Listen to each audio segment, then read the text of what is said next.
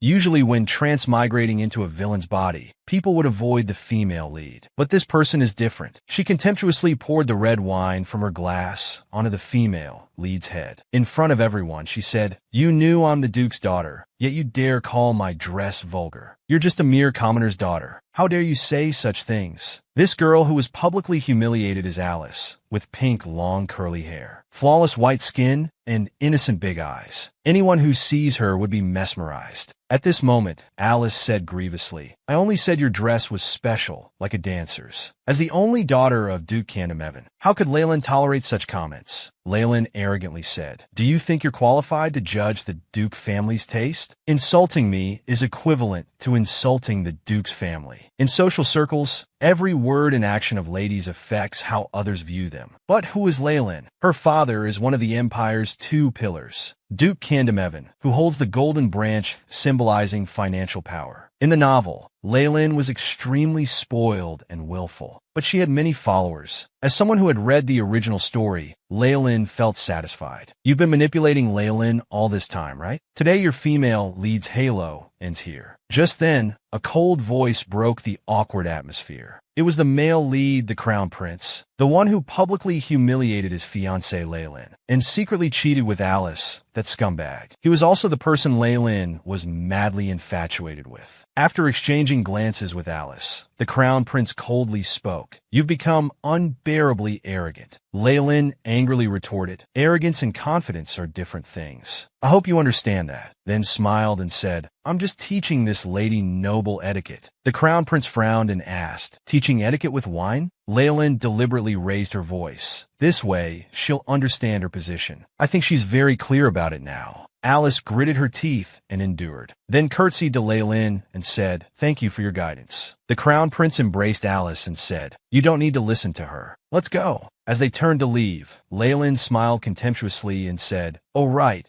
since our engagement is canceled, please show me more respect in the future." Then Leyland left gracefully under everyone's admiring gaze. As a wealthy villainess with billions in assets, what's a mere crown prince? I can find young pretty boys to accompany me anytime. I still want to enjoy this enormous wealth. Although now I've transmigrated into a wealthy villainess, my reality was actually quite tragic. My boyfriend of 8 years cheated with my best friend and scammed my money to prepare for civil service exams. Not only that, but my best friend also provoked me by inviting me to their wedding. Xiao Zhen boldly retorted, "A homewrecker who seduced my boyfriend, now inviting me to the wedding. How thick-skinned." But after returning home, she felt dejected. She happened to read this novel, but seeing someone beautiful and wise being played around by a green tea female lead suddenly reminded her of her own situation. Xiaozhen lost interest in reading and fell asleep on the couch. However, when she woke up the next day, Xiaozhen saw black hair and purple eyes in the mirror. She was stunned. This was Leyland herself. Xiaozhen was too shocked to speak. She must have been too immersed in the novel and had this dream. Before she could react, Xiaozhen was attended to by maids for washing up. Is this what rich people's life is like? Having someone wash your feet is one thing, but even bathing requires 4 people to attend to you. But why such a grand ceremony so early in the morning? The maid informed Leyland that Count Ashwin's family was hosting a party today. Leyland felt the name was familiar. If she remembered correctly, at the last party, Leyland had just taught Alice a lesson. She complained that Alice's clothes looked like a maid's, had her thrown out of the party, and didn't forget to mock her. "If you come to the next party looking this poor again, please don't discuss me anymore." Alice Leyland felt helpless. Why did she have to transmigrate right after the villainess had taught the female lead a lesson? After a while, looking at herself all dressed up, she was stunned. She was too beautiful. Leyland accepted her situation, thinking she'd let the protagonists have their romance while she enjoyed the villainous sister's money. As soon as Leyland appeared at the party, she attracted everyone's attention. Everyone turned to look at her simultaneously. Just then, the female lead Alice appeared. "Long time no see, Lady Leyland." Unlike the last party, this time Alice wore an elegant princess dress. She approached Leyland and lowered her head shyly. "I know you don't want to greet me, but I must tell you something." Leyland asked indifferently, "What do you want to say?"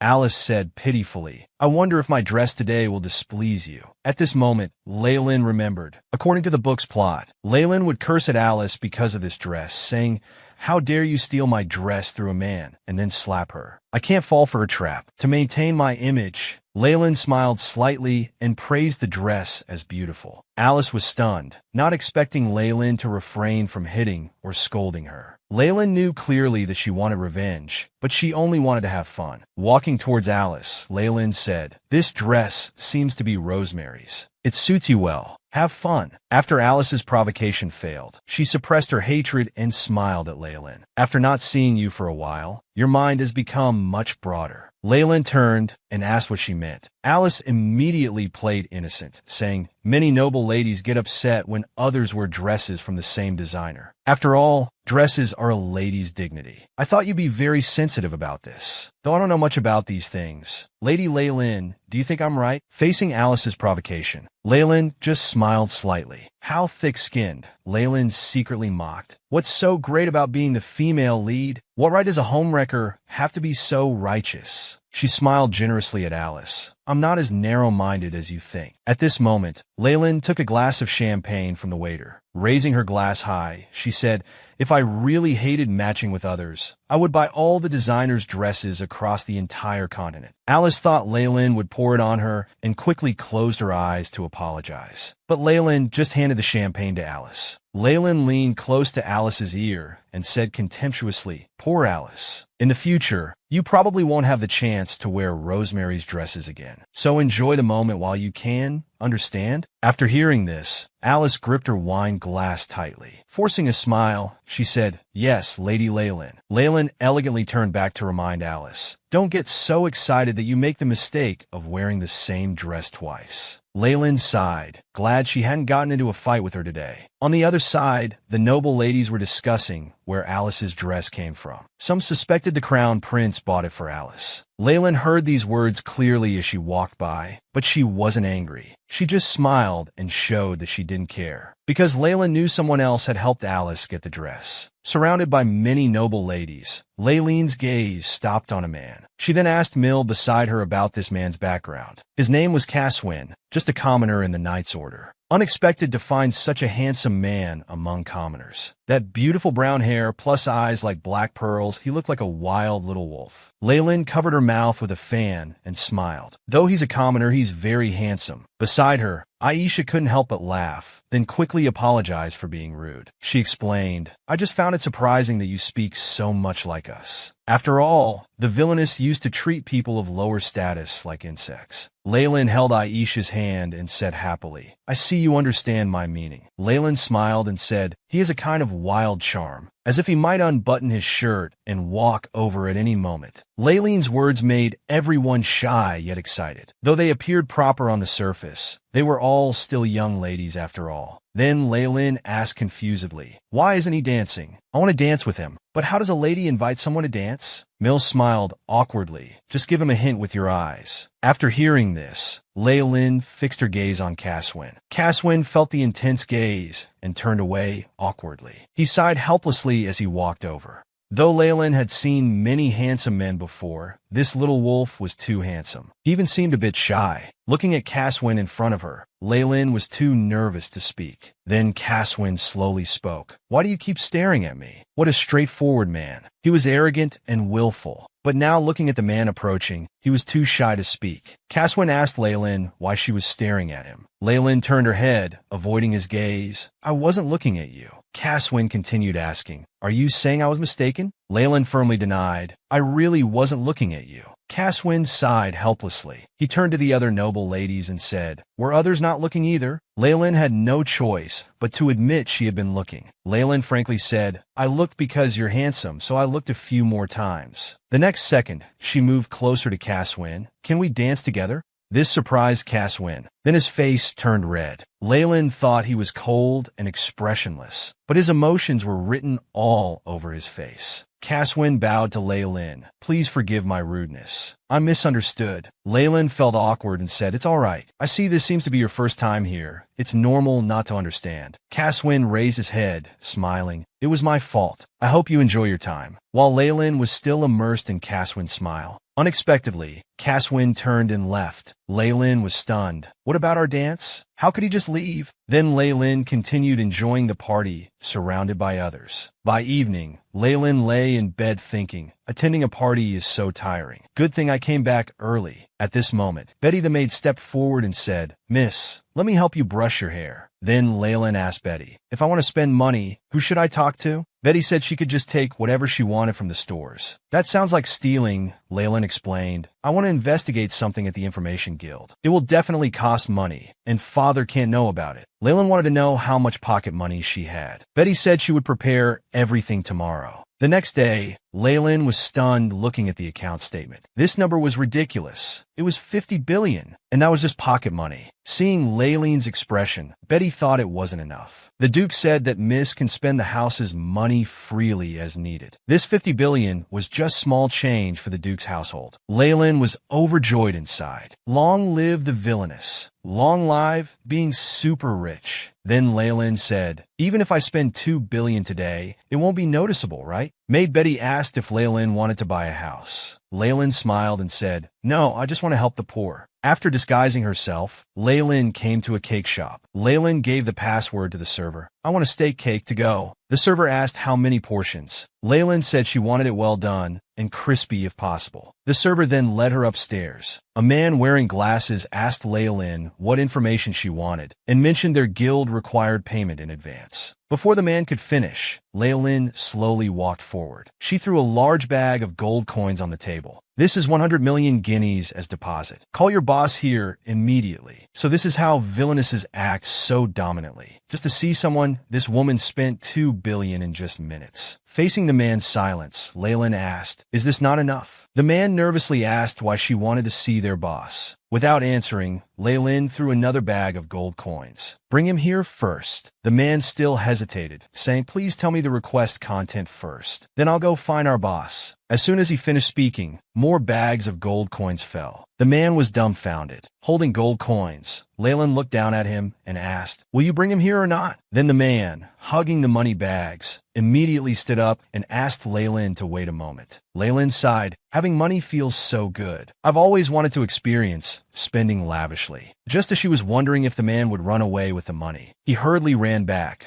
saying he had contacted the boss by phone and it would take an hour. Hearing this, Lin took out another bag of gold coins and said, for every 5 minutes reduced, I'll give one more bag. The man jumped up and ran outside like the wind to make a phone call. Lin was so eager to find this Information Guild's boss because the dress that almost caused her to fight with Alice on the first day was given by this boss. So, I want to see what he looks like. Lin held up the fragrant tea. Just as she was about to taste it carefully, someone arrived at the door. It was a man with striking blue hair. Moreover, he had deep blue eyes. With such an otherworldly face, how could he be just a supporting character? Lin felt somewhat envious of Alice. He had both looks and ability. He was not only the boss of the Information Guild, but also the Assassination Guild. Then Lucas spoke. What did you come to see me for? Lin calmly replied, I just wanted to see what kind of person would be so bewitched by a woman that he'd resort to sneaking around and coercing others. I have nothing to request. Lucas became somewhat flustered. Lin picked up her cloak and stood up, placing the teacup on the pile of shining gold coins. You heard right. That's all I wanted to say. Lucas was even more shocked. Spending so much money just to see me? Lin tossed the coins to him. What else did you think I wanted? All right, you must have earned quite a bit today. Remember to return the dress money to Rosemary. She left with a casual wave. Lucas could hardly believe it. Laban walked in from outside, saying in disbelief, in just a few minutes, she spent 2 billion guineas. This is too extravagant. Then Laban asked, what important request did Lin make? Lucas said she didn't request anything, then gazed at the teacup Lin had used. He recalled that day with Alice, when she looked at the dress in the window with envious eyes. The Duke's daughter loves Rosemary's dresses. That's why she thought my dress looked like sleepwear. Can't be helped. After all, she never befriends people of lower status. At this moment, Lucas felt foolish for believing Alice's one-sided story. Today, he discovered the Duke's daughter was very different from the rumors. If she really looked down on people of lower status, there would be no need to ask him to return money for others. Lucas decided it was time to buy a noble title, as he had fallen in love at first sight. Someone with both money money and ability like this. How handsome. After Leylin left the cake shop, maid Betty asked with a smile, "Did your business go smoothly?" Leylin acted mysterious. "It's better you don't know. You might get hurt." On the way home, sitting in the bumpy carriage, Leylin felt nauseous. She suddenly thought she could perhaps start a carriage business. However, Betty's expression upon hearing this made Leylin confused. But it made sense. The previous villainous Leylin was always enthusiastic before starting businesses. She opened a perfume company, but lost business to Alice's boutique perfumes. Then she predicted chiffon velvet would be trendy that year, but the princess wore Alice's cotton gloves instead. It was a complete loss. Recalling the novel's plot, Leylin sighed at the power of the protagonist's halo. At this moment, Leylin happened to glance outside. She saw Caswin and Alice together. Leylin thought he was just a handsome extra, but he turned out to be a male supporting character. However, they didn't look happy together. Caswin seemed forced. But speaking of which, Alice was really something. First the Crown Prince, then Lucas, and now Caswin. How many fish does she need to catch? So stingy, couldn't she share one with me? That night, Leylin had a dream where she returned to the real world. Before her was teacher Xiaoyi, who suspected Xiaojin was anemic when she fainted. He suggested she go home early and visit the hospital. Just as she reached her doorstep, Xiaojin heard shouting from inside. It was her father's angry voice. Xiaojin took out her phone and found a hidden spot.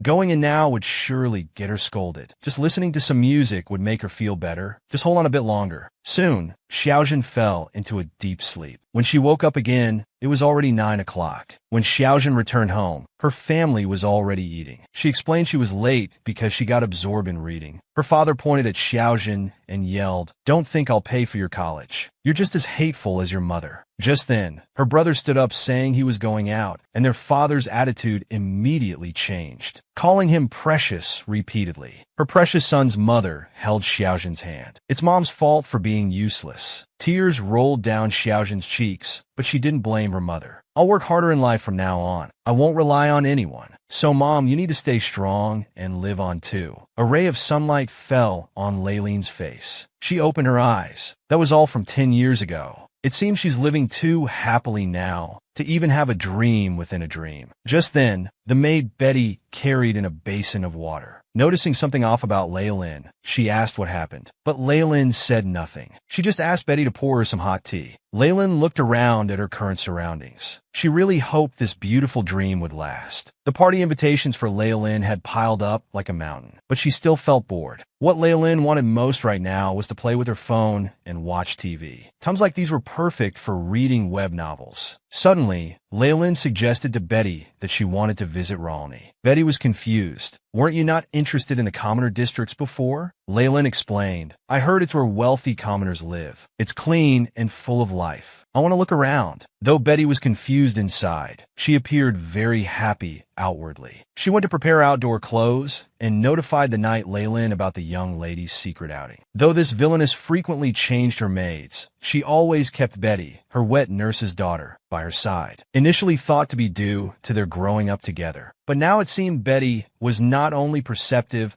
but also understood the villainess's preferences. Her adaptability was quite good. Leylin smiled at Betty and said, "Betty, even if you went to modern times, you definitely do well." Sitting in the carriage, Leylin looked outside. This area seemed less prosperous. Betty explained that the commoners here were all driven out after the Ralny district's development. Leylin felt sad. The wealth gap here was so large. Why hadn't she seen such realistic things in other novels? Before she could finish thinking, the carriage gave a big bump. After reaching the Ralny district, Leylin felt carsick. Betty went to buy motion sickness medicine. Leylin sat on a bench to rest. Looking at the puppies on the ground, Leylin found them cute. She picked up a puppy and joked, "Should I take one home? Isn't it said I can take whatever I want?" Just then, someone called out to her from behind. Leylin looked toward the voice. It was Caswin. Why was he here? Caswin explained he was temporarily assigned here. Leylin thought to herself, being from a poor background, he's always being ordered around. Caswin asked why Leylin was here. Someone was looking for the dog. He said she should return it. Leylin held the struggling puppy lovingly. "Of course I'm here. because I'm bored. The puppy kept struggling. As it was about to fall from Laylene's arms, Caswin quickly caught it, fearing she might get hurt. Faced with Caswin's intimate gesture, Laylen blushed and quickly handed over the dog, explaining, "I'm here for market research. By the way, Caswin, aren't you tired from work?" Caswin replied calmly, "As a commoner, I'm grateful to have this job. How could I be tired?" Laylen felt awkward. Why did those words sound somewhat sarcastic? Should she encourage him? She wanted to say, "You look great when you're working hard." But what came out was, "Would you like to come to my house?" But Caswin said, "I know my capabilities. Thank you for your kindness." Laylen continued persuading. In this world, everyone is different. Some people are capable, and relatively speaking, some aren't as much. Don't you feel frustrated when you try hard but can't get a good outcome? Besides, I just thought having a few more people at home wouldn't matter. That's really all. If I've made you unhappy, I apologize. Caswin reached out his hand to help Laylen up. He said there was no need to apologize. I was the one being rude. Then Laylen instinctively pulled her hand away from his. She hurriedly left. When Betty learned about this, she immediately suggested that Laylen should learn how to date. She then acted it out vividly. "If I directly asked someone to come live at my house, they would say, 'Sure, I'll get ready right away.'" Then she asked how long Laylen had known Caswin. Laylen calculated. They talked for 5 minutes last time, and this was their second meeting. Thinking about saying such things to someone she'd only talked to for 5 minutes, her face turned red. It must be because a handsome guy initiated conversation with her that made her lose her mind. Just then, a male voice rang out. "If it were me, I would definitely accept. This is a free stay at the famous house of Duke Candlehaven." "Who is this handsome guy you're talking about? How handsome must he be to enchant you like this? Is he more handsome than me?" Laylen looked up. "Isn't this Lucas?" Lucas was waving at Laylen. Laylen couldn't help but sigh. Is this the novel's world? He's so handsome too.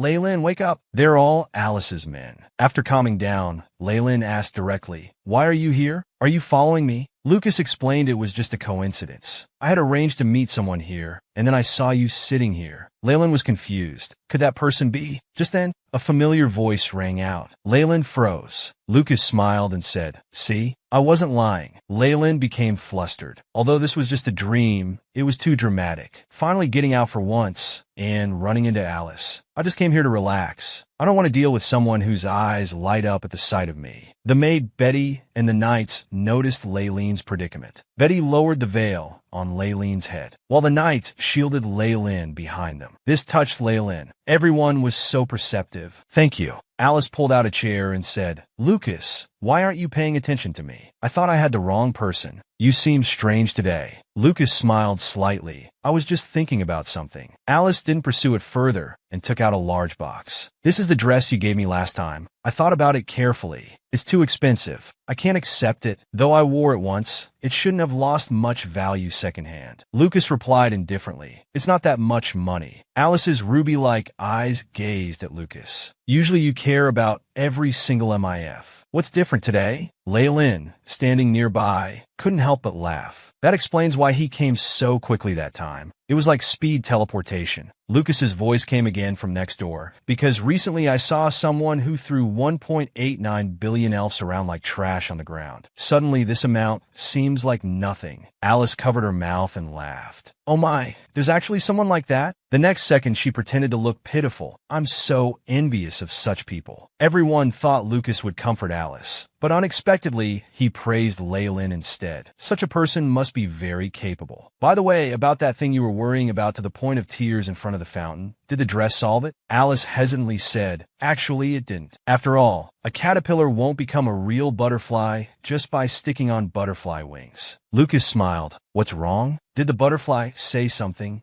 Alice rested her cheek on her hand and slowly said, "She said I'll never have the chance to wear such dresses again anyway. So I should enjoy it while I can. I'm sorry. I know you helped me kindly because I could never afford such dresses. And you wanted to encourage me." Alice said a lot, thinking Lucas would sympathize with her. Unexpectedly, Lucas sighed. "That butterfly is really remarkable. Though I don't know who they are, only capable people would say such things. If I were as rich as them, I'd definitely be even more extravagant. I also want to experience the life of the wealthy, like throwing 189 million Ginny on the ground." Laylen sighed from the side. This person is so annoying. He might as well just announce his identity. Seeing Lucas not taking her side, Alice became anxious. "Lucas, you seem particularly strange today." Lucas replied nonchalantly, "Don't you think capable people are attractive?" Alice muttered with disgust, "That woman has no ability. She just got lucky being born into wealth." Leyland heard these words clearly. She knew this fact, which is why she remained silent. Right now, she was indeed just a rich kid who lived a life of leisure. Better to leave hardworking people alone. Leyland remembered that Alice owed a lot of debt, and her perfume business only succeeded with Lucas's help. Considering her struggles, Leyland decided to be patient. Suddenly, a loud noise nearby caught Leyland's attention. She looked toward the sound. A dirty blonde boy was being beaten.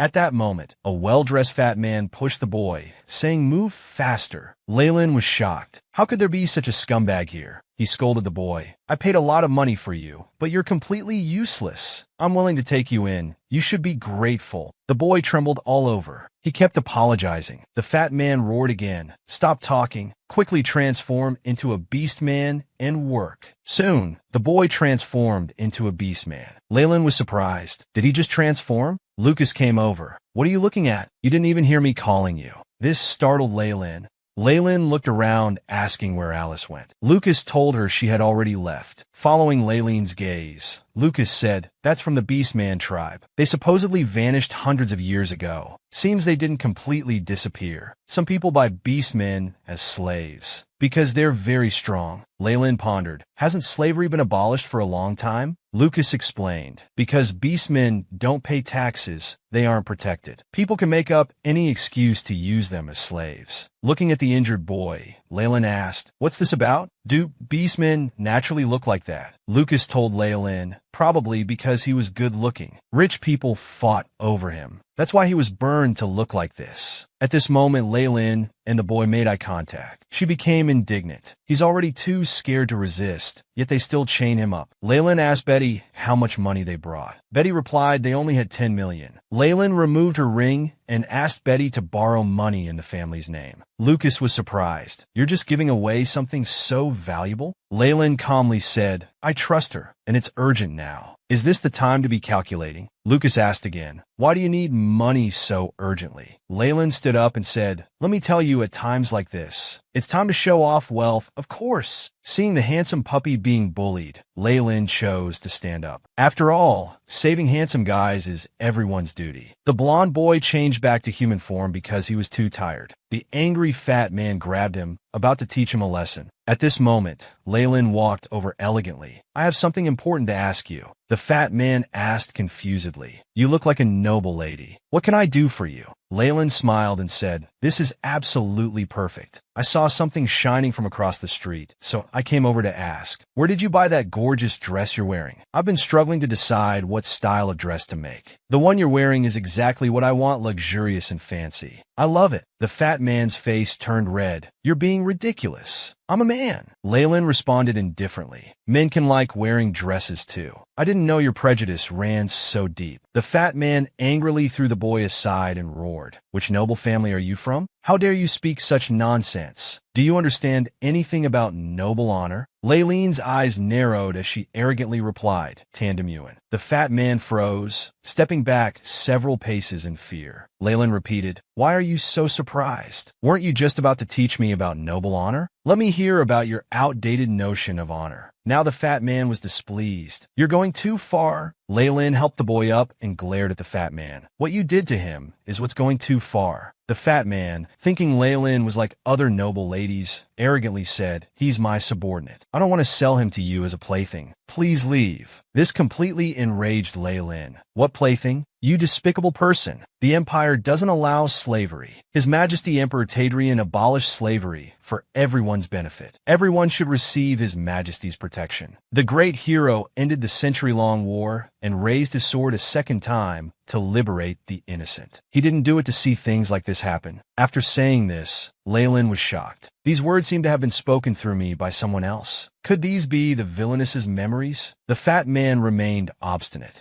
He sneered. "I took him in, protected him, and helped treat his illness. I did good deeds. This is so unfair." Leylin burned with anger. You're abusing him under the guise of protection. Saving innocent people from scum like you is what any decent person should do. The fat man became nervous. What do you want to do? Leylin pointed and said, I'll buy this child. Name your price. How much do you want? This is what it means to be rich and willful. Just look at Leylin. Seeing Leylin's attitude, the fat man sneered. Is this the noble honor of a duke's daughter? Leylin took the gold coins from her maid. I hate complications, and I have lots of money. Saying this, she suddenly threw 100 million gold coins into the fat man's hands. Seeing the fat man's dissatisfaction, the extravagant Leylin threw several more bags of money. Watching Ginny being thrown around like trash by Leylin, the merchant was stunned. Leylin asked, How much more do you need? The fat man nervously replied, This is enough. Leylin tilted her head and smiled, then hand over the key to the shackles. The merchant trembled as he prepared to hand over the key. Leylin's guards drew their swords and pointed them at the merchant. He was so scared he dropped all the money. Leylin remarked that this show of force was perfect. Then the maid promptly caught the key with a handkerchief. After cleaning it, she handed it over. Leylin unlocked the shackles. Seeing the blond boy could barely stand, Leylin asked a nearby guard to support him. The boy stole glances at Leylin. Leylin asked Betty where the nearest magic shop was. Betty immediately led the way, and everyone hurried there. Lucas stared dumbfounded at the efficient Leylin. The scene changed to Leylin opening the magic shop's door. She shouted, I need the highest grade potions. Leylin kept using potions on the boy. She also asked Betty to find out what that man did for a living. Although Leylin didn't mind spending the money, who knew what evil he might do with it? Leylin poured the last magic potion on the boy's head. Leylin asked Betty if they needed another potion, but Betty remained silent. Leylin followed his line of sight. What divine beauty! The once hideous scars on the boy's face had completely vanished. His golden hair was radiating light. Leylin and Betty were amazed. Did I just encounter an angel? The boy lowered his head with tears in his eyes. Clutching Leylin's dress, he whispered, Thank you so much, and began to sob quietly. Betty was about to stop the boy's improper behavior, but Leylin held her back. She stroked the boy's head, lost in thought. You must have felt the same way I did before. In that hellish life, desperately hoping someone would reach out to help. At that moment, Kashiwin watched everything from outside the window. He marveled at how amazing it was, never expecting to see such a kind and gentle side. Kashiwin recalled meeting Alice. Everything Alice said had resonated with him. His situation was similar to his own, yet he still faced difficulties with a smile and firmly spoke of his dreams. Today's events reminded Kashiwin of Leylin's previous words. He was surprised to hear a noble lady speak about the value of hard work. Kashiwin found it astonishing, because all the nobles he had seen would gnash their teeth and insult commoner knights who entered noble society. They would viciously insult them. He had thought Leylin would insult him for being a commoner. At the banquet, Leylin had shyly said, I think you're handsome, so I wanted to ask if you'd dance with me. Only now did Kashiwin realize those words had been sincere. Kashiwin watched Leylin in the room, gently stroking the blond boy's head. His expression was so gentle and peaceful. Kashiwin suddenly blushed and stepped back. Oh no, this is the feeling of falling in love. Another supporting character successfully conquered. The boy opened his eyes groggily. He found himself lying on a soft, large bed. Leylin gently asked if anything was uncomfortable. The boy quickly sat up, saying he felt much better. Leylin sighed in relief. They were just about to leave the shop when, unexpectedly, the boy had fainted. Fortunately, they brought him back. His face was simply unfair. Leylin asked the boy if he had any family she could send him home to. The boy's heart jumped. Then he looked at Leylin and innocently shook his head, appearing pitiful. The light radiating from him shone on Leylin and her maid. The boy asked Leylin confusedly, Have I just changed masters? Thank you, master. Leylin's heart ached. This child, how long had he lived such a hellish life as a slave? Even his smile depended on her mood. Leylin gently stroked his cheek, softly telling him, I'm not your master. You can live freely now. Go wherever you want to go. I only saved you. I'm not your master. The boy felt unprecedented warmth. Leylin helped him see sunlight again. The boy lowered his head, saying dejectedly, I have nowhere to go, no home to return to. Then he stood up and knelt down, begging Leylin, Please let me stay by your side. Leylin immediately stood up. What are you doing? Get up quickly. The boy trembled and continued, Let me serve you. Because you saved me, I'll serve you for life. He begged Leyland again and again, finally breaking down in tears. Leyland couldn't bear it. She walked forward and put her hand on his shoulder. Look at me. If you have nowhere to go, just stay here. All you need to do here is eat well and sleep well. You don't need to do anything else. After hearing this, the boy looked at Leyland dejectedly. Am I useless at everything? I'm sorry. I'm really useless. Leyland frantically explained. I didn't mean you're useless. The boy looked at Leyland pitifully. Leyland actually wanted to look at his face 24 hours a day. Then she said tactfully, just stay by my side and stop crying. You look better when you smile. The boy glanced at Leyland and happily said, then I'll smile often from now on. Leyland told the boy, from now on, just call me Leyland. Light filled the boy's eyes as he repeatedly said Leyland's name, wanting to engrave Leyland's name in his mind. Leyland helped the boy up. By the way, I don't know your name yet. The boy said his name was Harvey.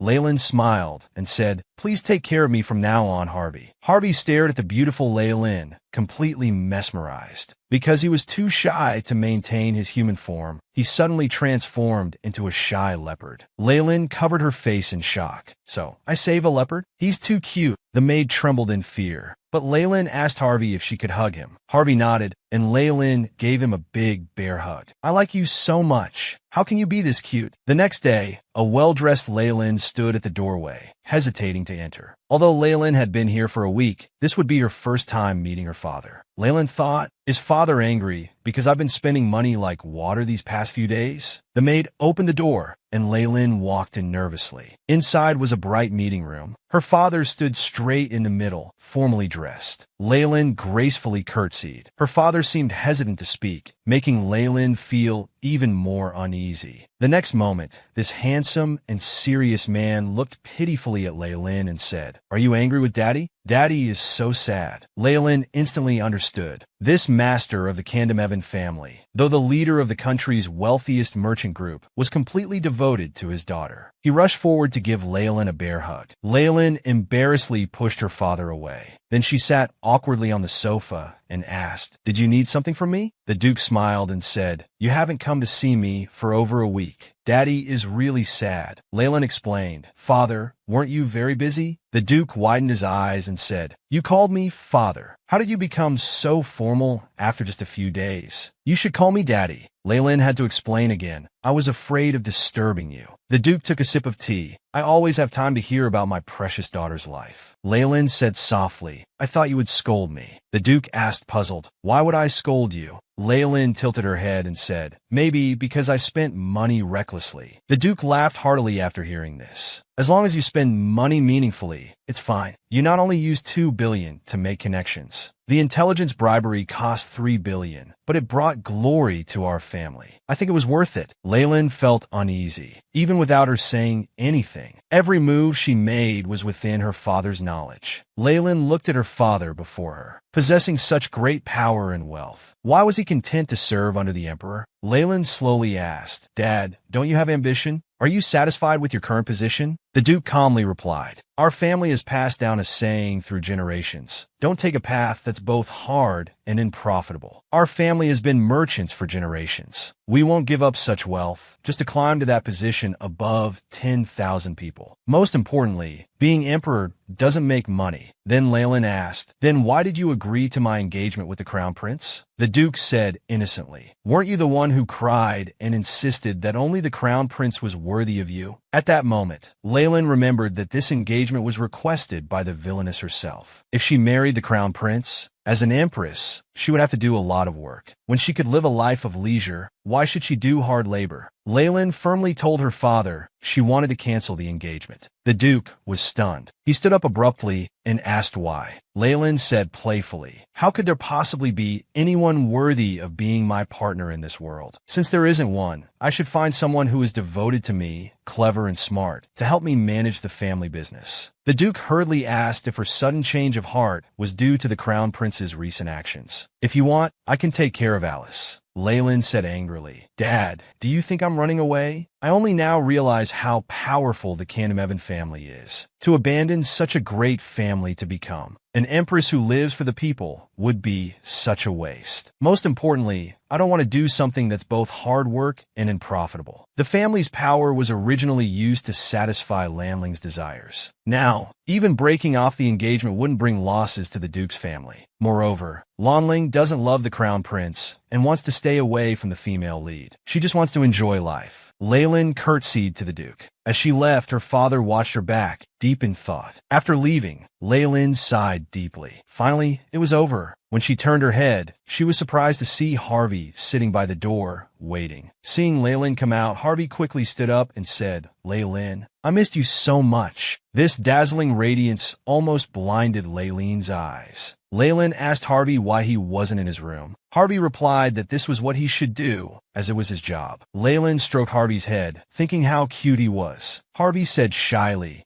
"My hair is spotty. Is it not pretty?" Leyland smiled and praised. "It's unique in the world, a very special color." Harvey beamed with joy. Then Leyland asked, "Do you want to go for a walk?" Harvey hesitated for a moment. Finally gathering his courage, he asked Leyland, "Can I hold your hand?" At this moment, Leyland's heart was about to jump out. It was like having your idol ask to hold hands. Leyland held Harvey's hand tightly, agreeing without hesitation. Leyland's inner voice screamed, "My baby, sister will provide for you for life." Harvey was so happy his ears perked up, but Betty interrupted them, saying a lady shouldn't casually hold others' hands. Leyland felt disappointed. Living here meant following the rules. Leyland let go of his hand. "Sorry, Harvey. Let's go for a walk another time." Harvey stood there gloomily, stroking the hand Leyland had held. He shot a fierce glance at Betty. Betty was startled. Leyland noticed the awkward atmosphere. She called out to him worriedly. At this moment, Harvey was like an angry leopard. Leyland knew he was unhappy and turned his face towards her. Unexpectedly, Harvey immediately switched to a smile. "Sorry, Leyland. I was looking elsewhere." Leyland comforted him. "There's nothing to apologize for." Harvey held Leyland's hand and said, "Because I belong to you, I should only look at you. Looking elsewhere is my fault." Finally, Leyland decided to go for a walk with Harvey and asked if he needed anything. Harvey replied sincerely, "I only need you."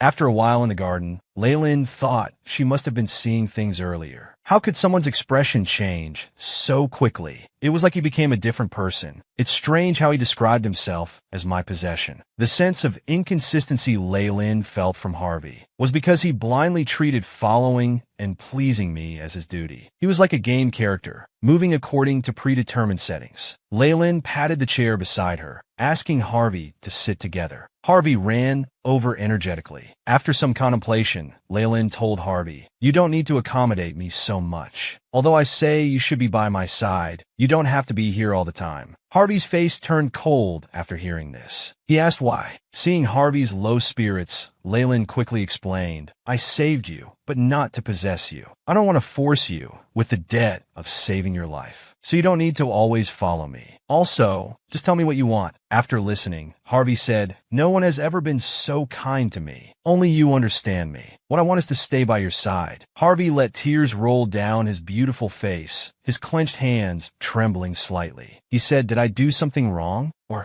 do you find me annoying? You promised I could smile in front of you." Leyland rushed over and hugged Harvey. "I'm not tired of you. I don't dislike you either. I just said you don't need to be by my side all the time. You could do what you want to do." Unexpectedly, Harvey secretly smiled after hearing this. When Leyland saw his perked-up ears and tail wagging happily, she realized she had been tricked. Then, stroking his fur, she said, "You should go find what you want to do. Understand?" Harvey smiled and mumbled, "Such a kind girl." Leyland didn't hear clearly and asked what he just said. Harvey immediately changed the subject. He shyly told Leyland, "I'll smile more often in the future and take good care of my fur. I won't cause you any more trouble. I'll become what you like." Leyland was speechless. It felt like he missed the point, just like a game character being input with new command words. Harvey put Leyland's hand on his head, nuzzling against it, saying, "Pat my head more." Leyland sighed in relief. Harvey could now express what he wanted. Then she realized she had completely fallen for his beauty. Meanwhile, the Duke observed all of Lei Lin and Harvey's actions. The Duke watched from afar with satisfaction. My precious daughter, who used to only talk about the Crown Prince, seems to have grown up quite a bit. The aide agreed, suggesting it might be because of her recent spinning experiences. Perhaps she's felt the power of the Candemevan family. The Duke smiled slightly. That's why I gave her so much money. Before inheriting my position, she needs to learn the value and reasons for spending. If she had stayed engaged to that bastard, my dream would have been shattered. Surprisingly, she even managed to bribe the boss who was wary of me for information. The aide commented that Lucas probably wasn't someone who could be moved purely by money. There must be something else between them. Then, someone brought up Leilin's rescue of the beast slaves, noting how well it served to maintain noble reputation. The Duke calmly said there were many nobles in disguise at the square, but how many would spend 3 billion Jimmy for beast race slaves? Unexpectedly, my daughter gained attention through such a simple yet effective method. Now everyone knows my daughter is a qualified noble. It's time to look for a son-in-law. The aide reminded him to be careful about one thing when choosing a son-in-law. That was appearance. After all, everyone Leyland associated with was a top-tier beauty. The Duke laughed and said, "There are so many men in the world. There must be someone handsome, capable, and kind-hearted who's worthy of my daughter." Lady Leilin's only hobbies were spending money and attending balls and parties. However, that was all in the past. Neil stroked the necklace on her neck and said, "This is a gemstone my father brought back from the kingdom of Roston." Other young ladies expressed their surprise and envy. Leyland now understood. No wonder there were so many party invitations. It was the elders creating opportunities for young men and women to meet. Neil continued introducing that this gemstone was called tanzanite. Leyland thought it was beautiful and remembered seeing it online. She wanted to buy one later. Accompanied by footsteps, a female voice spoke up. "As far as I know, tanzanite is almost always purple. But Miss Meal's necklace looks more like a sapphire." This comment caused everyone to laugh. The person who arrived was Yuan Elon. Other young ladies defended Meal, asking, "What do you mean by that?" Yuan Elon smiled slightly and said, "I mean exactly what I said." Leyland saw Alice's smile. She felt this was aimed at her again. Yuan Elon continued, "I was fortunate to receive a tanzanite from someone. However, its color is similar to lavender. I heard Miss Meal also brought a tanzanite necklace, but surprisingly it's blue. That's why I'm a bit curious." At this point, Leyland coldly spoke up. "How rude of you." Everyone was at a loss. Leyland said contemptuously, "Why are you standing there? Should I, a duke's daughter, take the initiative to greet you? Perhaps you need to relearn your etiquette." Yuan Elon and Alice gracefully greeted Leyland. Afterward, Leyland mockingly said, "I didn't expect you to be someone who speaks nonsense. I really misjudged you, Miss Yuan Elon." Yuan Elon asked confused, "What do you mean?" Leyland calmly said, "Tanzanite is valued precisely because of its color variations. To be precise, it should be lavender blue. But the deeper the blue, the higher its value."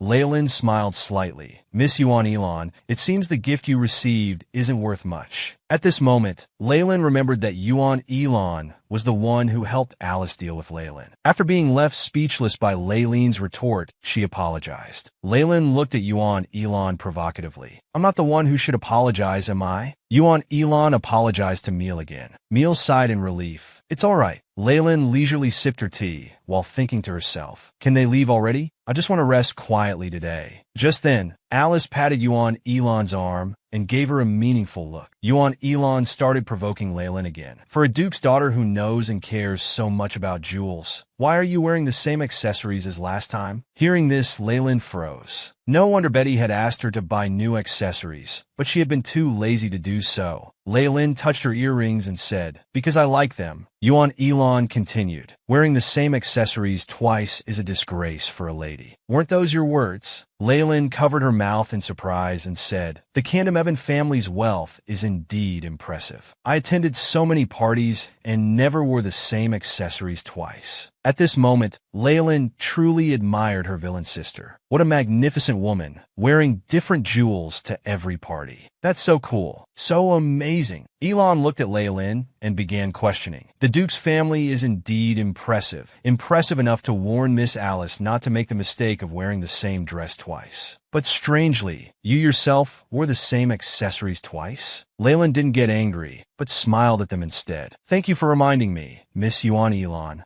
I was actually worried about what happened at the party a week ago. I was concerned that noble ladies might become extravagant because of it, so I decided to address this issue personally. Leyland glared at them, thinking to herself that she needed to tell them many people follow her example. My every action influences their behavior, just like how Alice wore the rosemary dress I had prepared. Yuan Elon smiled, as expected of a duke's daughter. It's wonderful that you have such correct thoughts. The next moment, Leyland pointed her fan at her. Miss Yuan Elon, it's not your place to judge whether my thoughts are right or wrong. Before criticizing others' thoughts or actions, first consider whether your status allows you to do so. Then consider whether your criticism is actually useful to others. Finally, think about whether your way of expressing opinions might upset others. Leyland slowly walked towards Alice and coldly said, I hope you remember what I said. Alice gripped her dress in anger. Yuan Elon could only bow and apologize, but still couldn't resist mocking. I'll keep it in mind. I'm just worried that you're too high and mighty to listen to others' advice. Leyland laughed softly. You don't need to worry about that. I can distinguish right from wrong. However, Miss Yuan Elon, you need to improve your judgment of people. I can't believe you not only associate with wrongdoers,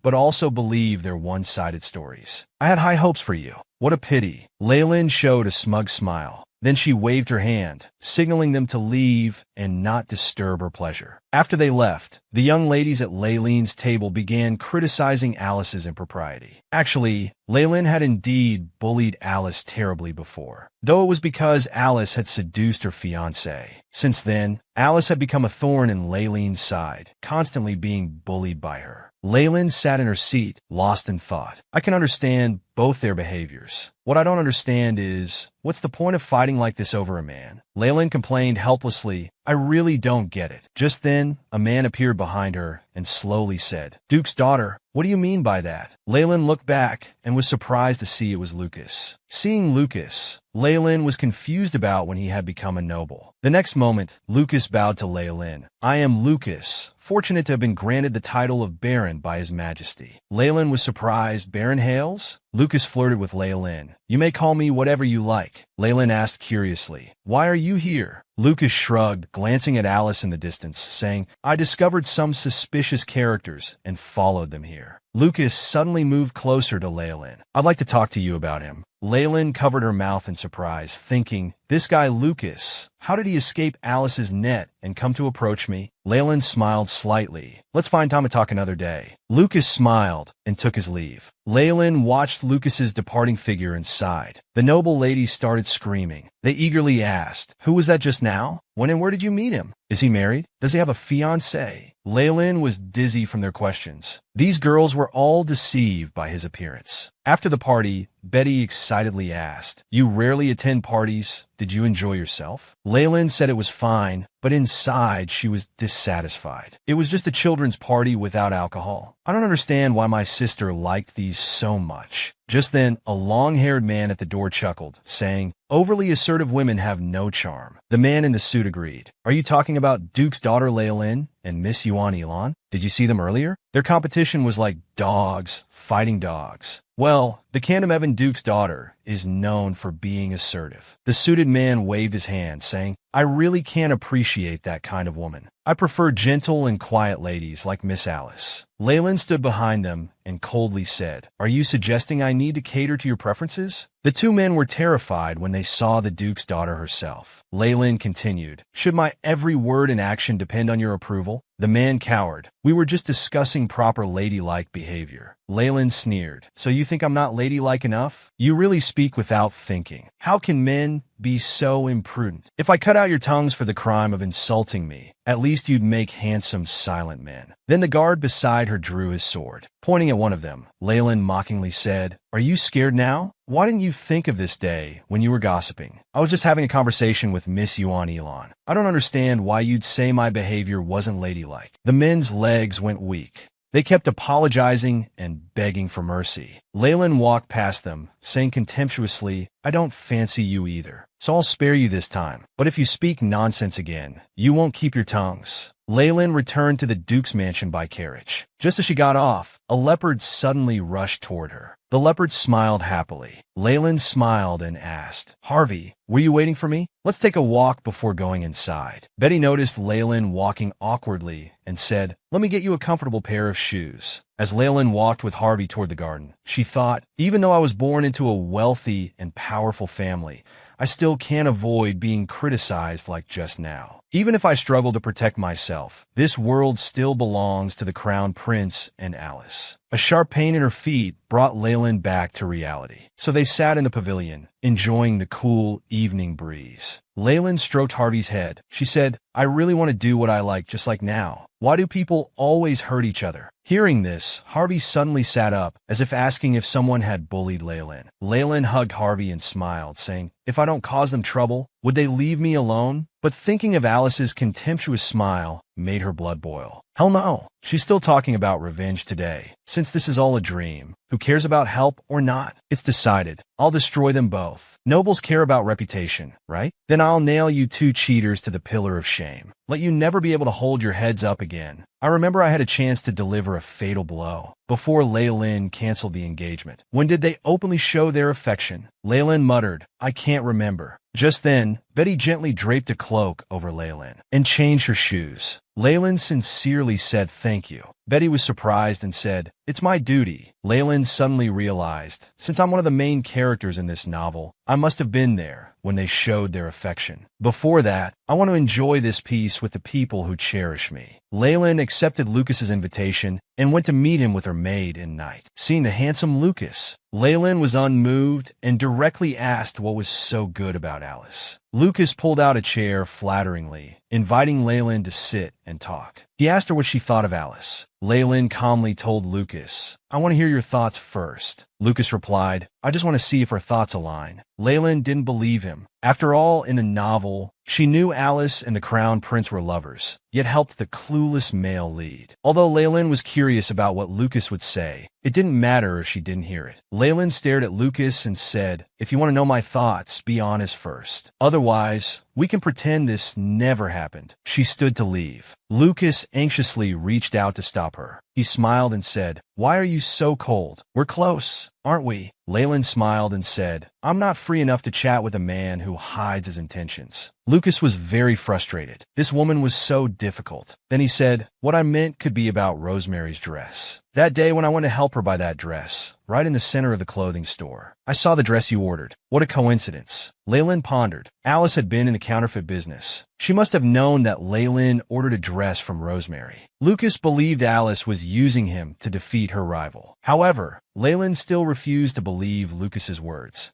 This frustrated Lucas. He had been so sincere, yet she still doubted his sincerity. It seemed he had to use his trump card. Lucas suddenly stood up. He seriously told Leyland, "Then let me show you my sincerity." After a while, the waiter brought a bowl of strawberry shaved ice. Leyland asked if it was complimentary. The waiter told her Lucas had specifically paid for it. Leyland said contemptuously, "Is this what you call sincerity?" Lucas cried out in pain, "This is made with expensive ice. And look at all those strawberries on top. Do you know how much this cost me?" As expected of Duke Candom Evans' daughter, even strawberry shaved ice doesn't move her. The next moment, Lucas whined, "Just tell me, what do you really think about Alice?" Leyland slowly said, "I don't understand why Alice would choose the Crown Prince. I'm so famous. Isn't she afraid of me?" Lucas seemed to understand something. If Alice hadn't chosen to be with the Crown Prince, they might not have had any conflict. This was indeed strange. Anyone else, even just to avoid being bullied by the Duke's daughter, would have chosen to stay away from the Crown Prince. But Alice not only provoked Leyland, she also used him to win. Leyland looked at Lucas and asked, "Don't you like her?" Lucas shrugged and said, "If I liked her, I wouldn't care about these things." Leyland stared at Lucas. This guy really seemed to not like Alice. Leyland put on her veil hat, preparing to leave. Seeing Leyland about to leave, Lucas immediately stepped forward to stop her. Leyland covered her mouth, wondering internally if after transmigrating, she had also gained the superpower to make everyone fall in love with her. What's next in the plot? Will I steal all the female lead's men? However, Lucas held the strawberry smoothie, pitifully begging, "Won't you finish this before leaving?" It was very expensive. Leyland was completely speechless. What kind of weird man was this? He stormed off angrily. It would have been better if he had fallen for me. At least I'd have the pleasure of choosing a consort. However, Lucas watched Leyland leave with a happy expression. As the saying goes, meeting 3 times is fate. Leyland asked Betty what she thought about this saying. Betty thought for a moment and said, "Does that mean you're fated with all the nobles you met at parties?" Leyland felt embarrassed. Apparently not all sayings were true. Just a few steps after Leyland left, shouting and cursing came from another direction. A man pointed at Cass Wynn, yelling, "You think because I'm dressed like this, I'm a commoner like you? Do you know who I am?" Cass Wynn looked at him and calmly said, "I know you're Baron England. For the investigation, I need you to come to the security office." He reached out his hand to take Baron England away, but England violently swatted Cass Wynn's hand away. "How dare you order me around? Who do you think you are?" Leyland watched the scene with feeling. Sometimes certain nobles do whatever they want just to show their status. That actually makes them seem less noble. Betty thought Leyland would step in to help, but Leyland turned away, saying, "Cass Wynn is performing his duties, and we're not close." This wasn't something she should interfere with. Leyland decided to ignore it and go buy Harvey a gift before heading home. However, at that moment, England suddenly became violent. He slapped Cass Wynn across the face. His cheek instantly turned red. Leyland was furious at this bastard. Cass Wynn clenched his fists, controlling his emotions. England was about to throw another punch. Leyland arrived just in time and grabbed his wrist. Leyland shouted, "Take your hand away," and stood in front of Cass Wynn. England disgustedly pulled his hand away, saying, "Who told you to touch me?" Leyland glared at him. "Who are you?" The guards drew their swords, frightening England. England roared, "How dare you be so rude to someone of noble status?" Leyland mocked, "Oh, so you're a noble? I couldn't tell from your behavior at all." The man tried to maintain composure. "I am Baron England. Nobles usually don't interfere in each other's affairs. I advise you not to get involved." Leyland pointed at herself and asked, "Don't you recognize me? Since you're a baron, you should know who I am. Or perhaps you're not worthy of knowing me. In the entire empire, only one noble has mysterious purple eyes and hair as black as the night sky." The man was stunned. "Could you be Duke Candom Evans' daughter?" Baron England's arrogant flame was instantly extinguished upon seeing Leyland. He claimed it was just a small misunderstanding. Leyland stared at him, demanding, "The royal family's angry knight thinks you're suspicious. Shouldn't you cooperate with the investigation? Don't let one bad apple spoil the reputation of all nobles. If you believe you're innocent, you should cooperate with the security team's investigation to prove your innocence." Cass Wynn bowed to Leyland in gratitude. Leyland thought to herself, "It's great to be able to help a handsome guy. But what's the deal with this baron?" Cass Wynn explained that the man had dined and dashed. England was furious. "A noble willing to eat commoner food. You should be grateful." Leyland looked at Cass Wynn, expressing hope that this person would receive appropriate punishment, adding that today's help needed no thanks. But Cass Wynn bowed again anyway. Leyland turned and walked to Betty's side, deeply regretting having helped. Although she didn't know Cass Wynn well, if he was the type who took pride in his work, he would surely be upset by her sudden interference. Besides, he might never handle problems the way she did. Though Cass Wynn became a knight despite his commoner background, he wasn't nobility. No matter how hard he tried, he would always be just a commoner knight looked down upon by nobles. So when Leyland used her noble status to help him in front of him, it was like saying, "I can easily do what you'll never be able to achieve in your lifetime." Betty, who grew up in this class system, asked, "But you're a duke's daughter. Shouldn't that knight be grateful for your help?" Leyland sighed internally. If that person hadn't struck first, she wouldn't have intervened. How dare he touch that face? A cultural heritage.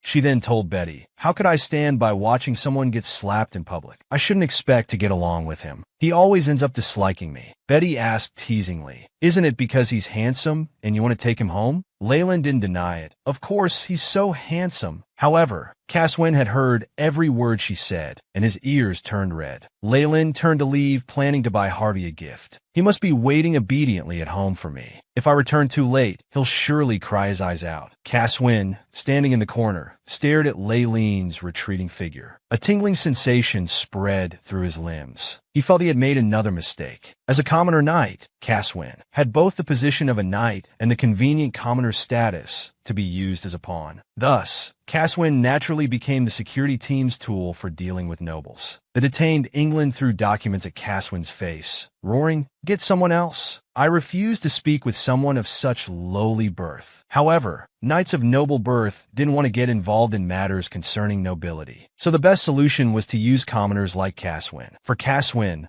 being ignored was a daily occurrence. But he was still upset because no matter how badly he was treated, these so-called nobles would soon be released anyway. Nobody cared about his feelings. Caswin stood by the window, recalling Laylene's words. Back then, she had stood in front of him without hesitation, yet felt guilty for interfering, worried it might hurt his poor self-esteem. Laylene made Caswin feel guilty. He had thought she was no different from other nobles, so he had been blaming her internally. But he never expected Laylene to be such a kind person. He had been so narrow-minded. Caswin decided he must tell Laylene his thoughts this time. He couldn't help remembering when Laylene said he was handsome and wanted to take him home. Suddenly, Caswin came to his senses, his face and ears turning red. What was he doing? Meanwhile, at the children's store, Laylene was choosing a gift for Harvey. After picking out a necklace and paying, she left the store to head home. Unexpectedly, she ran into a breathless Caswin who had rushed over. Panting heavily, he shyly said, "I've been looking for you.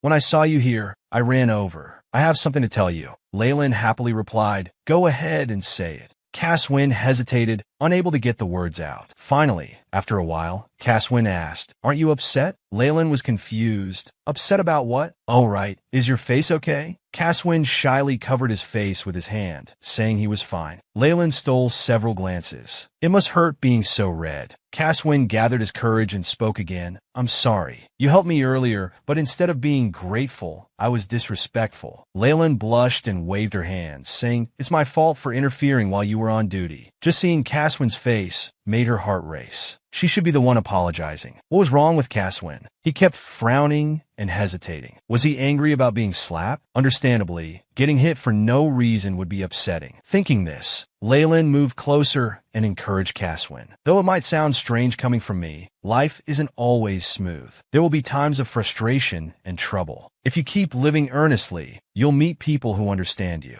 And you're already trying so hard. So don't give up until you meet someone who understands you." However, Laylene was internally screaming, "Won't you come to my house?" The next moment, Caswin knelt down. He sincerely apologized to Laylene. "If I'm ever disrespectful to you again, please punish me. Thank you for your care and tolerance. I'll see you next time. Please take care on your way." Then Caswin turned and left. Laylene was deeply moved. So she was that kind of magnanimous, compassionate person. Betty said, "You are indeed very tolerant of that knight." Laylene wondered, was it because he was handsome? But why wasn't she like this with Lucas? Betty strongly agreed about Caswin's handsomeness. Maybe that was the reason. Caswin, who hadn't gone far, stumbled. He held his forehead, torn between laughing and crying. This noble lady was very different from what he had imagined. After buying the gift, Laylene was happily playing with Harvey when she suddenly learned the crown prince had arrived. Laylene, who was leisurely petting her leopard, was furious. Could the crown prince just come over without notice? Betty said, "Usually, one should make an appointment before visiting." Then Laylene instructed Betty to tell the crown prince that she was busy and he should go back. Betty was worried, saying, "But he's the crown prince. I'm afraid this might cause criticism." Laylene smirked and replied, "Haven't I been criticized enough already? I am the Duke's daughter of Candlehaven. Even if he's the crown prince and my fiancée, he can't be this unreasonable." The crown prince who cheated because he was unhappy with his engagement to Laylene. He neither dared to refuse the engagement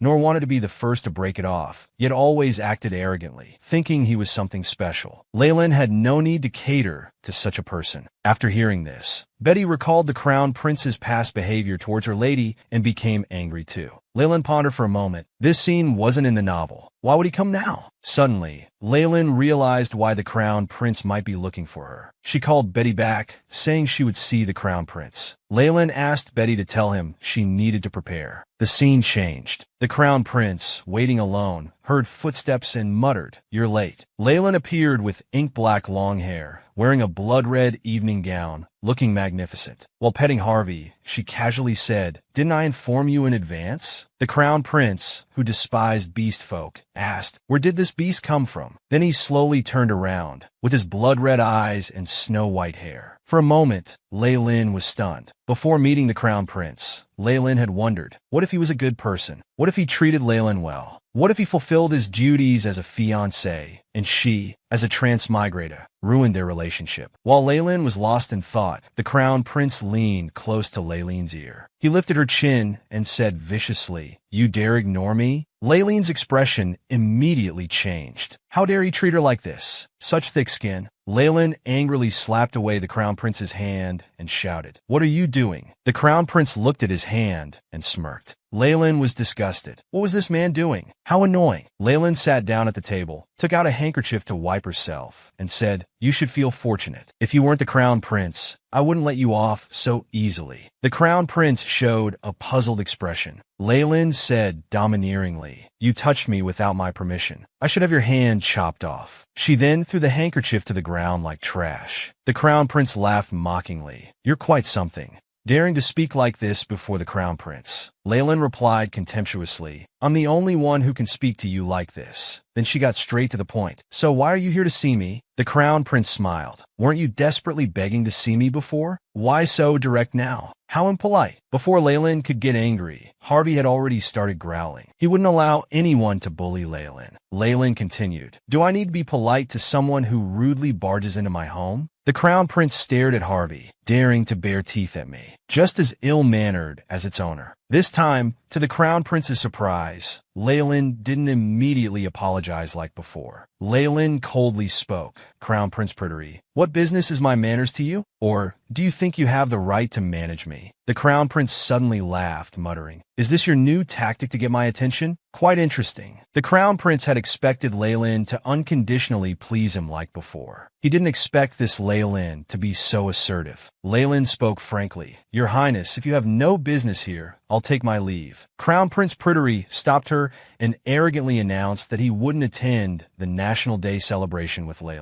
Then he smirked contemptuously. Lei glared at him. Was he expecting me to kneel and beg him? Lei said indifferently, "Fine, do as you please. It's none of my concern." Then she picked up the teacup. She poured out the tea, then said, "Now the cup is empty. If you have no other business, you may leave. Drinking tea with certain people is just a waste of my time." She was about to stand up. Pryderi ordered Lei to sit down through gritted teeth. However, Lei simply ignored him and walked straight to the door. Before leaving, Lei left some advice. "If you want others' respect, learn to respect others first." Lei patted Harvey's head and said, "Harvey, let's go." She thought to herself, finally this torturous scene was over. However, the next second Pryderi cornered her against the wall, standing behind her. He whispered, "You're really pushing your luck. You have no right to refuse." For the crown prince, Alice and Lei were different. Lei could stand as an equal to the crown prince, even with higher status. But Alice's status was far below the crown prince. Therefore, the arrogant crown prince didn't want to stay by Leilin's side. That's why he looked down on Leilin so much. Leilin spoke coldly. "Why are you stealing my lines? You're the one pushing your luck, daring to act wild in my house. Are you really this ill-mannered?" Looking at the haughty Leilin, Pryderi felt so humiliated for the first time. He glared at Leilin through gritted teeth. Just then, there was a knock on the door. The door slowly opened. A group of knights and guards stood behind Leilin. Leilin looked at Pryderi provocatively and said, "Please continue." Leilin smiled, wondering what he would do now. Pryderi held back, straightened his clothes, then spoke arrogantly. "If this is your new way of trying to get my attention, I admit." He moved closer to Leilin again, saying, "It's quite refreshing." Then he left carelessly. Leilin stood there stunned. What was that expression just now? Could he think that I was using new tactics to seduce him? How could someone be so narcissistic? Leilin was burning with anger, almost fainting from rage. Leilin held her forehead and told Betty she needed to go out. Betty thought she was going to cause trouble. As she was about to prepare gloves, Leilin said she was just going shopping. Besides, National Day was coming up, so she needed to prepare. Betty was somewhat worried about Leilin. Leilin assured her, saying everything must be done properly. The crown prince would soon stumble at my hands, and then I'll settle accounts with him. Then she instructed Betty to make an appointment at the clothing store. At this moment, Leilin remembered the apology letter from Rosemary's boutique because Alice had worn the dress she had reserved. So today she would go to Rosemary's boutique. At that time, Rosemary was discussing something with Alice. Rosemary was very surprised to see Leilin arrive. She hurried to greet her. Leyland smiled and said to the shop owner, "Long time no see." But Rosemary thought bitterly to herself, "Why do I always run into people I dislike?" Alice muttered quietly, "Why does she look so calm?" Rosemary greeted warmly, "You haven't visited our shop much lately. We thought you might be ill." Then invited Leyland into the shop. Faced with Alice's curtsy, Leyland didn't even look at her and walked straight past. Alice's face instantly darkened. She gritted her teeth but dared not show her anger. Leyland smiled slightly, feeling quite satisfied inside, looking at the visibly displeased Alice. Entering the shop, Leyland asked knowingly, "Has my stolen dress been found?" Rosemary apologized repeatedly. Leyland comforted her, "Don't worry, I'm not that petty. Besides, I can see you've been trying hard to investigate, but I'm a bit worried this might happen again." Rosemary promised earnestly that she would never let such a thing happen a second time. Leyland looked at a certain someone. "That's reassuring to hear,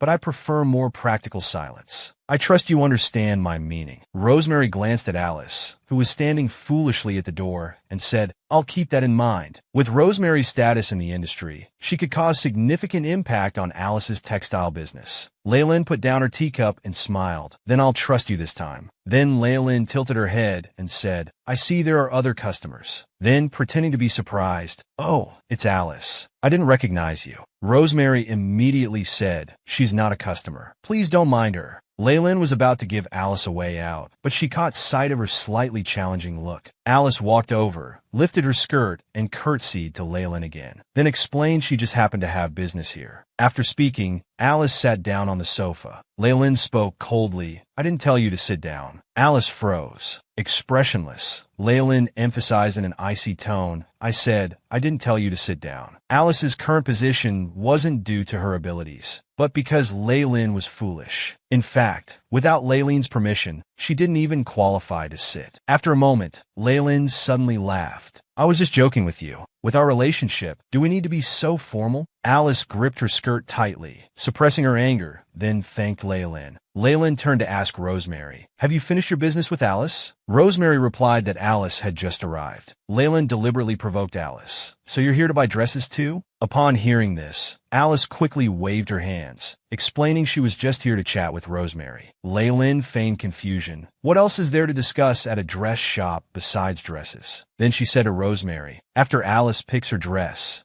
send all the remaining ones to the Duke's mansion." Rosemary asked in surprise, "So many dresses? You want to buy them all?" Leyland spoke casually. "You know, I could buy all the dresses on the continent, so I won't fuss over this one with Alice." These words made the poor Alice feel utterly mortified. After a moment of silence, Alice raised her head with a bright smile, stating that today she really just came to chat with Rosemary. "I've already made arrangements to have a dress made elsewhere," she said with sweetness and shyness. Leyland's expression didn't change at all. Then she said, "There are many beautiful and valuable things in this world. I'm fortunate to have been born with all of these. But human desire is endless. They'll keep pursuing more valuable things. What's trash to some might be treasure to others. So someone will surely pick it up. I'm grateful to those who help me dispose of garbage." Alice was emotional, her body trembling. Then she stood up and said, "I know which jewel is most important and precious to you. And I know you're always worried that jewel will be taken by others. I'm looking forward to the National Day celebration party. Hope to see you there." Leyland suddenly burst into laughter. "Does she think she can steal my spotlight at the party? Just with a crown prince? How naive." Leyland suddenly grabbed Alice and whispered in her ear, "You're so adorable. Thinking you can compete with me. You really believe you can do whatever you want in front of me." I'm also looking forward to this National Day celebration party. Today was the Empire's National Day. He made a grand entrance with his father. Looking at this magnificent palace, it felt quite nice. Due to gender separation, father left first. Looking at the stunningly beautiful Leyland, several noble ladies who were close to her remarked, "You look absolutely gorgeous today." Everyone gathered harmoniously, chatting and laughing. Suddenly, a commotion caught Leyland's attention. The crown prince entered grandly, holding Alice's hand. This sparked widespread discussion. Even as crown prince, he shouldn't behave this way when he has a fiancée. Then the two began dancing, ignoring everyone else. The noble ladies were furious. The Duke's daughter is right here. This is too much. Leyland just stared at them silently. This scene of Alice dancing with the Crown Prince. According to the original story, Leyland would stop those who wanted to intervene and would tell the Crown Prince how much she loved him, while others would mockingly laugh, with no one sympathizing with Leyland.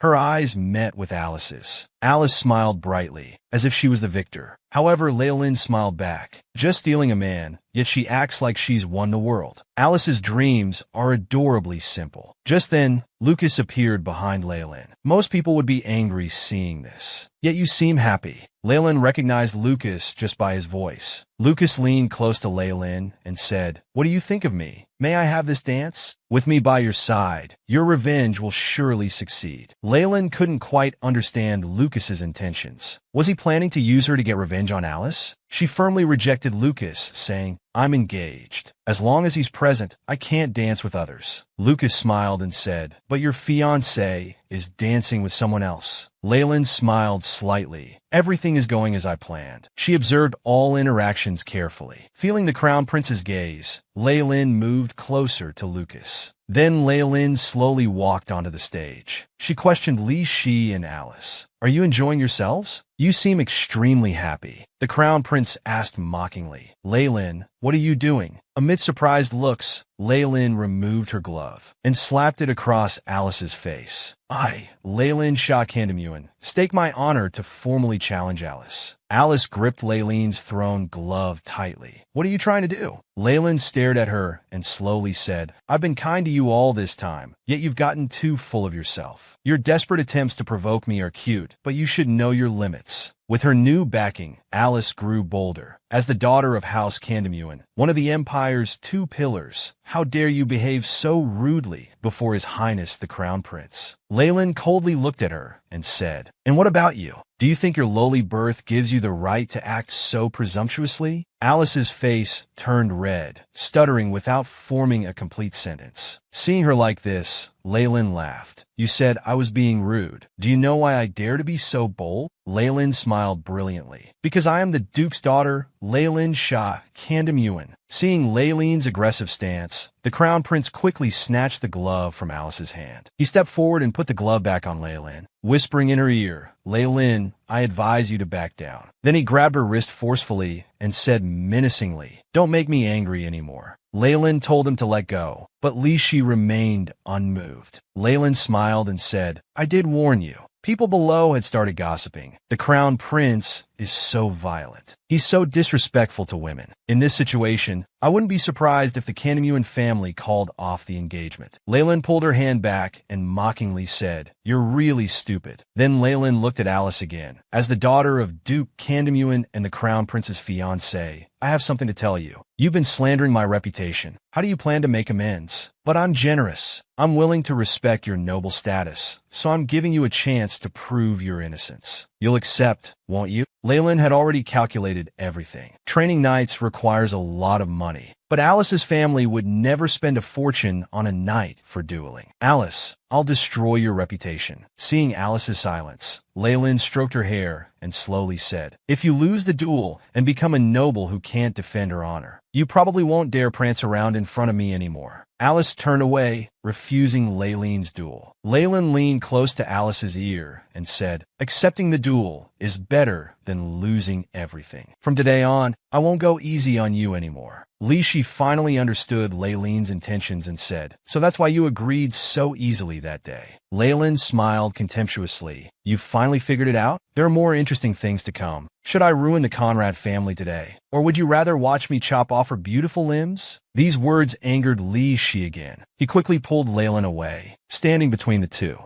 Leyland smiled calmly. "Your Highness, don't be so agitated. You're both at fault here. I will surely present you with a fitting gift. So please, before I take action." Before she finished, Leyland grabbed his tie and said harshly, "Let go of me." As the two faced off, the Empire's other duke, Isabel, head of the Carolaus family, was watching everything. Duke Kandamuan also stepped forward to separate them. He wouldn't tolerate such unreasonable behavior. especially when it involved his precious daughter. Lishi looked at the two dukes before him and shouted, "Are both dukes here to insult me today?" Isabel angrily said, "She is your fiancée, Lady Canamuin. You cannot insult her like this. Lady Leylin, I am willing to be the witness for your duel. Moreover, since this duel concerns family honor, you cannot seek outside help. You can only rely on your family's strength." Isabel's words hit Alice hard. Then Isabel bid farewell and left. Lishi looked at Leylin and said, "Now your wish has come true. Are you happy?" Leylin retorted, "Aren't I being kind? With my status, I could have done much worse, but I chose to be merciful. So please don't provoke me anymore." After saying this, she left with her father. Her father looked at the crown prince and Alice, declaring to his daughter, "The Canamuin family won't let this matter rest." This warmed Leylin's heart. It's good to have a caring father. Meanwhile, Lucas below was once again captivated by Leylin's powerful charm. Leylin sat alone, lost in thought on the empty terrace. Just then, a voice came. "Why are you here alone, looking all melancholic?" Leylin was startled, thinking it might be some ghost or monster. But in the next second, a hand reached in from outside the railing. Leylin fell to the ground, scared out of her wits. Lucas poked his head out and said, "You always get scared by me. But sorry, I wanted to chat with you, but had no way to knock and come in." Leylin understood. If a man entered normally, it would be easily misunderstood. Seeing Leylin's silence, Lucas pretended to be hurt and said, "If you want to be alone, I'll leave." His beauty was irresistible. Leylin blurted out, "It's fine for you to stay here." Leylin looked down and asked, "How did you get up here?" "It's several stories high." Lucas helped Leylin up. No offense, but that was dangerous. The atmosphere suddenly became intimate. Music started playing around them. Lucas held Leylin's arm. Leylin, captivated by his beauty, unconsciously twirled around with Lucas. Lucas said gently, "Please sit, Lady Duke. Your heels are so high, your feet must hurt." Leylin asked why he came here. Lucas countered, "Am I not allowed to come? I just wanted to see you. I thought if you told me to leave, I would, but you didn't." Leylin asked, puzzled, "Do you need something from me?" Then Lucas became shy and said, "Actually, I want to get to know you better." Leylin said coolly, "Is there any need for that?" The wind blew through their hair. Lucas looked down at Leylin, their eyes meeting. Lucas smiled and said, "You're really hard to figure out." As soon as Lucas finished speaking, Leylin dismissed him. "If there's nothing else, please leave. I want to gather my thoughts alone." Lucas nervously said, "Wait, I have something important to tell you." Leylin felt he was just making excuses. In her mind, Leylin began organizing today's events. Neither the Crown Prince nor Alice had taken any action against her. This improper behavior was now public knowledge. They couldn't possibly be so calm. Or did they have confidence in solving this problem? This novel was about Alice returning to the past. Could she have known what would happen today? Maybe she saw the original plot in the future, knowing this would end as just a farce, and that she would be the ultimate winner, so she felt absolutely certain. The pain in her hand made Leylin irritated. The most incomprehensible was the Crown Prince. That guy was actually the male lead. What was the author thinking to write such an absurd novel? Leylin suddenly remembered the novel had plot twist as a keyword. Could there be other paths for Alice in this matter? Lucas looked sincerely at Leylin and said, "I remember what I wanted to say. Are you just going to ignore the person who treats beast folk as slaves?" Leylin expressed that she was also troubled by this issue, but had no solution. Lucas tilted his head. "So, you're someone who follows plans? Why not be spontaneous like before?" Leylin said contemptuously that even with her wealth, she didn't want to waste it on that scoundrel. Lucas suggested using power to suppress such villains. Leylin asked, "How should I do it?" Lucas replied, "I can help you, but I want 10% of whatever we take from him." Leylin was curious and asked how he would help, but Lucas just hummed and said mysteriously, "You'll know soon." Leylin muttered, "I was thinking about how to deal with that person. Since you want to help, I'll accept." Lucas looked at the contemplative Leylin and said tenderly, "You know you give off very contrasting impressions. You look very cute right now, like an innocent little sister who knows nothing of the world. But sometimes you're like a real Duke's daughter. These two sides of you are really special." Just then, the music started playing again. Lucas stood up from the sofa, adjusted his clothes, and said to Leylin, "May I have this dance?" Leylin asked, "Why are you so insistent on dancing?" Lucas looked at Leylin sincerely and said, "I want to know if my feelings will change after dancing with you."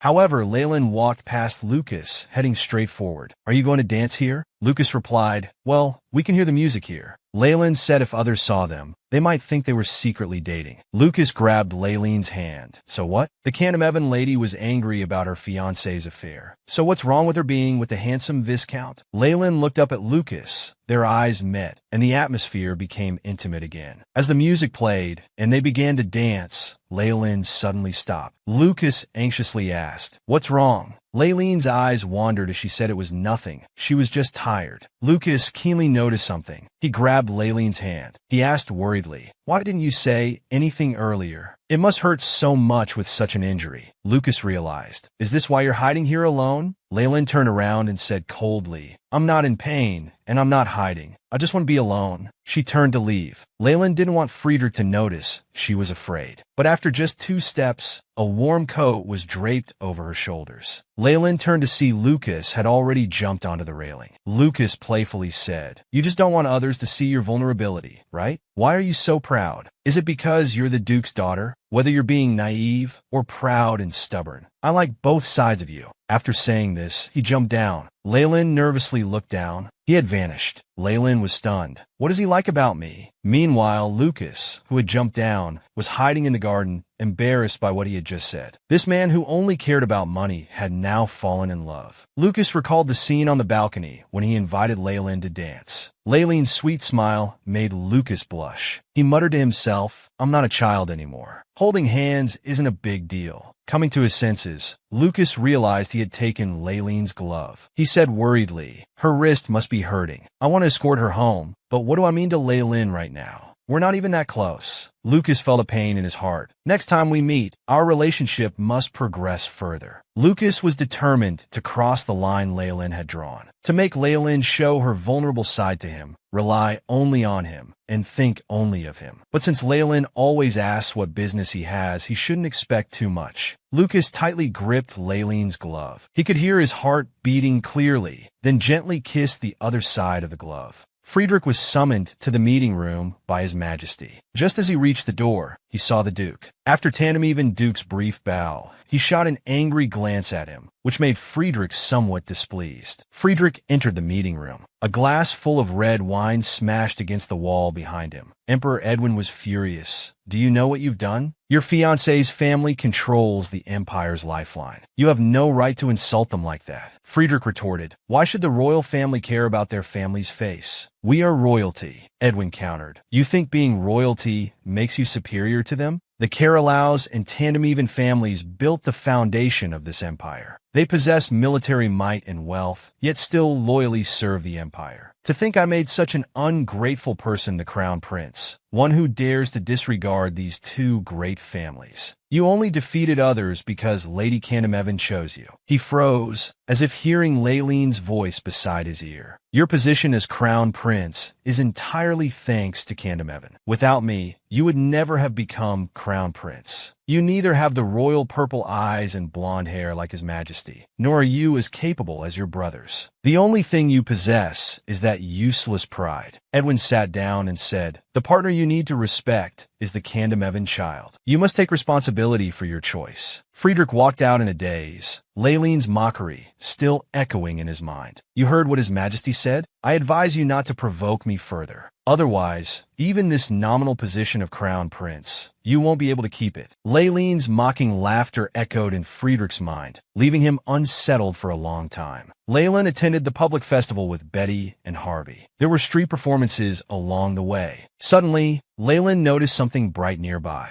They looked up and saw that familiar figure. It was Cassivan, still as handsome as ever. Leilin noticed a little boy beside Cassivan. When the boy turned around, he looked exactly like Cassivan, as if cut from the same mold. Just then, Cassivan also noticed Leilin. Leilin felt shy and mumbled from behind Betty, "I was just focusing on watching the show." Cassivan approached, asking dejectedly, "Am I disturbing you?" Leilin quickly denied it. Then she saw the little boy beside him. Surprised, she asked, "Cassivan, are you already married?" After all, they looked identical. I've been admiring a married man all this time. How sinful. Cassivan was stunned. He slowly said, I'm not married. This child is my younger brother. Leyland felt relieved. At that moment, the little boy cried into Cassivan's arms. Cassivan explained, sorry, my brother is shy around strangers. Leyland panicked. Did I scare him? How should I interact with children? Suddenly, Leyland had an idea. She bought cotton candy from a nearby stall. Would you like to eat cotton candy together? Cassivan looked at Harvey and his brother in the distance, sighing. They seemed to be having fun. Leyland unconsciously replied, yes, but stopped herself mid-sentence. She had almost called him husband because the atmosphere felt like that of an old married couple watching their children play. Cassivan felt guilty, thinking he had caused trouble for Leyland. Leyland waved her hand, saying, how is this trouble? I offered them the cotton candy willingly. Seeing them happy makes me happy too. Cassivan looked at Leyland sincerely and apologized. However, Leyland had already started thinking about the original story's plot. According to the original story, Alice met Lucas and Friedrich during the festival. There was also a blonde knight on a white horse, and even a magician. This should have been her luckiest time for romance. Cassivan wasn't even one of Alice's potential suitors yet. Just then, Cassivan asked, how do you find this festival? Is it different from noble parties? Looking at the harmonious scene before her, Leyland said, it's indeed very different from noble parties.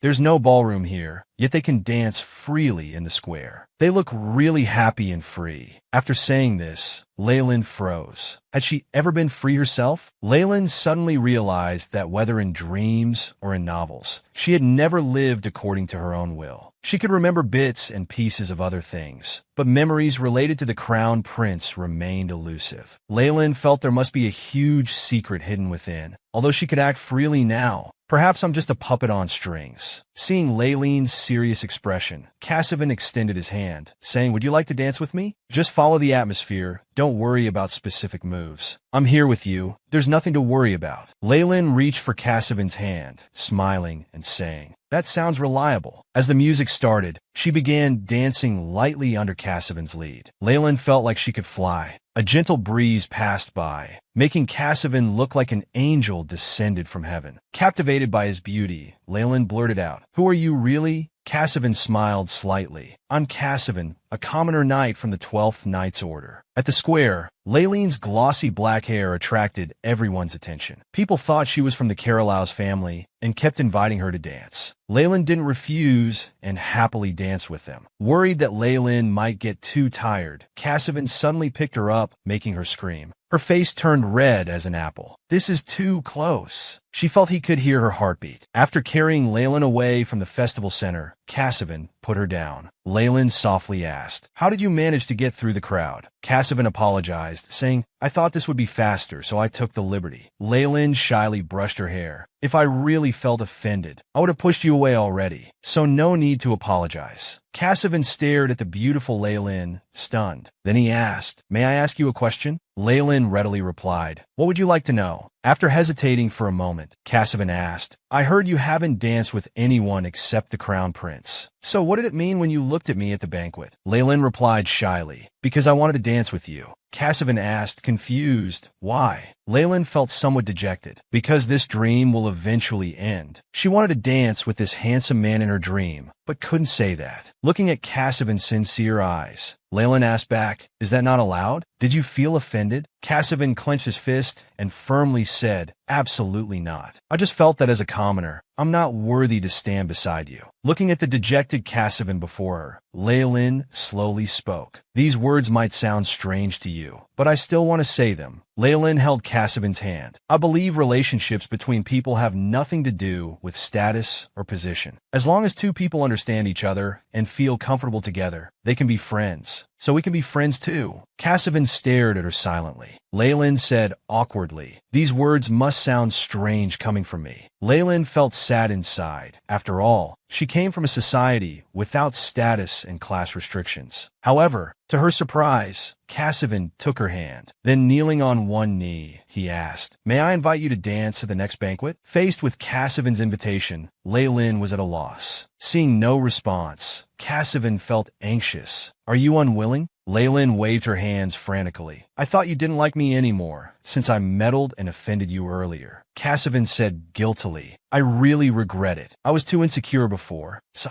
I didn't realize what a radiant person you are. Leyland was amazing. Who knew she could smile so purely? But this way, Leyland felt like she had become the protagonist of this novel. Meanwhile, a blond man was also in the square. Alice smiled slightly. Holding the man's hand, she said, Sir Knight, I have a favor to ask of you. Alice looked at the man with innocent eyes. Can we meet the day after the festival ends? Leyland was invited to her idol Carolau's home. Just as she was about to open the door, she bumped into Carolau's. Leyland hurriedly bowed, stuttering nervously. Carolau's smiled and welcomed Leyland. Leyland was very happy to see Carolau's in person again. Carolau's gently asked, Who did you inherit your hair color from? Leyland replied, I inherited my hair color from Grandmother Caro. Carolau's realized, oh, so you inherited Aunt L.A.'s hair color. Last time when I saw Duke Candamevan, he seemed to use appearance magic. Leyland was confused. What's appearance magic? Carolau's explained. You were born in Candamevan, yet you have the Carolau's family's black hair and royal features. Many people would question your bloodline. Your father, fearing you'd be hurt, used appearance magic to change your looks. Leyland was deeply moved. Her father had changed his appearance for her. Carolau slowly said, I admire your actions at the founding party. Then he asked Leyland, Do you know about a woman called a hero? Lia Elisehan Carlos. Leyland said, I only know she killed the tyrant Baymond and changed many systems and laws for women. Carolau's looked at Leyland, asking, Do you know why she killed Baymond? Hundreds of years ago, a 100-year war began. It only ended when a female hero appeared. But after the war, the men who were forced to serve as soldiers returned. They felt that during their absence, women had taken all their power. The men wanted to reclaim their former rights and receive compensation for conscription, while the women worked hard to keep their positions. They respected and understood each other. The hero praised by the people was actually a woman. As the founding emperor, Baymond couldn't tolerate his power being taken by a woman. So Baymond falsely accused her of being a witch and sentenced her to burn at the stake. Afterward, he began an indiscriminate witch hunt. From then on, people never spoke of women's rights again. After some time, another hero named Lia Elise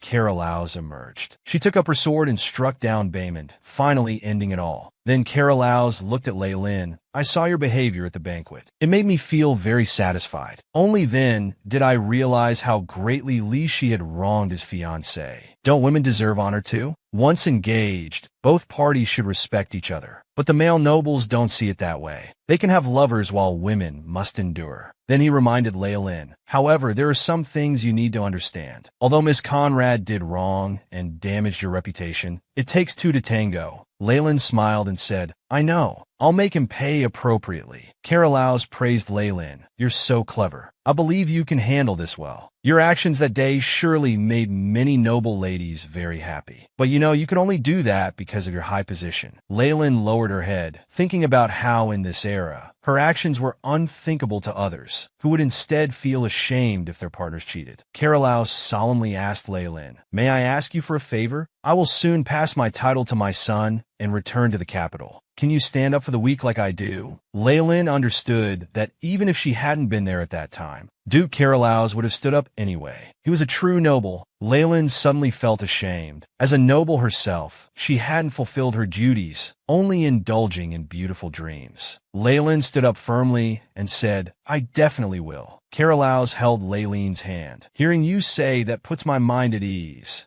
Then, Carolau's continued, I'll have my son serve as witness for this duel, suddenly changing the subject. Would you consider marrying my son? Because I like you so much. I really want to keep you by my side. As they chatted, it was time to say goodbye. Leyland had wanted to just enjoy this beautiful dream, but now she felt she couldn't continue like this. She needed to start studying properly. Having made this decision, Leyland was now on the verge of tears, her head about to explode. Betty sympathetically suggested, Why don't you take a break? Leyland didn't choose comfort, as she had much to learn. Betty reminded her, the duel with Miss Alice is approaching. Leyland's spirits lifted. The time for revenge was coming soon. After dealing with Alice, the Crown Prince would be next. She'd be very busy then, so she had to study hard during this time. Leyland instructed Betty to bring all documents about the Candamevan territory. Betty asked, puzzled, Why do you suddenly want to learn about these things? You used to love shopping, but you haven't gone lately. Leyland told Betty she just felt she couldn't waste time like before. After all, I'm the Duchess of Candamevan, so I'm looking for what I should do as a duchess. After leaving, Betty reflected, the young lady has changed so much. But no matter what, I'll definitely do my best to help her become duchess. Betty found the steward and explained the situation. The steward was immediately excited and said he would have the materials sent to the young lady quickly. In her room, Leyland felt completely exhausted. Just then, Harvey, having changed clothes, appeared at the door. Leyland stretched and asked why Harvey had a book. Harvey said it was from Leanne. Leyland was touched. So you're studying too? What's this book about? Seeing Harvey's awkward expression, Leyland went forward to comfort him. Remember what I said? If you have something you want to do, just tell me. Harvey lowered his head and said, Leyland, I want to learn to read. Leyland replied enthusiastically, no problem. I'll find you a teacher. We'll study hard together. Harvey promised to work hard, silently vowing to protect Leyland. In the afternoon, someone reported that young Master Carolowes had arrived. Leyland was surprised time had passed so quickly. Then she asked Lucy, how's the Crown Prince doing? Lucy replied, I heard he hasn't left the palace since National Day. Leyland smiled slightly. So the Crown Prince is that thin-skinned? What's the public opinion about him? Lucy explained that people mainly questioned whether someone who couldn't handle such matters could become the next emperor. Leyland was angry. Is this something that can be handled? Are they saying it's okay to cheat as long as you don't get caught? It seems if I don't take action, this matter will just pass. Lucy continued. As for Miss Alice, almost all noble ladies are ostracizing her. They condemn her immoral behavior at every gathering, big and small. The noble women want to use this opportunity to completely eliminate such improper conduct, and Miss Alice has become their target. Leyland smiled. So the Crown Prince is hiding and won't go out, while Alice can hardly appear in social circles. It seems after today's duel, I'll be completely free. As Leyland was about to leave, Betty hurriedly said, I haven't finished preparing you yet. Leyland looked at Betty lovingly and said, I'm already beautiful enough. You don't need to put so much effort into this. What if I look too beautiful and dazzle young Master Carolowes' eyes? The reception room door slowly opened, and Carolowes smiled, saying long time no see. Leyland froze. Memories from before flooded her mind. This young Master Carolowes had apparently confessed to Leyland before. This feeling was so strange. She then greeted him. Carolowes laughed heartily. You're still so formal, but I'm really happy to see you.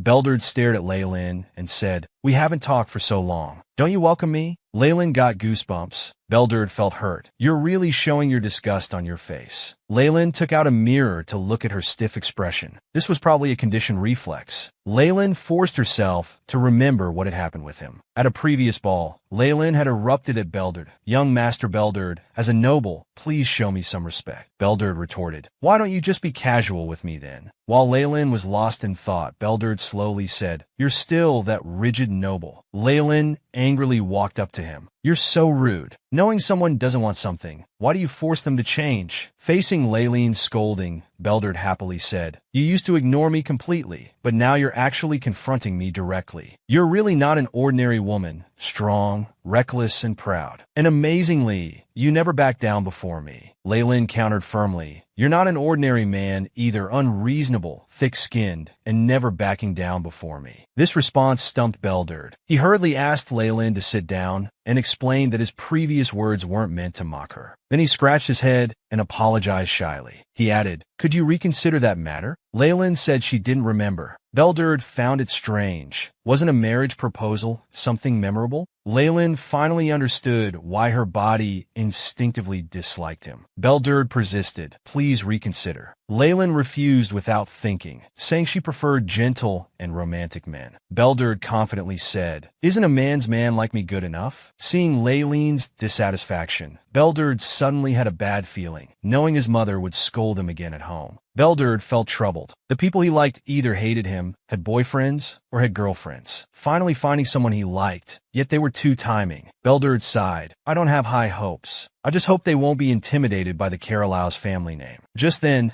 someone reported that Miss Alice had arrived at the dance hall. Beldard was excited, curious to see what someone who coveted another's fiancée looked like. Leyland smiled slightly. Then let's go see together. Beldard took Leyland's hand. Of course, that's exactly what I was waiting for. Then they went to the training ground. Seeing the orderly knight formation, Beldur joked. Are you planning to return the humiliation you received from her with interest? Leyland smiled slightly, saying, I didn't plan anything so dramatic. This is all Father's arrangement. Beldur looked up to the other side. He saw a nervous-looking Alice. However, what he didn't expect was, this woman was the one who kept saying Sir Knight, and she was the mysterious noble lady who had made his heart flutter by showing her innocent side in front of him. Upon seeing Beldur, Alice said, Sir Knight, so you're from the Carolow's family? You had blonde hair before. Are you here to help me? Beldur smiled slightly without saying a word. Alice expressed her gratitude. However, the next moment, Beldur coldly said, No, I'm here as a witness and judge for this duel, to pass judgment on your improper behavior. The dialogue between Alice and Beldur surprised Leyland. She hadn't expected them to know each other. Suddenly, it dawned on Leyland. So Beldur was also one of Alice's backup plans. No wonder Alice hadn't made any moves before. Leyland thought to herself, she's really something,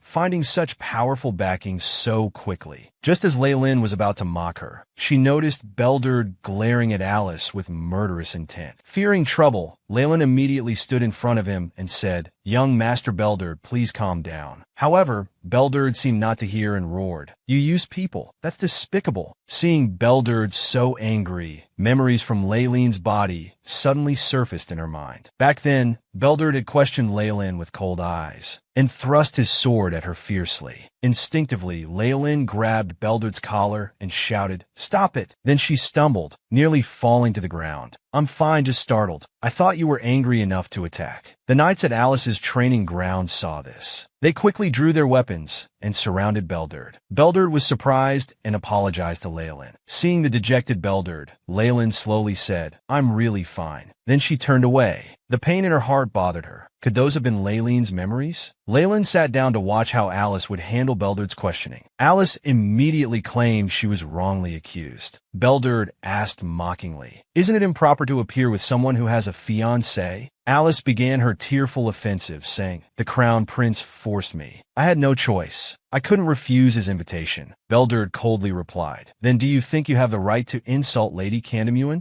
Moreover, after knowing I'm from the Carolow's family, you still tried to get my help. Furthermore, this is a duel where the Duke's daughter has staked her reputation. What were you thinking? Alice was now speechless. Beldur continued, All this time, you've been slandering the Duke's daughter. I've been turning a blind eye. I know you flirt with men everywhere and scheme behind people's backs. I didn't care about your status. I just like your innocent look when talking about your dreams. I didn't mind you meeting various men because I thought it was all to achieve your dreams. I thought you lived honorably, but you tried to use me to win this duel. Unfortunately, I won't let you have your way this time, and you dare insult the heirs of two ducal families. Even I want to challenge you to a duel. Before Beldur could finish, Alice quickly grabbed his arm, begging, Sir Knight, please. Didn't you say you'd support me forever? Beldur said regretfully, In this duel, you must face the consequences of your improper actions. Beldur shook off Alice's hand and walked toward Leyland. He quietly told Leyland, Please keep this matter secret. Otherwise, my mother will throw me out of the house. Leyland thought for a moment and said, Then consider you owe me a favor. Beldur scratched his head shyly and said, Make that 2 favors. I shouldn't have spoken to you like that in the reception room. Shouldn't have proposed to you so casually. He spoke ill of you before me, and I silently approved his behavior. I'm truly sorry. Before Beldur could finish,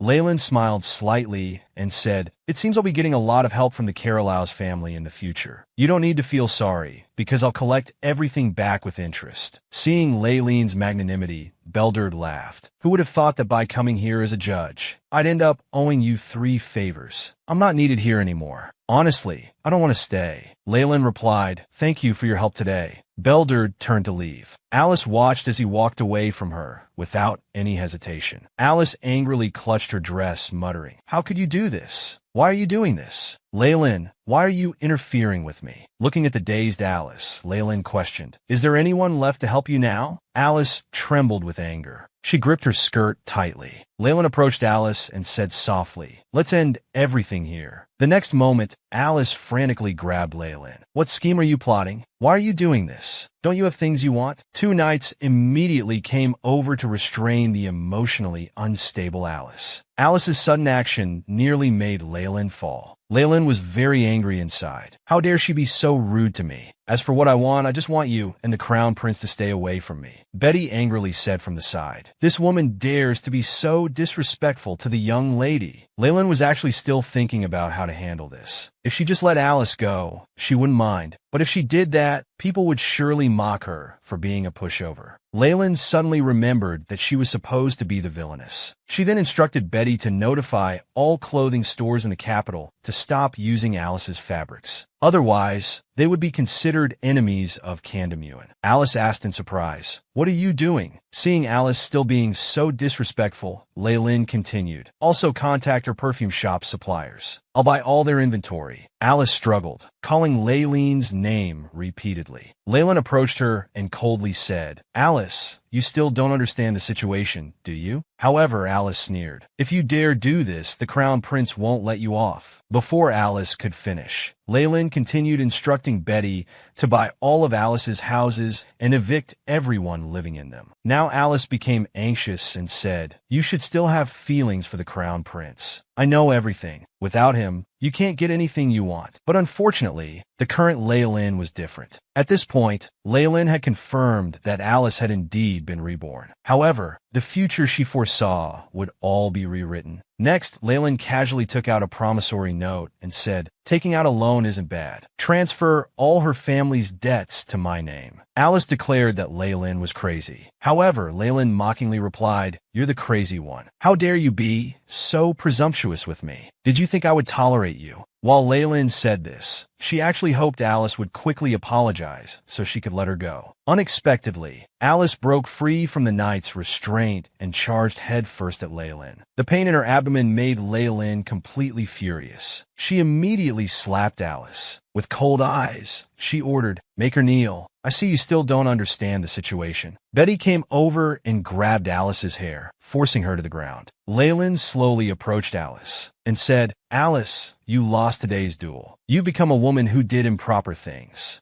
and my reputation has been restored. Everything ends here." Alice looked at Leyland in terror. "Why have you changed? What are you unsatisfied with? Why do you want to change the future?" Leyland looked at Alice with a slight smile and said, "It seems your mind is still not clear. Cut off one of her legs. Or would you prefer your family's destruction? Your choice. Would you rather be a cripple or have your family destroyed and everyone become commoners?" Alice was completely terrified. However, Leyland gave her a third choice. "If you don't want either option, then you'd better show me some respect." Alice looked up at Leyland's face. It reminded her of the time before her rebirth, when she was a maid at the Candymuin Duke's mansion. Then Alice respectfully said, "Lady Candymuin, I have offended you. Please forgive me." Seeing her goal achieved, Leyland ordered someone to help her leave. Then she told Betty that everything she said earlier was void. Seeing Leyland's magnanimity, Betty felt somewhat angry. "What deep grudge does Alice have against you?" I couldn't understand anything she was saying earlier. Leyland was also puzzled, thinking back to Alice's words. It seemed Alice thought Leyland had some purpose in pursuing the crown prince. This appeared to be the reason why Alice always wanted to defeat her. But what past grievances did they have that made her treat Leyland this way? Then thinking of the crown prince who acted like a clown, being manipulated by Alice, losing everything for so-called love, what a fool. However, what puzzled Leyland was what the original Leyland wanted. And what had she done in Alice's previous life? Now Alice had been judged for taking what belonged to others. Leyland wondered what punishment the crown prince should receive. Should she be more willful from now on? Then Leyland gently picked a rose. The fragrant flower helped her make up her mind. She ordered Betty to prepare the carriage. Leyland would go to the palace to end everything herself. She wore a bright red dress with a black lace hat, looking extraordinarily elegant. Meanwhile, the crown prince had been drinking heavily due to the cheating incident. A servant came in to announce that Lady Candymuin requested an audience with Li Shi. The crown prince was surprised. He hurriedly dressed and went downstairs to meet Leyland. Leyland spoke first. "I've thought long and hard, but I really don't know what I should take from you." Li Shi once again resumed his previous arrogance. "You think you can take anything from me?" Then Leyland solemnly declared, "I, Lilintia and Candymuin, hereby announce the termination of our engagement." This shocked Li Shi. He said contemptuously, "Is this how you should speak to me?" Holding a wine glass, Leyland coldly replied, "Even if you're the crown prince, you can't look down on me. I am Lilintia and Kandamuin after all. After a moment of silence, Lishi stood up to leave, saying, I'll pretend I didn't hear that. Leyland shrugged, appearing indifferent. It doesn't matter if you didn't hear. I can't find any reason to continue this engagement, so I've decided to break it off. Lishi stood frozen. Didn't you say you loved me? Leyland calmly replied, I don't love your highness at all. Lishi emotionally repeated, You're lying. You always said you. This made Leyland lose patience. One would think you loved me so much. She grabbed a large bottle of red wine and drank half of it. Then approaching Lishi, she said, You should thank me. I could have broken off the engagement that day and let everyone see. But due to the Duchess's intervention, I missed the opportunity. I'll send the documents over immediately when I return. Please handle them promptly. As Leyland turned to leave, Lishi angrily slammed the table. Why did you suddenly change your attitude? You were so good to me before. Was it all just to suddenly kick me aside like this? Leyland leaned in, wiping the wine from Lishi's hand with her handkerchief, softly saying, I've really had enough of you. I won't help you anymore. I'm taking back everything I invested in you. Then she suddenly leaned close to Lishi's ear and said, The reason is, I've had a change of heart. Lishi tightly grabbed Leyland's arm, begging her not to leave. Then he pulled hard. Suddenly the atmosphere became ambiguous. This made Lishi think Leyland still had some feelings for him. However, laughably, Leyland gave a cold smile and said, Don't misunderstand. I've never loved you. At this point, Lishi had forgotten his pride and said to Leyland, You must be the one who loves me. Leyland, if you need respect, I can give you that. If you want me to break up with Alice, I can do that too. Do you want to hear sweet words from me? Or do you want something else? Leyland reached out to caress Lishi's face. Will you give me anything I want? Lishi smiled and said, You can try asking. The next moment, Leyland gently pressed her hand against his mouth, saying, You don't need to do anything. Just stay put. I told you not to provoke me anymore. From now on, the Kandamuin family will no longer support the crown prince. So I'm calling off this marriage. After breaking off the engagement, Leyland felt refreshed. She was about to leave with Betty. Lishi tightly grabbed Leyland's hat from the side. He roared, Leyland, you can't leave like this. You can't leave me. The sudden outburst made Leyland tremble slightly. Memories that shouldn't exist flashed through her mind. In these memories, Leyland and Lishi seemed deeply in love. Leyland was shocked, unable to believe the previous response. This made her feel very uncomfortable inside. Lishi slowly approached Leyland and said coldly, Without my permission,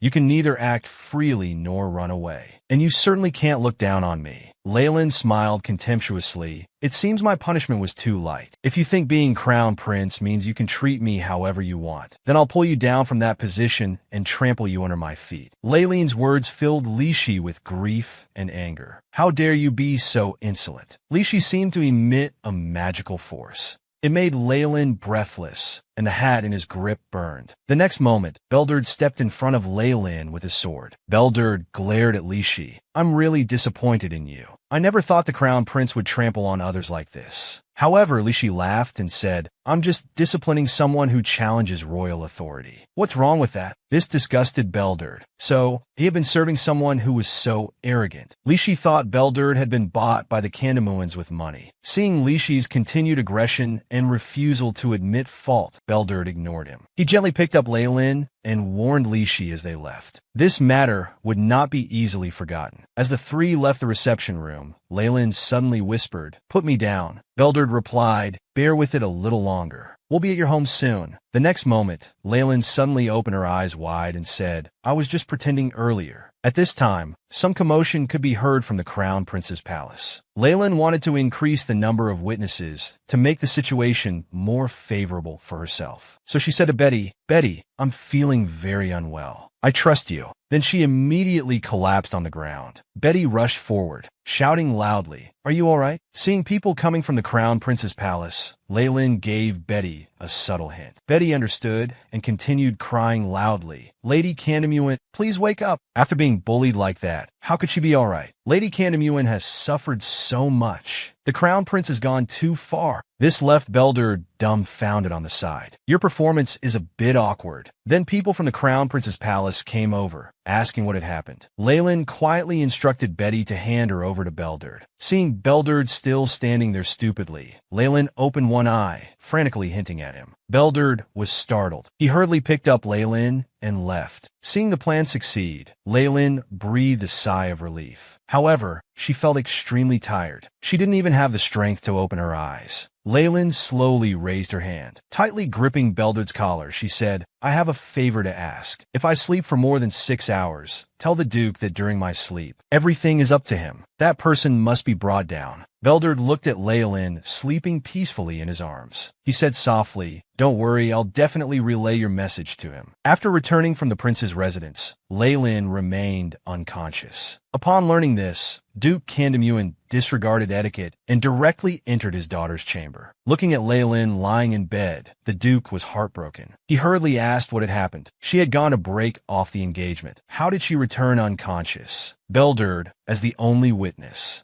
slowly spoke. The young lady was attacked. She fainted shortly after the conflict with Li Shi. I couldn't prevent it. I'm sorry. Duke Candamuin gently patted Leyleen's hand. Then he stood up and said, You don't need to apologize. Tell me everything you know about what happened. After their conversation, the Duke wrung the towel forcefully and said viciously, I really want to tear that bastard Crown Prince to pieces. Then he gently wiped the sleeping Leyleen's face. At this time, Belderd spoke up. Lady Leyland asked me to relay a message to you. If she doesn't wake up for more than 6 hours, she hopes you can bring that person down for her. The doctor beside them indicated that Lady Leyland wouldn't wake up anytime soon. The Duke knew well that the longer this matter dragged on, the more likely it would be buried. Then he gently said to Leyland, You can rest assured. Don't be angry that you couldn't handle it personally. Just as the Duke was about to leave, Lucy stopped him. Lucy whispered in the Duke's ear, The palace is in chaos now. Many palace servants say they saw the young lady faint after leaving the Crown Prince's reception room. Leyleen's move surprised the Duke. He hadn't expected that even when barely able to move, she still managed to faint in front of people. Duke Candamuin swore in his heart, If I can't bring that fellow down as my daughter wishes, I'll renounce the Candamuin name. Meanwhile, Leyland slowly opened her eyes. However, she found herself in unfamiliar surroundings. Just as she was about to get up and leave, a pair of warm hands embraced her and held her in their arms. While gently patting her shoulder, they softly said, Yes, I'm sorry I couldn't protect you. I was too weak. Leyland felt an unprecedented warmth. She put everything else aside, planning to just sleep like this. Just then, a pair of fists broke through the space. Then someone emerged and said fiercely, You think I gave you this body just so you could sleep? Leyland was startled when she saw her true self. The original Leyland raised her arm and said, Get yourself together. Then she slapped the transmigrated Leyland.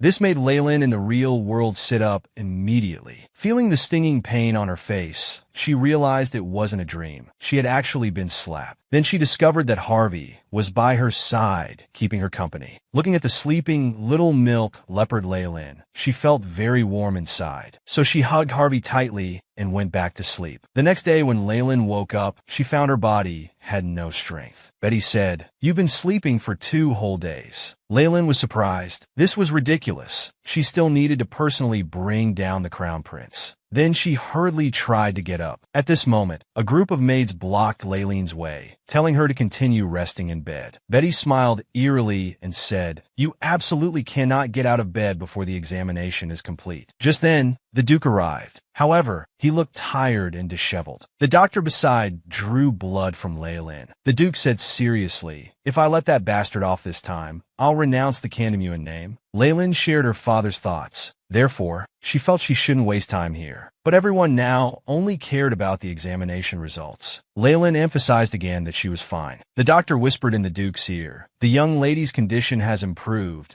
but it's not suitable for her to get up and move around yet. Leyland became anxious hearing this. I don't have time to lie here. I feel so embarrassed. I said I would bring her down personally, but now I can only lie in bed. The Duke gently patted Leyland, comforting her. Overwork and depression are illnesses. If you promise to rest well, I'll let you get out of bed, okay? Seeing her father's concern, Leyland felt very touched. At this time, Lucy came to report that a letter had arrived from the palace. The Duke got up to leave, reminding Leyland to take good care of her health before going. Leyland finally relaxed. Then, feeling hungry, she ordered Betty to prepare food. By evening, Leyland lay in bed feeling depressed because she had no idea how things were progressing. So what Leyland wanted to know most now was what had happened these 2 days, about the Crown Prince's deposition case, and where the people's hearts lay in this country. But as she thought about it, she got hungry. Leyland had been drinking only porridge all day. Just then, she smelled something delicious. Leyland got out of bed and opened the balcony window. Unexpectedly, she saw delicious food before her eyes. Leyland was so moved she cried. It seemed even heaven felt sorry for her and prepared these delicacies. At this moment, a light chuckle broke Leyland's fantasy. The person who came was Lucas. Lucas laughed and said, "You're still the same as ever." Then he pretended to knock on the door, saying, "Guest, your steak and cake are ready." Leyland glanced at the guards below, then stepped forward shouting, "Sir Lien, there's a suspicious blue-haired person here." But when she turned back, the person was gone. This made Leyland feel embarrassed, so she let Lien leave. Just as Leyland was sighing that it was another dream, Lucas suddenly appeared. "You're too much." This startled Leyland. Then, pointing at him, she said, "Do you want to walk out yourself or be dragged out?" Lucas smiled slightly. "Do you really want me to leave? You surely can't bear to see me go." Then he strode towards Leyland's chamber. Inadvertently, he noticed Leyland's handwriting. Lucas explained to Leyland, "This country has never had a deposed crown prince, nor has it ever experienced a rebellion. No matter what happens, the people will trust the royal family 100%. Even when diseases spread and orphans filled the streets, the people never complained about the royal family. And now, rumors spread that the Duke's daughter is vicious and lives extravagantly. There are stories about how the crown prince tearfully broke off the engagement." Leyland was very angry hearing these rumors, thinking how the rumors didn't match reality and only benefited the royal family. This might be the royal family's information control. Lucas and Leyland said in unison, thinking the same thing. Then Lucas extended his help to Leyland, saying, "But with my help, you'll definitely succeed in your revenge." Lucas laid out a table full of snacks. Leyland ate with relish, muttering, "Everything tastes so good." Lucas looked at Leyland before him, asked, "What are your plans now?" Leyland calmly said, "I want to pull Lishi down from his position as crown prince, but I don't know how to do it now. If only there were historical cases of deposed princes to reference." Then she got up to find her father to help gather intelligence. Lucas took out a stack of small cards, smiled and said, "Why look far when it's near? Just ask me. There's no information in this world I don't know." Leyland took these cards and looked at them. She found exactly the information she needed. The royal family had a turbulent history, and the reasons were quite simple. Leyland asked puzzledly, "The royal family and nobility have long been at odds. Why do people still trust them so much?" Lucas explained, "The royal family and the two Duke families maintain good relations on the surface. But things will be different now. After all, your father is really angry. He personally went to see the emperor and said in front of many people, as long as Lishi remains crown prince, the Kandamuan family won't step foot in the palace. Along with countless nobles, they're pressuring the royal family. Even the minor lords who don't attend noble meetings are expressing dissatisfaction with the royal family." And with an expression I've never seen before in my life, he said, "Does he take my daughter for a fool? How dare he treat my precious daughter so carelessly? I will never forgive him." At this point, Lucas laughed. Perhaps only the Duke would dare speak to the Emperor like that. This made Leyland feel very encouraged inside. Then Leyland made up her mind. She would compile everything Lishi had done to her and spread it throughout the empire. This would make her an enemy of the royal family, putting her in a very dangerous position. Leyland seriously asked, "Lucas, how much can you help me?" Lucas smiled and said, "You know, sometimes the royal family and Kandamuan also buy information from me. As long as the price is right, there's no reason to refuse. I never lose in information warfare. So how much are you willing to pay me?" Before Leyland could answer, Lucas smiled slightly and said, "I'm just kidding. You just need to accept it." Leyland was somewhat confused. At this moment, Lucas knelt on one knee and said, "I will help you accomplish all this. I'll handle collecting and spreading information myself. You just need to command me. Only you can command me. Leyland smiled wickedly. How can you say such terrible things? The most terrible thing. Isn't it a deal without a price? Leyland gently lifted Lucas's chin and said, You're the boss of information bribery. You can consider this an investment in me. If you cooperate well, I'll share the profits with you.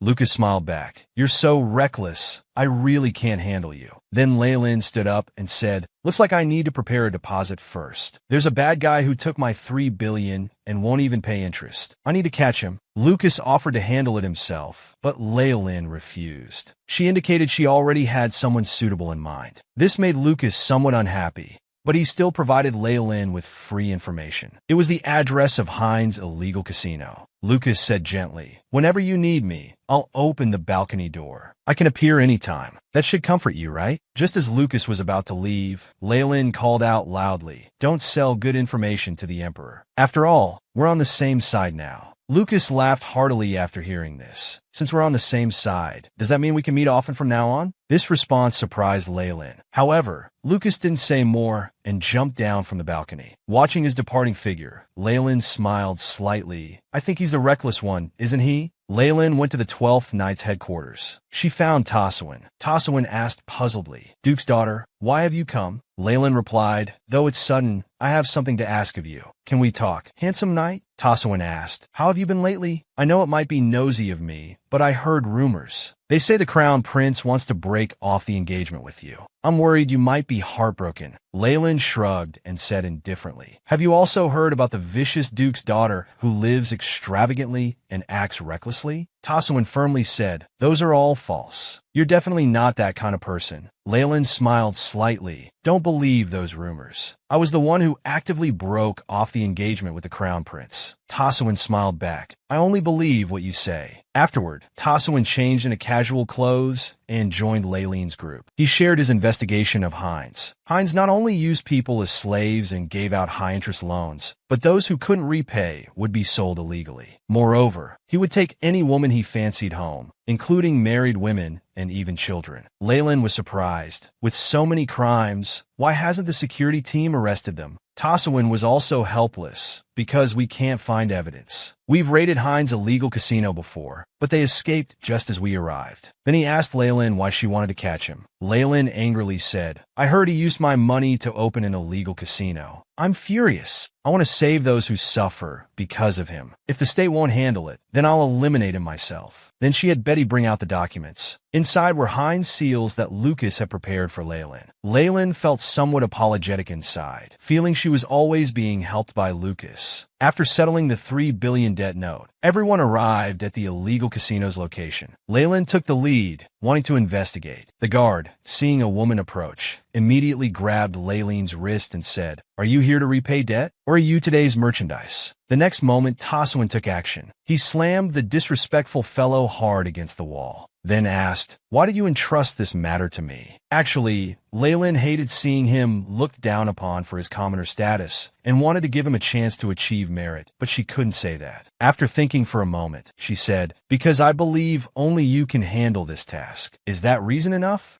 Taswin smiled gently. That's enough. Inside the casino, Heinz was pressuring those who couldn't repay their debts. He planned to sell their daughters as merchandise. Just then, the door was suddenly kicked open. Leyland said in disgust, What a nauseating smell. Seeing the Duke's daughter arrive, Heinz was confused. Leyland sat down and said, Do you really not know? Pay me back right now, you bastard. As Heinz tried to play dumb, Betty immediately pulled out the promissory note. Heinz was dumbfounded. He didn't remember ever stamping it. Leyland said contemptuously, The monthly interest is 50%. It's been exactly 3 months today, so pay me back with interest. Heinz angrily shouted, But you never lent me that money. Leyland roared back, Who do you think you're yelling at? Then she violently threw a nearby vase at Heinz. How dare you yell at me? And you dare use the Duke's money to open an illegal casino. Just wait to be arrested. Heinz was completely desperate. Seeing Leyland only brought 1 attendant and 3 guards. He called for his men, planning to eliminate Leyland's group. At this moment, Taswin drew his sword. He took down all those with ill intentions. Leyland glared at Heinz. "You dare raise weapons against a Candamevan lady?" Heinz looked at Leyland in terror and said, "What did I do wrong? Can a duke's daughter just bully common people as she pleases?" Leyland was speechless. "Why are villains so shameless? What's wrong with me, a duke's daughter, declaring you guilty? The Empire will judge your specific crimes. Sir Taswin, I leave the aftermath to you." Taswin knelt on one knee and respectfully said, "As you command, Duke's daughter." Lucas, who was observing, saw the matter perfectly resolved. He turned to leave, but Taswin noticed him. He felt something was off about this person, so he hurriedly gave chase. But he couldn't see anyone. After Lucas left, he mused, "I wondered why she didn't come to me. So she wanted to give all the credit to the commoner knight. Though he's slightly inferior to me, I must say, Lady Leyland has no resistance to handsome men. I'll spread a nice story about him, as promised." Then he snapped his fingers. 5 cloaked children appeared. Lucas said softly, "Let's spread this interesting story everywhere. Lady Candamevan punished Heinz, whom even the royal family couldn't handle, and will save all those indebted to him. Yet that damn crown prince dared to criticize the angel-like duke's daughter in public. Let's work hard to tell everyone about this." He then pulled out a bag of money. But the children said, "In exchange, you must come play at our orphanage today. We won't charge for this small matter. You're always helping us anyway."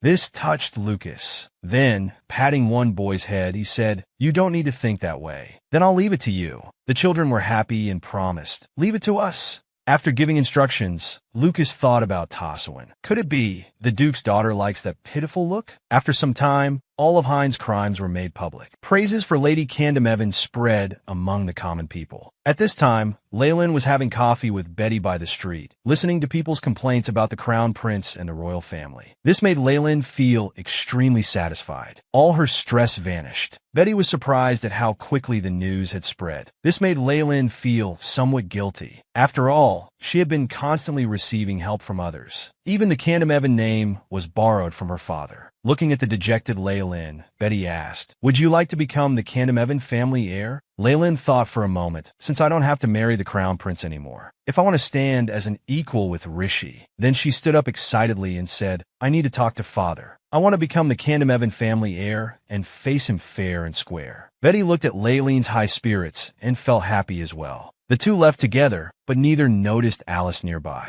At this moment, Alice was trembling with anger. She muttered to herself, "I paid such a high price to come back. Does he think it ends like this? But all other paths are blocked. What should I do?" Then, the image of a magician appeared in Alice's mind. Alice said with a sinister smile, "That's right, I still have one path left." The day after deciding to become the heir, Leyland went to see her father personally. At this time, Leyland was very nervous, and Harvey, who learned of this news outside the door, resolved to become someone who could protect Leyland, so he wanted to ask Lien to teach him swordsmanship. On the other side, waiting for Leyland, was a very happy Duke Candamevan. The table was full of cakes and snacks. Leyland asked in surprise, "What's all this?" Duke Candamevan said tearfully, "I never thought you'd come to see me on your own. I'm so happy." Leyland was speechless. Her father knew, even though she hadn't given advance notice. Then Duke Candamevan spoke. "So, what brings you here?" After a moment of silence, Leyland asked, "Father, have you heard the rumors about me in the Cavan Empire?" Duke Candamevan casually mentioned the current favorable stories about Leyland circulating in the Empire. However, Leyland wasn't proud at this moment and looked seriously at her father. Duke Candamevan praised Leyland, saying, "Though I never taught you, you're truly remarkable to spread news throughout the Empire so quickly." Leyland clenched her hands and explained to her father, "None of this was achieved by my own power. I hate my incompetence. During my illness, I heard you did many things. As the leader of the Emperor's faction, you approached the noble faction to bring down the Crown Prince and launched political actions. I admire your ability to directly pressure the royal family. So, I want to show you my abilities too. Please consider making me the Candamevan family heir." However, Duke Candamevan didn't agree. This surprised Leyland. Duke Candamevan said seriously, "You've had everything since birth and caused pain to others.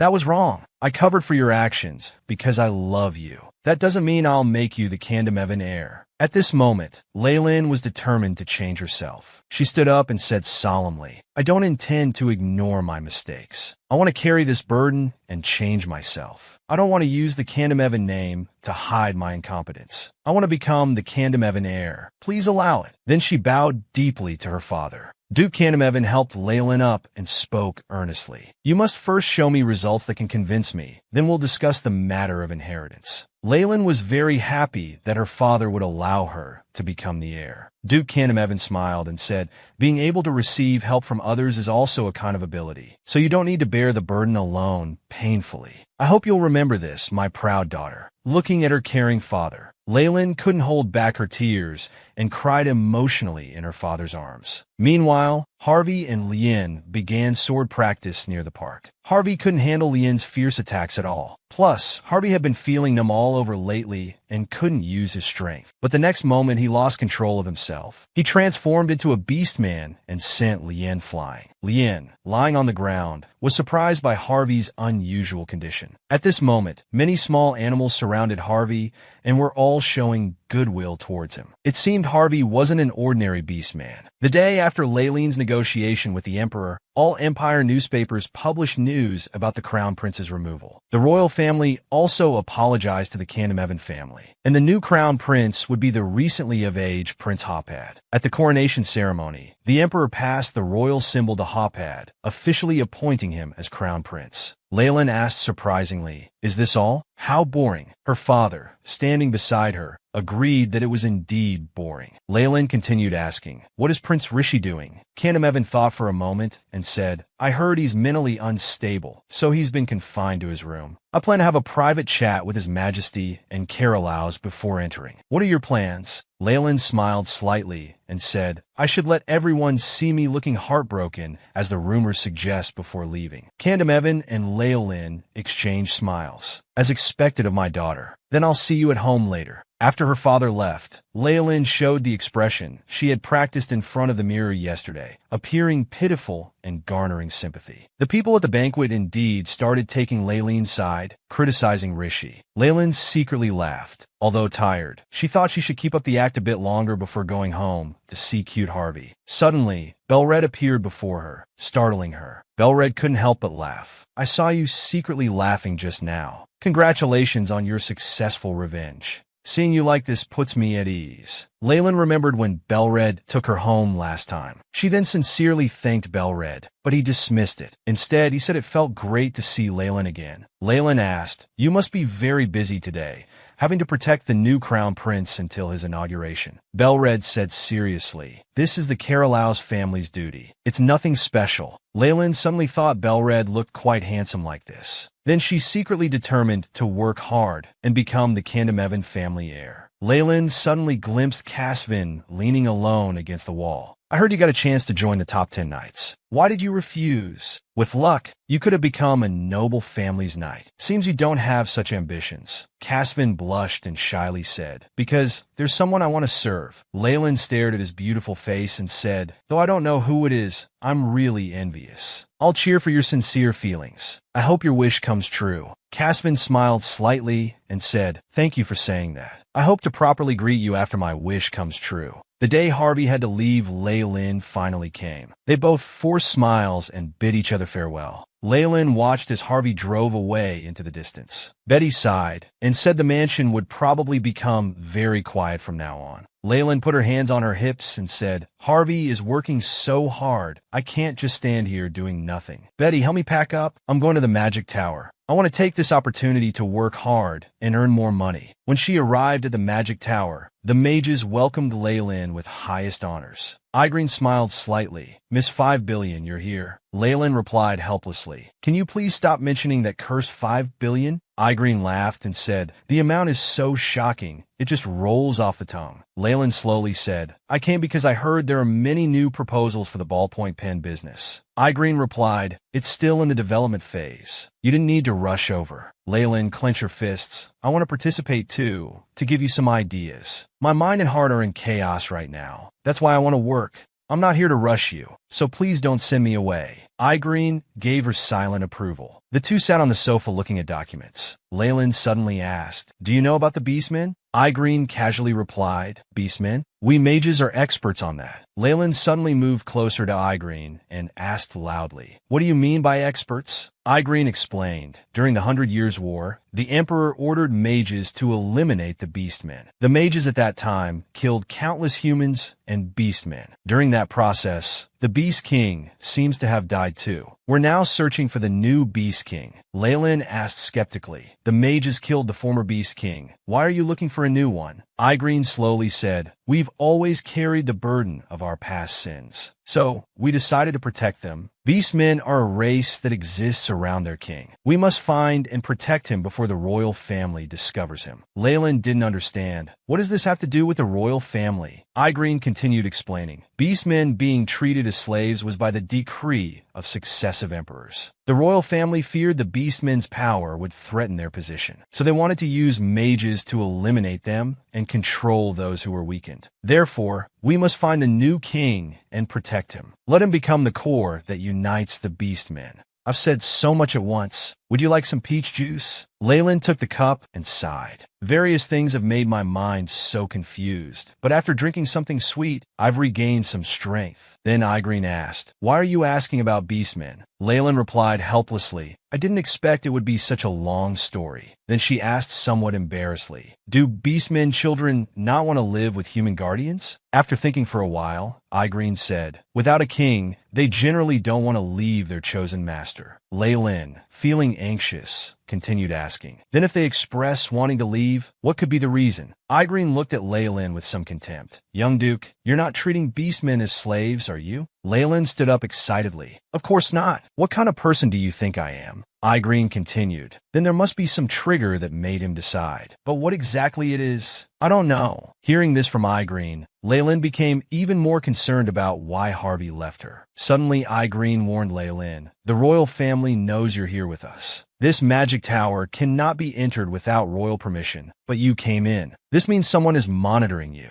Leyland sat uneasily, asking in horror, "Why would the royal family do such a terrible thing?" Igreen didn't answer, just took out the appreciation plaque from before. "If you don't want anyone to know your whereabouts, please use this to come here secretly. To provide some service to my partner, I've temporarily moved its location. I hope you'll continue to support the Magic Tower's business, Lady Tanamain." Outside the Uwaylan mansion, two guards stopped Alice, saying, "Lady Uwaylan cannot be seen without a prior appointment." On the other side of the door, Uwaylan and many ladies watched Alice's embarrassment. How can someone be so shameless? Yes, isn't it amusing? Facing their mockery, Alice gritted her teeth and endured. "This level of disregard doesn't bother me. At least Uwaylan knows my importance. He cares about my existence. If you had recognized me that day at that time, I wouldn't have become like this." Previously, Alice's family was poor, though they were nobles. They only had their title left, leading to increasing expenses but no income. Alice, unwilling to live like this, decided to save money and start a business. However, no proper family would accept her as a maid without an official letter of recommendation. Despite being a noble, Alice could only work as a servant in the Tanamain household. Due to her special status, she was bullied and mocked by other servants daily. Alice's attitude was firm. She knew she was different from them. She was born a noble. It didn't matter if no one recognized her. Alice, in a disheveled state, prepared to return to her room. At that moment, Leyland approached and said, "Your manners are quite good. Your walking posture is proper, and your gestures are very elegant, just like a noble lady." Alice was flattered. "You're too kind." Leyland continued praising. "Amazingly, your way of speaking is also very refined." Leyland leaned in and asked, "What's your name?" Alice carefully answered, "My name is Alice." Leyland smiled and said, "That's a beautiful name too. Am I taking up your valuable work time?" Alice was excited. She couldn't believe Lady Leyland recognized her noble background. "Among so many servants, she only spoke to me. If I have a chance to meet her again, I must greet her more elegantly, like a true noble. Then perhaps Lady Leyland would take me as her personal maid. Then maybe I could live a better life than now. Live that glamorous life where everyone acknowledges me." Alice put on a necklace from the counter, her expression changing. "Maybe I could become like the Duchess too."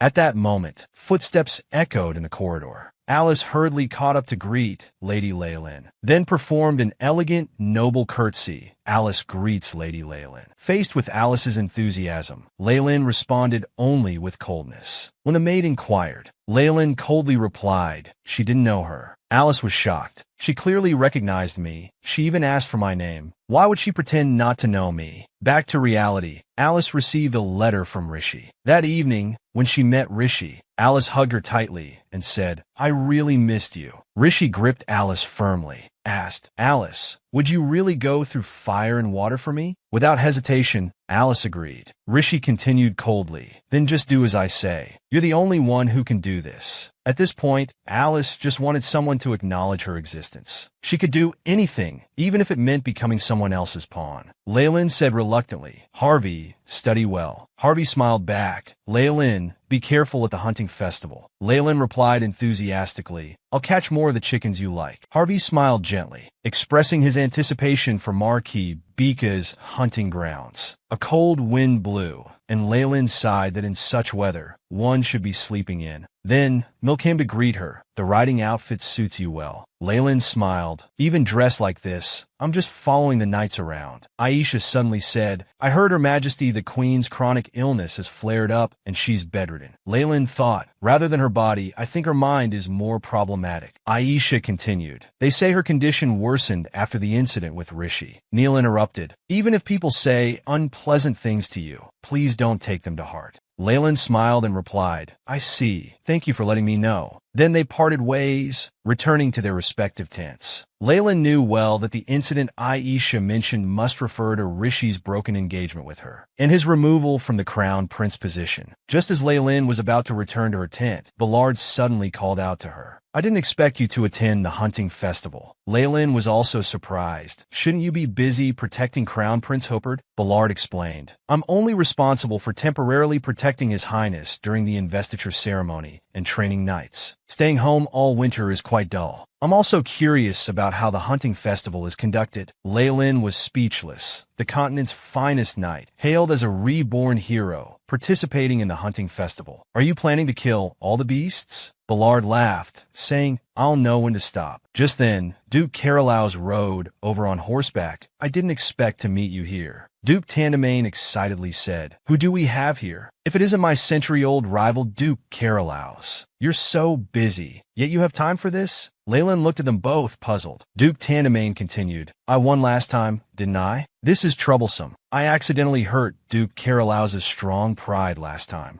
Duke Carolow's retorted, "You only won in numbers last time by mobilizing all your knights. But in quality, you never surpassed me." Ballard, standing nearby, explained with a smile, "Don't worry too much about it. This is their way of expressing friendship." Then Ballard said seriously, "I heard there are some fierce animals at the hunting festival. Would you allow me to assist you in hunting?" Leylin replied, "No need. As you can see, we brought many knights with us. I appreciate your kindness." Ballard didn't insist further. "Well, that can't be helped." Leylin turned her head and suddenly noticed a brightly shining knight. Surprisingly, it was Cassivan, whom she hadn't seen in a long time. Cassivan was also very happy to see Leylin. "Lady Duchess, how have you been?" At the hunting festival, Cassivan met Leylin again. Cassivan led his horse and said, "I'm in charge of guiding the prey here." Leylin was surprised. "Why are you doing these tasks? Why aren't they using their own knights instead of calling you here?" Cassivan shrugged. "The family's discrimination means they don't want to do this kind of work." Ballard stared intently at Cassivan. He vaguely saw the aura emanating from Cassivan's body. Ballard smiled coldly, muttering to himself, "Is this person a commoner knight? Why does a commoner knight have the same aura as me?" At that moment, a knight called Cassivan away. Cassivan said to Leylin, "This is the entrance to the deep forest. You can enjoy riding your horse freely.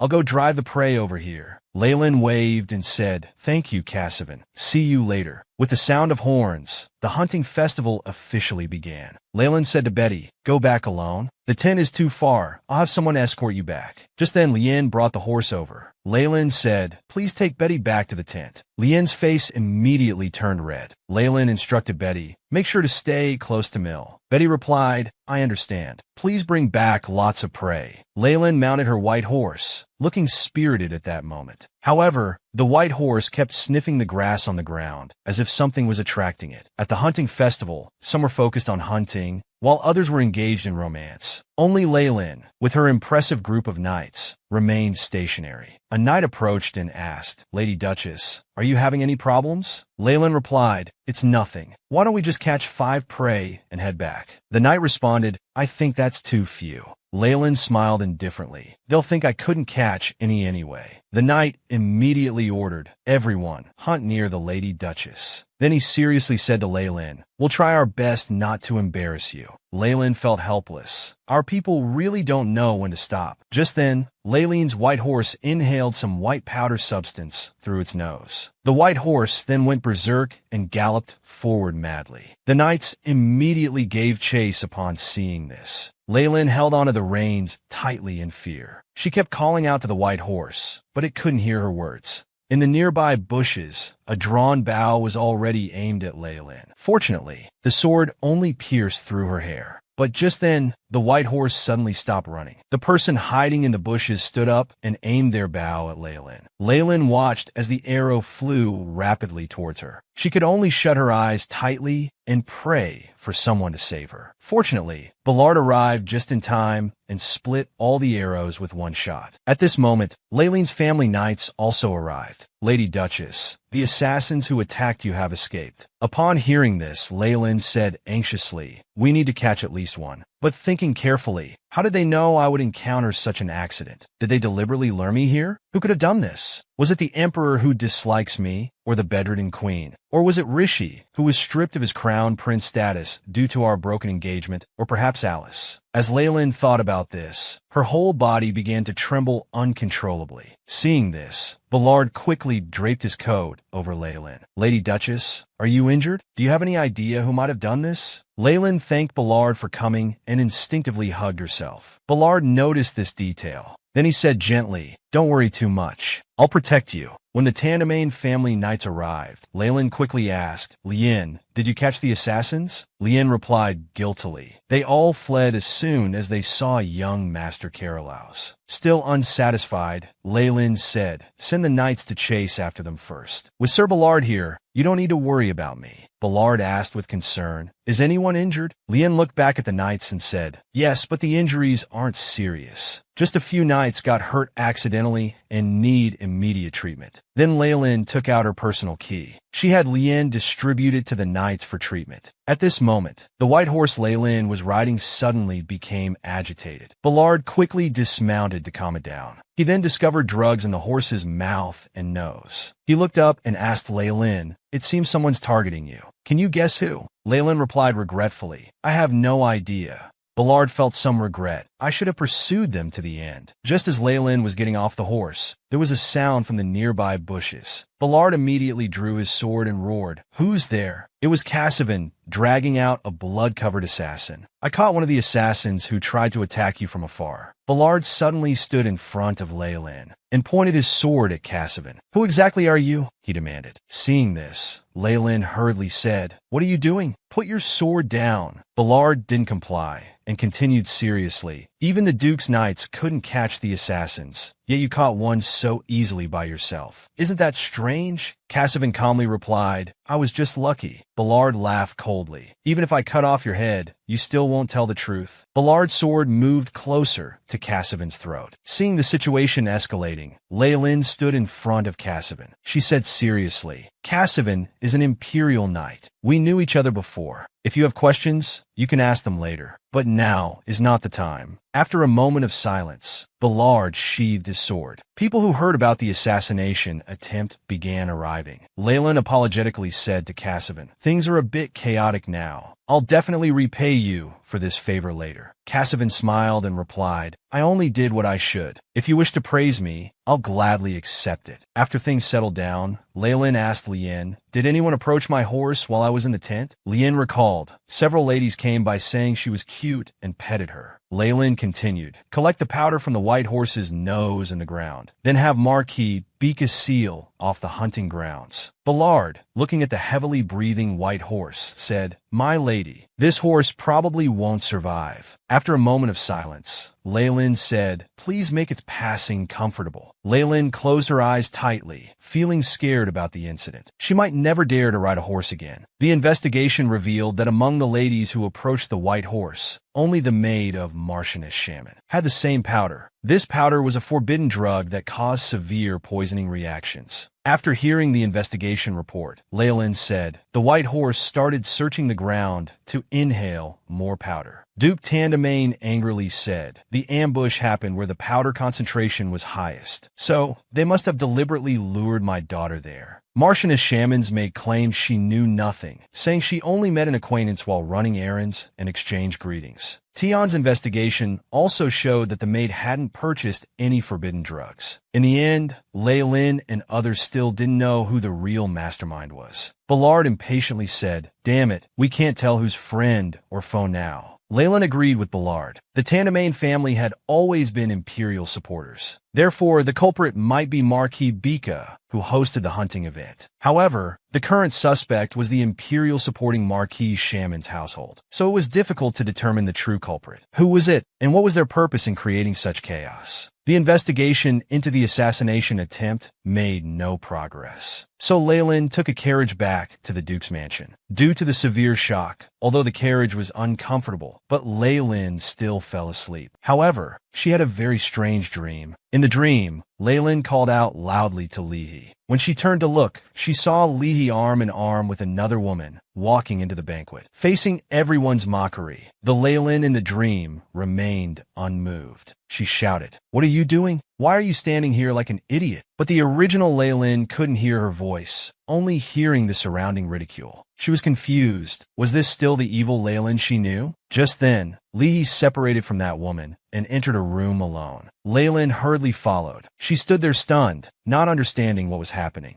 Lihi asked, "What do you want from me?" Leyland calmly asked, "Are you satisfied with ignoring me in front of all those nobles?" Then slowly approached Lihi. "No matter what you do, I'll always stay by your side, so please don't worry." Li directly pushed away Leyland's hand. "Don't underestimate me. I am the future emperor, and you're just a tool I'm using to become emperor. So don't act like you know everything." Leyland smiled slightly, saying, "I know the throne is prepared for you, and I'm just a stepping stone for you to ascend to the throne. So Lihi, even if you humiliate or ignore me in front of others like today, it's fine." Lihi grabbed Leyland tightly, asking, "I can do this, right? After all, you'll always love me." Leyland looked at him coldly, then pushed him away, saying, "I will always stay by your side, helping you become a brilliant emperor. See you next time, my love, my everything, my Emperor Prydrich." Leyland returned to the Duke's mansion, then dismissed all the maids. She angrily knocked everything off the table, as if wanting to tear something apart. After a moment of silence, Leyland said through gritted teeth, "Madman, you're just my pawn, yet you're getting ahead of yourself. Prydrich, something like you wants to be emperor?" Then picking up a book from the floor, she sneered, "If that fool wasn't so easy to manipulate, I wouldn't have chosen him. Try becoming emperor if you want. I'll just keep supporting from below. After all, I'll be the one laughing in the end." She didn't understand what the original Leyland wanted to do. Just as she was about to tap Leyland's shoulder, the Leyland in the dream suddenly turned to look at her, asking, "Who will stand at the top of this country in the future?" At this moment, the real Leyland suddenly sat up, coughing continuously. She muttered while trembling, "What's going on?" Before she could finish wondering what Leyland wanted to become, the original Leyland appeared before her again and said, "I once wanted to become the person standing at the top, and I finally achieved it." Lihi was a good pawn, though the ending wasn't very good. It's very easy for an empress to become regent. The original Leyland smiled unusually sinisterly, emanating an aura that made the current Leyland feel afraid. But seeing the words "season end," I became even more afraid. Who was behind Leyland's current assassination attempt? Why did the original Leyland appear at this time? Let's look forward to the next season. The Villainess is happy today too. Season 3 is finally coming. In our last season, we talked about Leyland being attacked at the hunting grounds, then being awakened in her dream by the original protagonist. After the original protagonist's barrage of words, Leyland was at a loss. She asked in surprise, "You did all this? Your real purpose was to become regent?" You don't really love Lee? The original protagonist sneered. I'm not foolish enough to derail for mere love. Neither are you, right? Leyland questioned. Why don't you achieve all this yourself? The original protagonist explained. A person can only have one soul. If someone suddenly makes time flow backward, what would everything become? If we return to the past, the experienced future will disappear, and future experiences will remain in your subconscious. So now I advise you to only look at what I show you.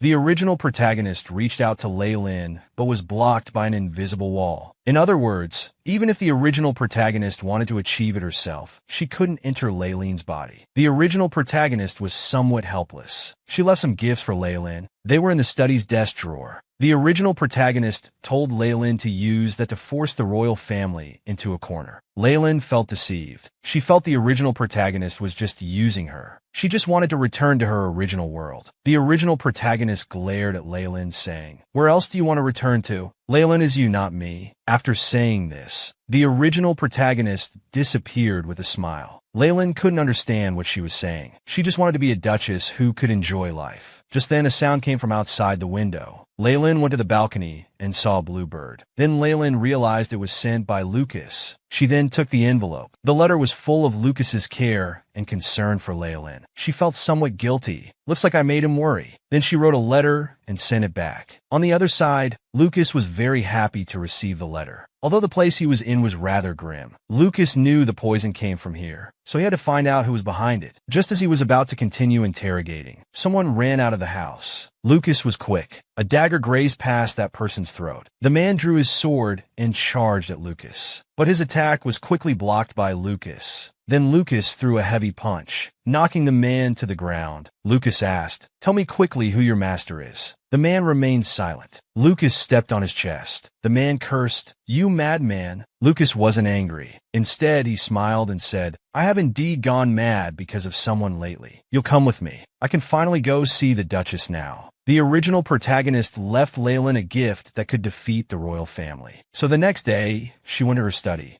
Lei Lin nervously prepared to open the drawer. But no matter how she pulled, it wouldn't budge. Unexpectedly, there was a magic barrier on it. This made Lei Lin even more curious. What could be inside? Lei Lin gave up on the mysterious gift and prepared to find Lucas. After all, she hadn't seen her partner for a long time. Just as Lei Lin opened the door, Lucas appeared handsomely before everyone. Lei Lin stammered, "Long time no see. Have you been busy?" Lucas complained with a pitiful face, "You're the busy one. I've been here all along, waiting for you to come find me." Just as Lei Lin was about to explain, Lucas gently took her hand. He said softly, "You look well. That's wonderful." This made Lei Lin's heart beat faster. Looking at the exquisite cake Lucas prepared, Lei Lin's eyes sparkled. Lucas teased, "Don't you think this is like a date?" Lei Lin took a piece of cake and handed it to him. "This must be delicious." Lucas sighed, "Duchess, you're so heartless." Lei Lin was actually feeling shy inside. Then she composed herself and said,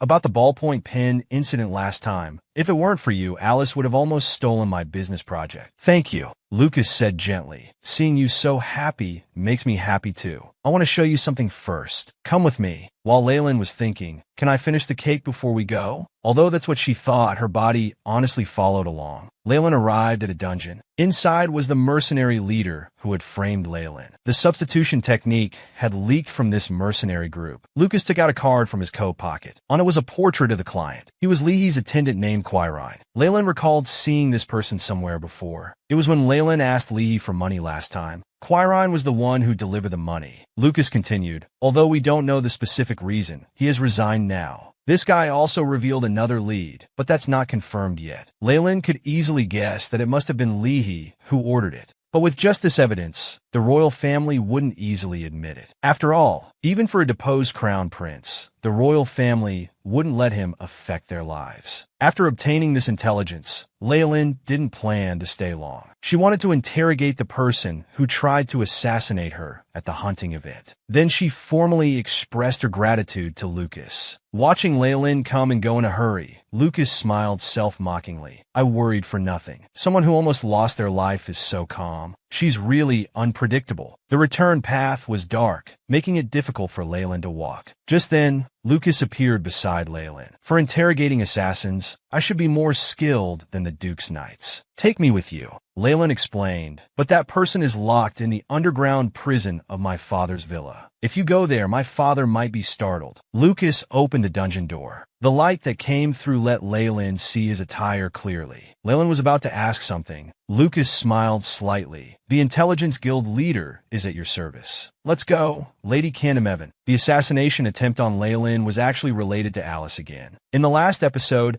we mentioned that Lucas provided leads about Leyland's attacker. Learning that Leyland had caught the assassin, Lucas wanted to help with the interrogation. So he tidied up his appearance and returned to the Candamevan Duke's mansion with Leyland. The Duke impatiently asked, "You want to enter the underground prison of the villa with my little Lynn?" He then took out the son-in-law requirement checklist and compared it. Lucas perfectly met all the essential requirements. The Duke agreed with a beaming smile. When Leyland arrived at the underground prison and asked if they had learned anything, she received a negative answer. Leyland was anxious. They needed to get answers quickly before any evidence was destroyed. Lucas volunteered, "Let me handle this." Leyland asked quietly, "What exactly are you planning to do?" Lucas confidently replied, "Don't worry, interrogation is my specialty." Shortly after Lucas entered the prison, muffled crying sounds came from inside. After a while, Lucas walked out with a smile. "Duchess, can we talk somewhere private?" They went to the balcony in Leyland's room. Lucas began, "I found out the client's identity." Then he took out a portrait. Leyland didn't recognize this person. Lucas continued, "I'm certain Prince Leahy is behind this, because this person was also a royal attendant, though he's left the palace now. There's also someone else you know well, Alice, who often opposes you."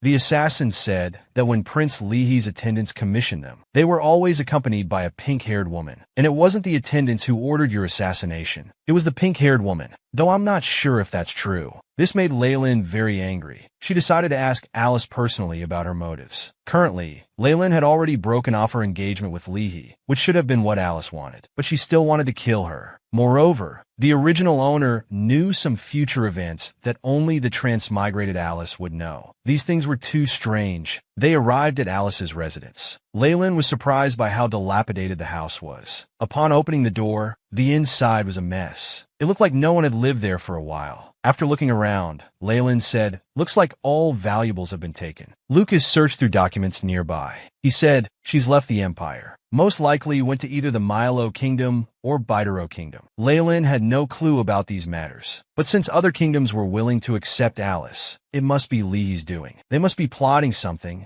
But why did Alice want to kill me? Leyland began to reflect, wondering if she was responsible for making Alice that way. Lucas gently consoled her. "They're the bad ones. Why are you blaming yourself?" Leyland said seriously, "Whatever the reason, I'm not kind enough to forgive someone who clearly wanted to kill me." Lucas held Leyland's hand and said, "Speaking of bad personalities, no one can compare to me. So don't go soft on them. I'll find Alice. Don't get discouraged. Just keep being yourself." Leyland felt both happy and touched. Leyland returned to the Duke's mansion. Olivia greeted her saying, "Miss, there's a guest waiting for you. He's with the knights at the training ground." Suddenly, shouts from the knights could be heard. It turned out Bellard was sparring with the knights. Just then, a wooden sword stuck into the board behind Leyland. Leyland angrily said, "Bellard, you came without notice and you're bullying our knights. Are you looking for a duel?" Looking at the enraged Leyland, Bellard hurriedly said, "This is a misunderstanding, Duchess." So what was Bellard here for? In the last episode, we mentioned that Lucas volunteered to help Leyland find the mastermind behind the assassination. After returning to the Duke's mansion, she found that Bellard had come without any notice. Leyland was furious with him. At this moment, Duke Carolaus approached and kindly asked, "Maid, are you all right?" Leyland replied with a sincere smile, "Thanks to your concern, I'm fine now." After a brief exchange of pleasantries, Duke Candamevan needed to have a detailed discussion with Duke Carolaus. Leyland got straight to the point. "Young Master Bellard, why are you here?" Bellard said somewhat embarrassedly, "I came to see you and ask for a favor. Could you help convince the commoner Knight Cassowin to join our family's knight order?" Leyland was surprised. "Why take Cassowin? You threatened him with your sword last time." Bellard explained, "After that incident, I practiced with him. He's very strong. It's a waste for him to remain just a commoner knight. That's why I want to recruit him." Leyland asked thoughtfully. Don't you mind that he's a commoner? Bellard said seriously. I don't think status matters. On the battlefield, whether commoner or noble, we're all comrades fighting side by side. Emperor Cardrian said talent shouldn't be restricted by status. This is my life principle. Leyland teased. It's precious to hear such words from you.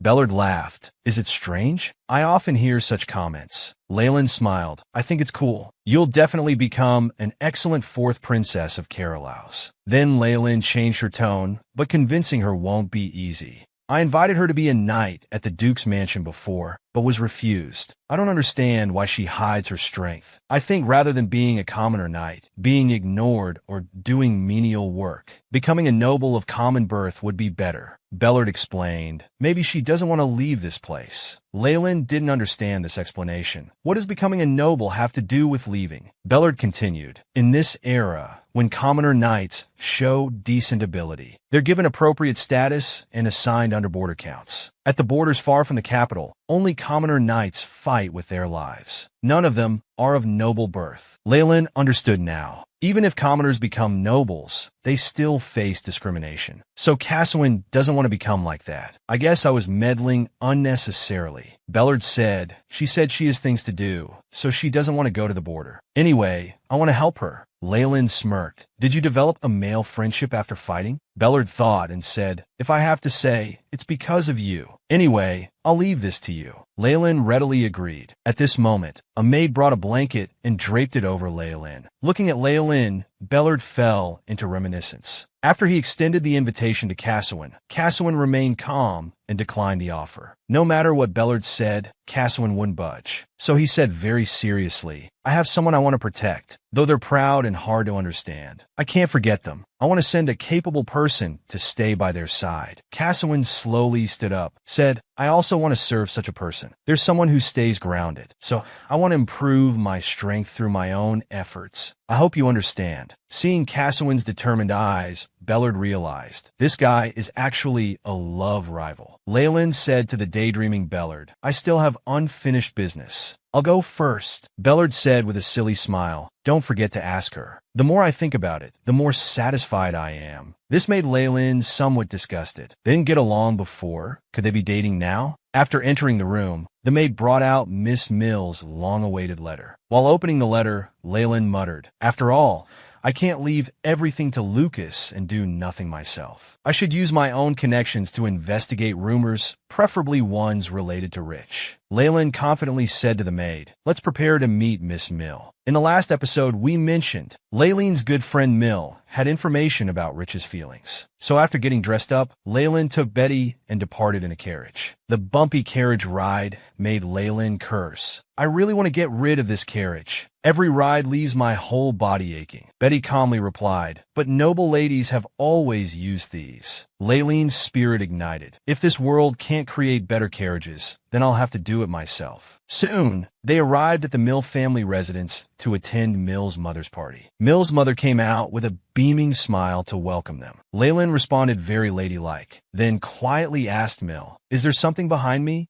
I feel like everyone is whispering. Mill hurriedly explained, Don't mind it. Everyone's just being cautious. The culprit from the hunting festival hasn't been caught yet. The Charmin and Beta families have power and influence, so they easily escape trouble. But if it's an ordinary family and you point at them, they'll be completely branded as criminals. Leyland only then realized, Is my influence really that big? This is troublesome. I rarely attend parties, and wanted to chat with more people. But no matter which group Leyland approached, everyone quietly moved away. Leyland felt dejected. Mill comforted her. If that incident hadn't happened, everyone would be rushing to talk to you. So please don't be too sad. Then continued. The previously launched products were very popular. Everyone is curious about the upcoming products. Leyland thought Mill must have made a lot of money, considering her own share was already a huge sum. I need to settle accounts at the Magic Tower first and discuss the carriage project. At this moment, Aisha and Philo approached. Facing their warm greetings, Leyland happily said, I'm fine, thank you for your concern. Then Aisha spoke. The queen's health seems to have gotten worse. I heard she's returning to her homeland for treatment. She must be homesick. When Leyland thought of that crazy woman, she got goosebumps. Isn't it a more serious illness? Leyland wondered why the queen would return home after the royal bestowal. It seemed too coincidental. So she asked Mill, which country is the queen from? Mill answered, the kingdom of Renesia, next to the kingdom of Bitro. Leyland suddenly had a bad feeling. She felt she needed to investigate this.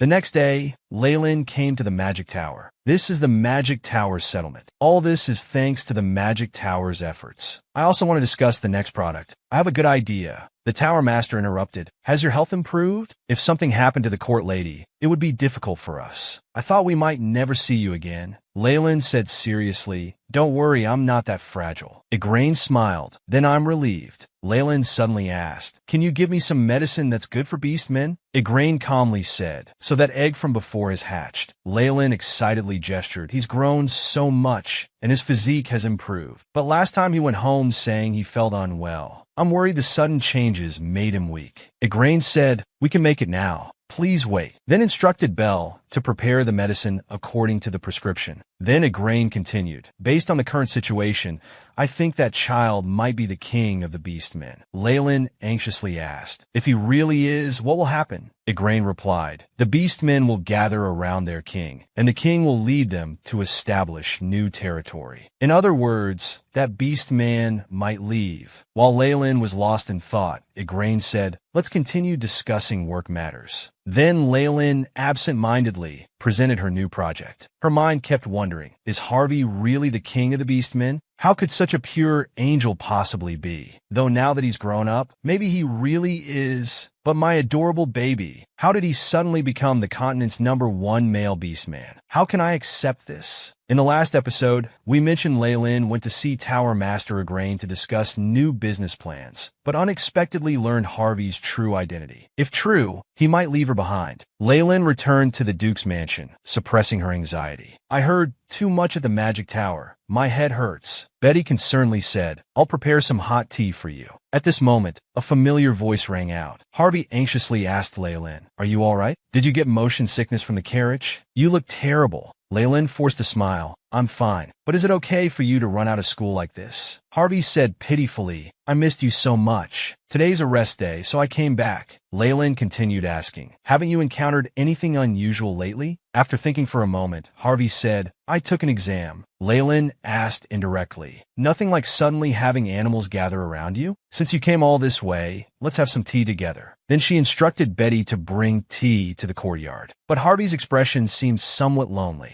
After arriving at the courtyard, Harvey gentlemanly pulled out a chair. Then he took out his report card from his coat. Seeing the excellent grades, Leyland couldn't help but praise him extensively. Harvey shyly said, because I promised to repay you. Leyland was somewhat confused, but Harvey remembered clearly. When Leyland saved him back then, he was determined to repay her. At that time, Leyland said that if Harvey could achieve good grades, that would be repayment enough. Harvey took those words to heart. After hearing Harvey's explanation, Leyland laughed heartily. This repayment exceeded expectations. Then Harvey said concernedly, actually, when I heard about the hunting festival incident, I was very worried. Leyland continued, so that's why you came to see me? You should be busy adjusting to school life. Don't worry about me. Harvey moved closer to Leyland, continuing, I was afraid you were hurt somewhere. I was both worried and sad. I almost lost you. Unable to hold back anymore, Harvey took off his coat, then turned around saying, I want to make you feel better, just like before with the petting. Leyland shyly covered her eyes, saying, what kind of dangerous thing are you saying? As your guardian. As Leyland slowly opened her eyes, she saw a tail swaying in front of her. Now transformed into a leopard, Harvey explained, I was afraid transforming would tear the clothes. They were a gift from you after all. Leyland stroked Harvey, saying, warn me before transforming. You scared me. Harvey leaned against Leyland's legs, saying, just like before, pet me while mumbling about your troubles. Leyland laughed. Then after a moment of silence, continued, actually, I was very scared too. After all, I had finally experienced what happiness is. I thought I was going to die like that, worried everything would end. Just thinking about that time makes my hands tremble involuntarily. But being helpless against such threats was really frustrating. Paying them back double would suit my personality better. There's someone who treats my matters as his own, always standing up for me. But his actions really put me at ease. When I need him, he'll always unconditionally stand by my side. So I'm fine. Harvey sincerely said, I'm glad there are many people helping. Leyland stood up saying, it's getting cold. Let's go inside. After getting dressed, Harvey prepared to leave, since he only came out on a temporary permit and needed to return quickly. Leyland reluctantly pinched Harvey's cheeks, saying, thank you for coming to see me today. I'll do my best. After Harvey returned to Camden boarding school, 3 beastmen came to greet him. They had gathered oppressed beastmen from various regions, just waiting for Harvey's command to leave human society.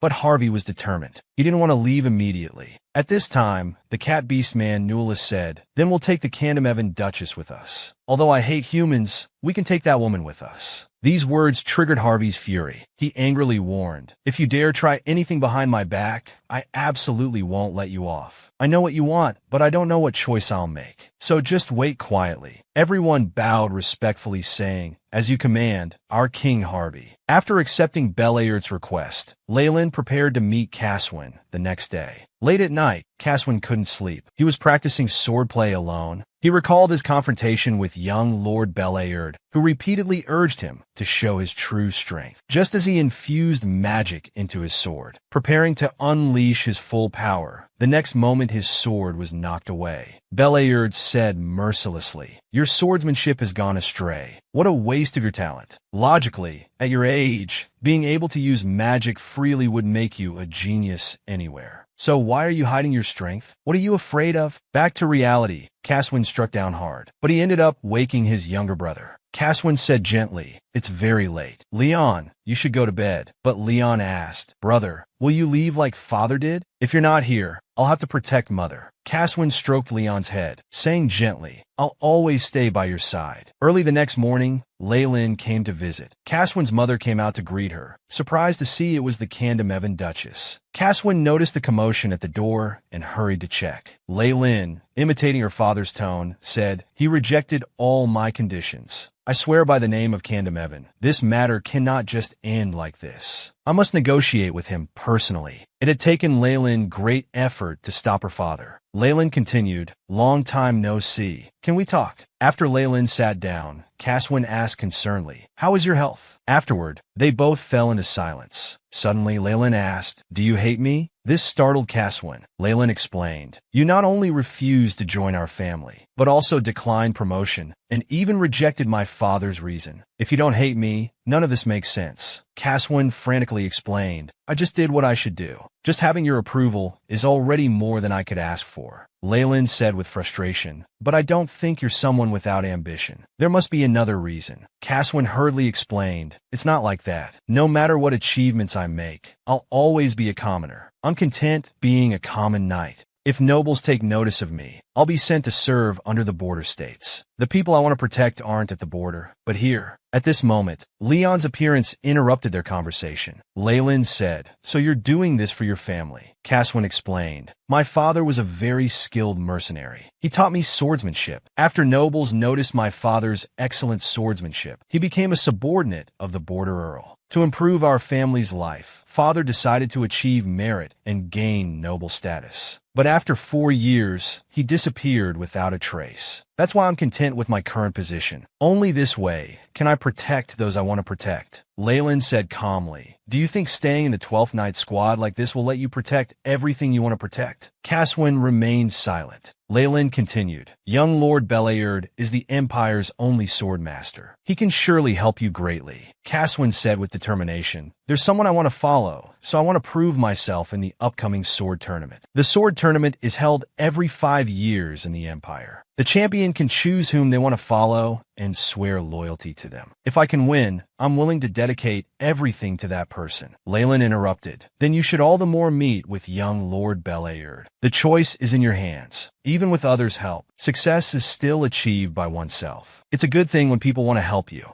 Just like how you helped me. Caswin finally opened up and took the letter and pocket watch. Seeing the content on the envelope, Caswin was stunned, never expecting the Duke to pay such attention to a commoner. At this time, Leon came out shouting, "Mom says if you keep refusing like this, she'll kick you out of the house." After hearing this, Leyland said with a smile, "Your family would say such things." Caswin decided to take the chance. Then he said gently to Leyland, "Thank you. I absolutely won't disappoint you." Leyland smiled and said, "Do your best. I look forward to your performance." After learning that Alice was behind everything, Leyland was very angry. Lucas volunteered, saying he would help find Alice's hiding place. Unexpectedly, Lucas had secret connections with Alice. That night, Lucas disguised himself and came to the Bitero Kingdom. Following the hints in the letter, he found Alice's residence. Upon seeing Lucas, Alice said tearfully, "You really came to save me." Lucas smiled and said, "Of course I had to come, considering who asked for me." Alice complained pitifully. "Besides running away,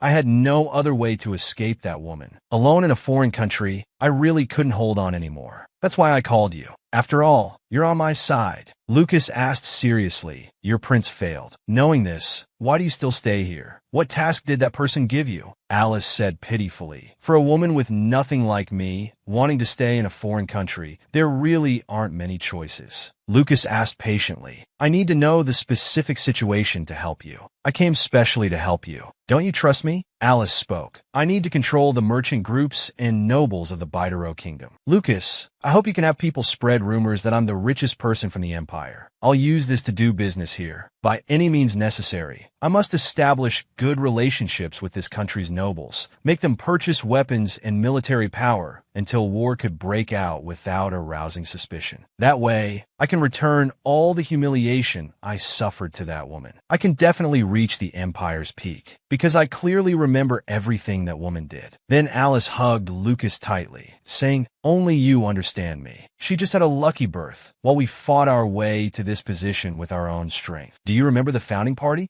Lucas smiled contemptuously and said, "Of course. How could I forget such a miserable day for you?" Meanwhile, Candamuan reported to his father about Leyland's capture, stating they had found the mastermind behind the assassination. Duke Candamuan angrily said, "Tell me immediately who it is. I'll make sure they lose their heads." Leyland asked her father to calm down. The main culprits were Prince Rishi's former attendant and Alice. They had already left the Empire. The secretary nearby said, "As far as I know, 4 people resigned from their positions as Prince Rishi's attendants, and the 2 attendants who weren't accused are currently not in the Kevin Empire." Leyland added, "I heard these 4 attendants escorted Alice to the Bitero Kingdom, then they split up to different countries." Then she took out Lucas's latest intelligence report and continued, "They're in the Bitero Kingdom, Milo Kingdom, and Padian Kingdom. Additionally, they sent a team to Linesia." Candamuan pondered, "International activities. Mere attendants couldn't do such things out of personal desire. This is typically how royalty attracts external forces and provokes war. If that's true, then they must be acting under Congresi's instructions." Leyland continued, "This is intelligence provided by the Intelligence Guild's Grand Master. Alice has copied our products and is currently conducting business openly in the Bitero Kingdom. I heard she's particularly focused on getting close to major clients in Bitero." Candamuan asked puzzledly, "Those are magical products. Mages only exist in the Kevin Empire." Leyland wasn't sure either, but said she would personally ask Magic Tower Master Jen later. Duke Candamuan continued, "No matter how good a project is, it can't suddenly attract discerning nobles in other countries without reason, unless someone is helping them behind the scenes." The secretary quickly added, "We've discovered that Prince Rishi has been continuously transferring funds to Bitero recently." Leyland worriedly said, "So their supporter is Rishi. What exactly does he want?" Candamuan smiled. "Once we know the flow of money, we can predict the near future. The Bitero Kingdom will declare war soon." The secretary explained to Leyland, "The Bitero Kingdom has recently purchased large amounts of weapons and chemicals. Surrounding countries have also bought 3 times more chemical and weapon-related items than usual." Candamuan stood up saying, "Now that we know their goal is to start a war, we absolutely cannot sit idle. Based on when they declare war, we can more accurately judge what they want. Seeing her father leave, Leyland anxiously asked, "Father, how do you plan to handle this?" Duke Candymuin patted Leyleen's shoulder, saying, "Don't worry. I absolutely won't let my precious daughter be in danger again. I'm going to have a good talk with the Emperor, who couldn't control his own son." To prevent war from breaking out, Duke Candymuin went to the Kevin Empire's royal residence.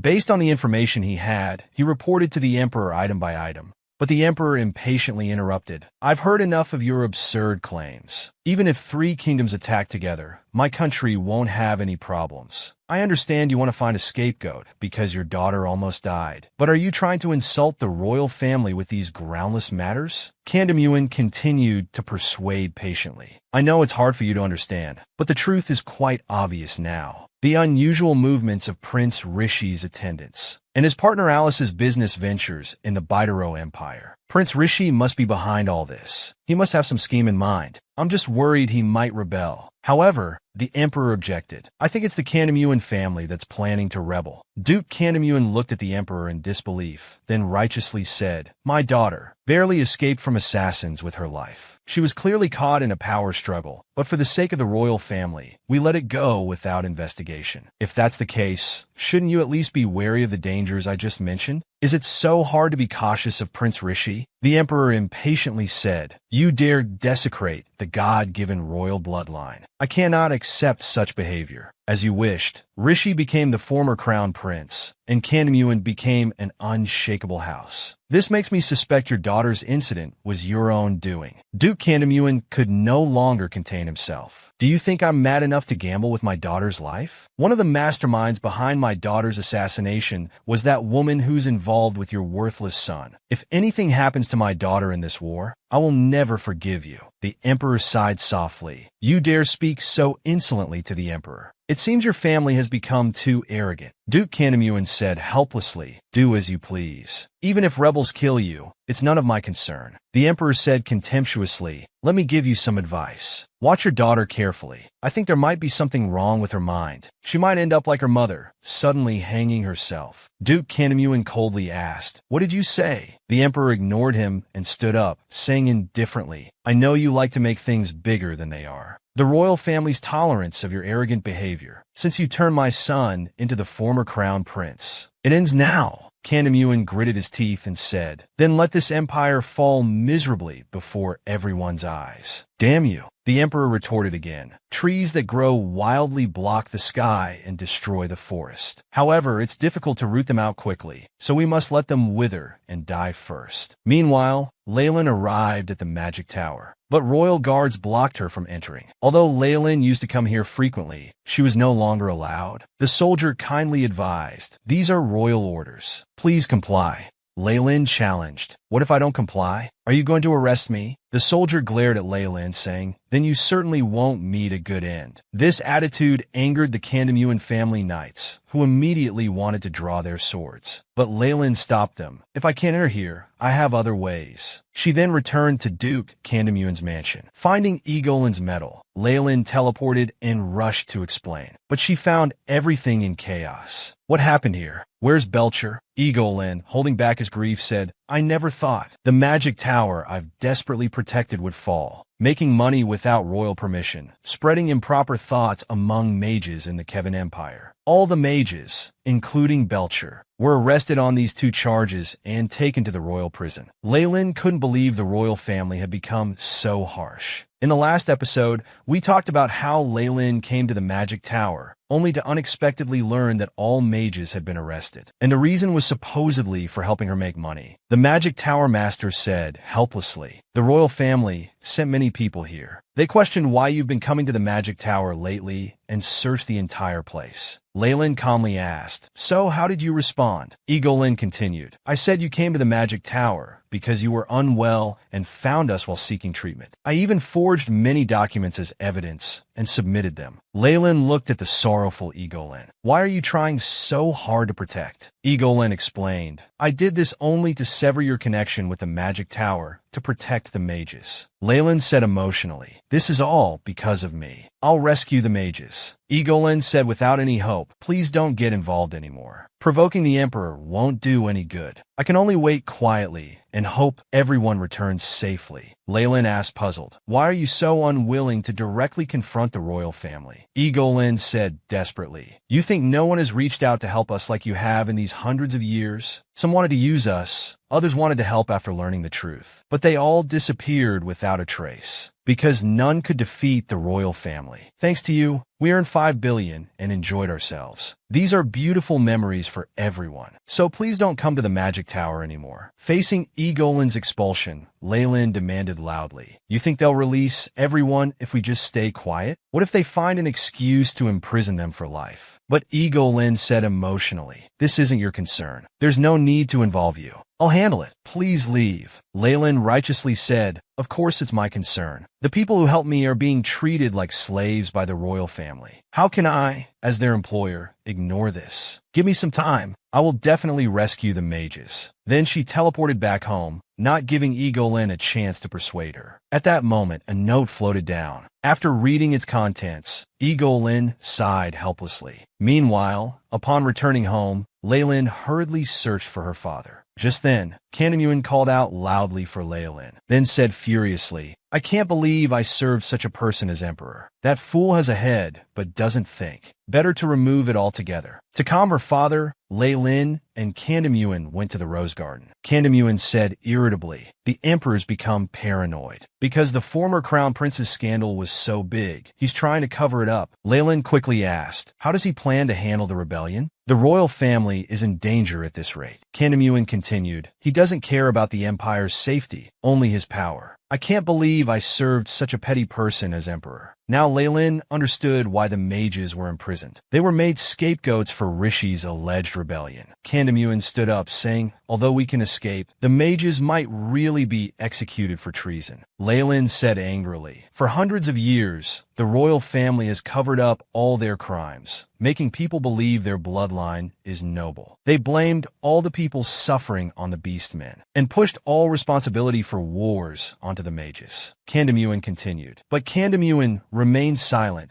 because nobles are the biggest beneficiaries of the royal family's existence. That's why the emperor was so harsh with me, Leyland. Dissatisfied, she said, the mages did nothing wrong. I actively sought them out for help with my business. Yet they're charged with treason just for that. Before Leyland could finish, Kandamuin smiled and said, we don't need to stay silent. Our family has always been merchants at heart. We only called ourselves subjects of the empire to make more money. If we give up this title, everything can be resolved. We can live well on our own anyway. It wasn't the empire that accepted us. We chose the empire. If we go elsewhere, they would probably be happy to have us. Moreover, if we organize our territory and business circles before leaving, the entire empire will fall into chaos. They dare say my daughter is mentally unstable? I'll show that dog a thing or two. Leyland laughed at her father's angry words. Then, holding her father's hand, she said with determination, let's show them Kandamuin's choice. To teach the arrogant royal family a lesson, the Duke resolved to demonstrate the power of the Kandamuin family. Just disappearing from the empire for a month will cause unrest. Leyland said earnestly, we can't let the common people suffer because of our fight with the royal family. Those captured mages might be used as sacrifices, so we must be careful. Duke Kandamuin calmly said, we'll only target the nobility. Leyland smiled upon hearing this. How about blocking the trading ports? For centuries, the Kandamuin family has held exclusive rights to the empire's trade. We only need to block luxury goods. This will have minimal impact on commoners, but will cause noble dissatisfaction. Duke Kandamuin praised proudly. As expected of my daughter, so clever. The next day, Duke Kandamuin personally announced, telling the managers that port operations would cease completely, sending them on vacation, and that he would strengthen security in the area. Watching the Duke walk away, two people were puzzled. Kandamuin, who would do anything for profit, was actually closing trading ports regardless of losses. Someone nearby reminded them, "Don't you know? The Duke's daughter was nearly assassinated at a royal event, but the culprit hasn't been caught." When the Duke demanded the Emperor catch the criminal, he was accused of planning it himself. Only then did the two understand that Candamuin and the royal family had become adversaries. Leyland calmly asked, "Is this the last port?" The Duke smiled and said, "Now no luxury goods will enter the empire." Leyland continued, "Though nobles planning parties will be upset in the short term, without suppliers, high-priced underground trading will spread. Eventually, all nobles will suffer." Duke Candamuin sneered, "The entire empire will suffer." As Candamuin's distributors closed one by one, many people became dissatisfied. People began discussing, "They say Candamuin won't import anything anymore." Then someone shouted, "I heard Candamuin will go abroad after settling their business." One noble said in horror, "Is this true? This empire has been sustained by Candamuin's money. Can we still live normally here after Candamuin leaves?" Thus, rumors of Candamuin's possible departure spread among the people. All major merchants and Candamuin's employees were trying to stop the conflict between the royal family and Candamuin. But they couldn't understand why the royal family wasn't begging Candamuin to reconcile. Meanwhile, Duke Candamuin's secretary reported price increases. In just 2 weeks, luxury goods prices increased tenfold. Other nobles requested daily meetings with the emperor. Leyland was puzzled. The reaction is faster than expected. There should still be plenty of stock in the market. The Duke smiled and said, "I spread rumors that Candamuin would go to other countries. Didn't I say? We didn't choose the empire. The empire chose us. Candamuin is the empire's source of income, and money is its lifeline. The entire empire will soon fall into anxiety. The nobles won't just wait for the royal family." Then he burst into laughter. 1 month after the Candamuin incident, the Bytro kingdom declared war on the Kevin Empire. The royal family was in chaos, facing questions from many ministers. Emperor Kevin could only remain silent. At night, Kevin angrily pounded the table. He roared, "That damned Candamuin, parasiting under the royal family's sacred bloodline, becoming a noble, now dares to rebel. The royal family is divine. We absolutely cannot be defamed. So I must destroy Candamuin." Before he finished speaking, Leisure requested an audience from outside and then entered. Hearing this voice irritated Kevin. He shouted louder, "I don't want to open the door. Leave me alone." Leisure calmly said, "When the royal dog bites its master, naturally other dogs must be used. Chaotic times need heroes, just like during the 100 Years' War. The highly honorable Carolaus would never betray the royal family with Candamuin. As long as Carolaus stands with the royal family, the empire will surely have peace for 100 years. As for the troublesome Candamuin, let's do as they wish." Kevin flew into a rage upon hearing this. He grabbed a nearby wine glass and threw it at Leisure.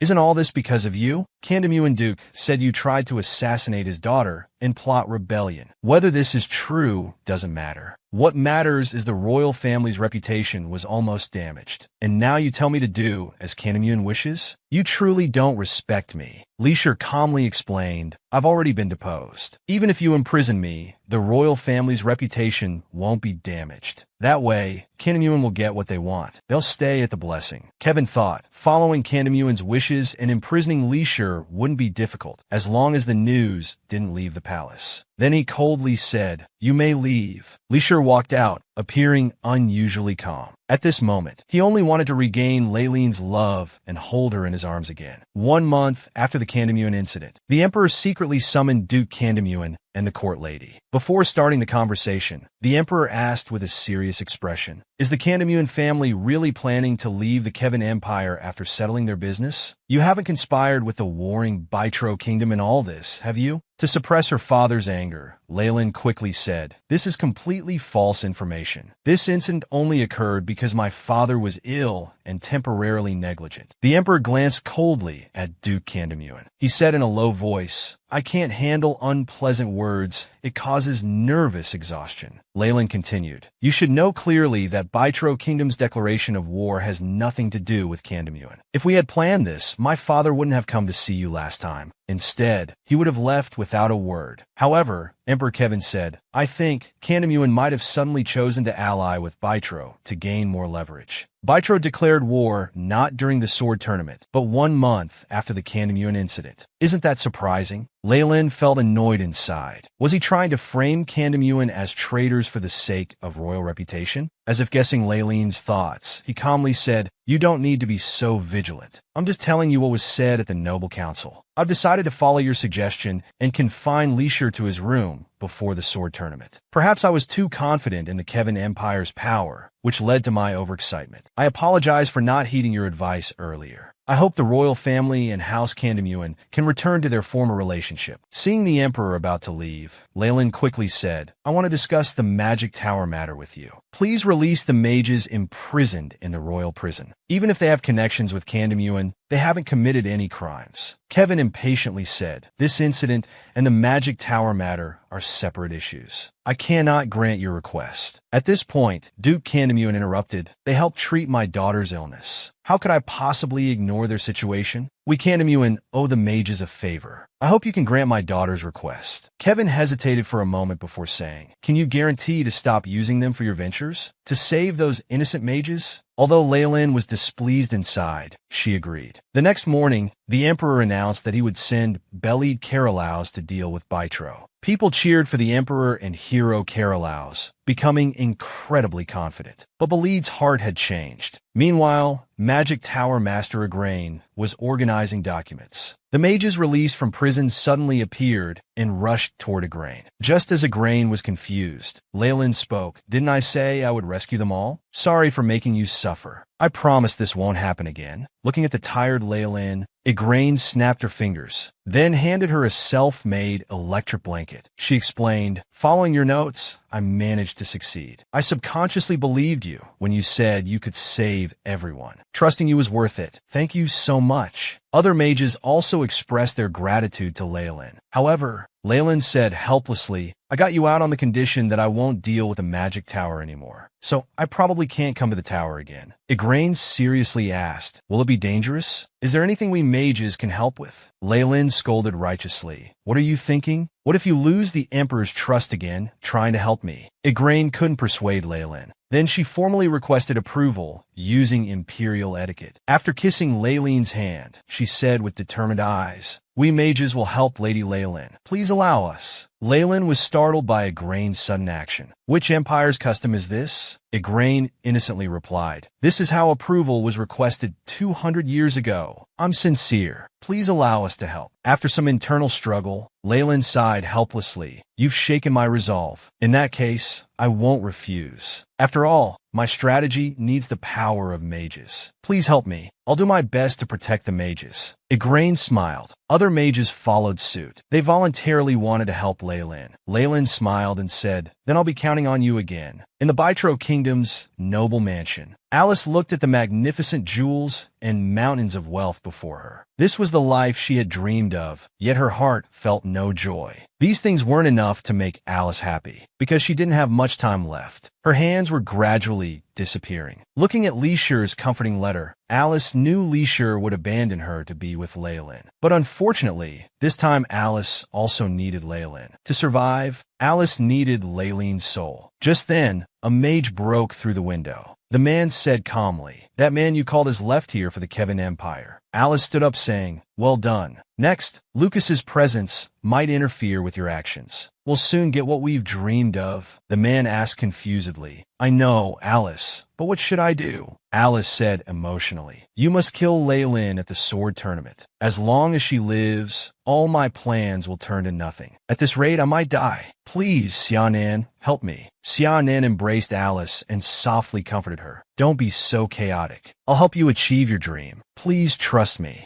Even if time flows backward, our love won't change." At this moment, Xiaonan's hands were also slowly disappearing. It seemed to be a backlash caused by triggering some kind of taboo. Meanwhile, after getting help from the mages, Leyland learned about a mage who could use forbidden black magic. This person was called Xia Nanshi, the most talented among mages. Dissatisfied with the current situation, they were dedicated to practicing forbidden magic. However, Leyland wasn't sure if the mage helping Alice was Xia Nanshi. She could only consciously increase her vigilance towards this person. As for other matters, she would think about them gradually. At this moment, Leyland was sitting in a carriage, heading to Lucas's cake shop. Leyland confidently asked Betty, "How do I look today?" Betty excitedly replied, "You look very radiant today." However, Leyland felt somewhat uncomfortable. "I'm just delivering a gift. Why am I so nervous?" After being informed by the front desk that Lucas allowed her free access, thinking Lucas hadn't returned, Leyland directly pushed open his door. However, what met her eyes was Lucas's half-covered body. Lucas thought it was Laban, so he didn't mind. After a moment of eye contact, Lucas screamed, "Duchess, why did you suddenly come?" Leyland asked with a red face. "When did you return?" After a while, when both had calmed down, Lucas complained pitifully, "Can't believe I was seen naked." Leyland argued, "I swear I only saw a tiny bit." Then Lucas got to business. Not just foreign nobles. People within the Empire are also involved in Alice's plan. I remember their faces and names, so we must capture them alive as witnesses during the sword tournament. Based on current trends, a rebellion will definitely occur. After receiving Lucas's intelligence, Leyland continued asking, "Did you see any magic stones used to create magical items around Alice?" Lucas indicated he hadn't seen any, then said seriously, "She plagiarized your magical works and took action,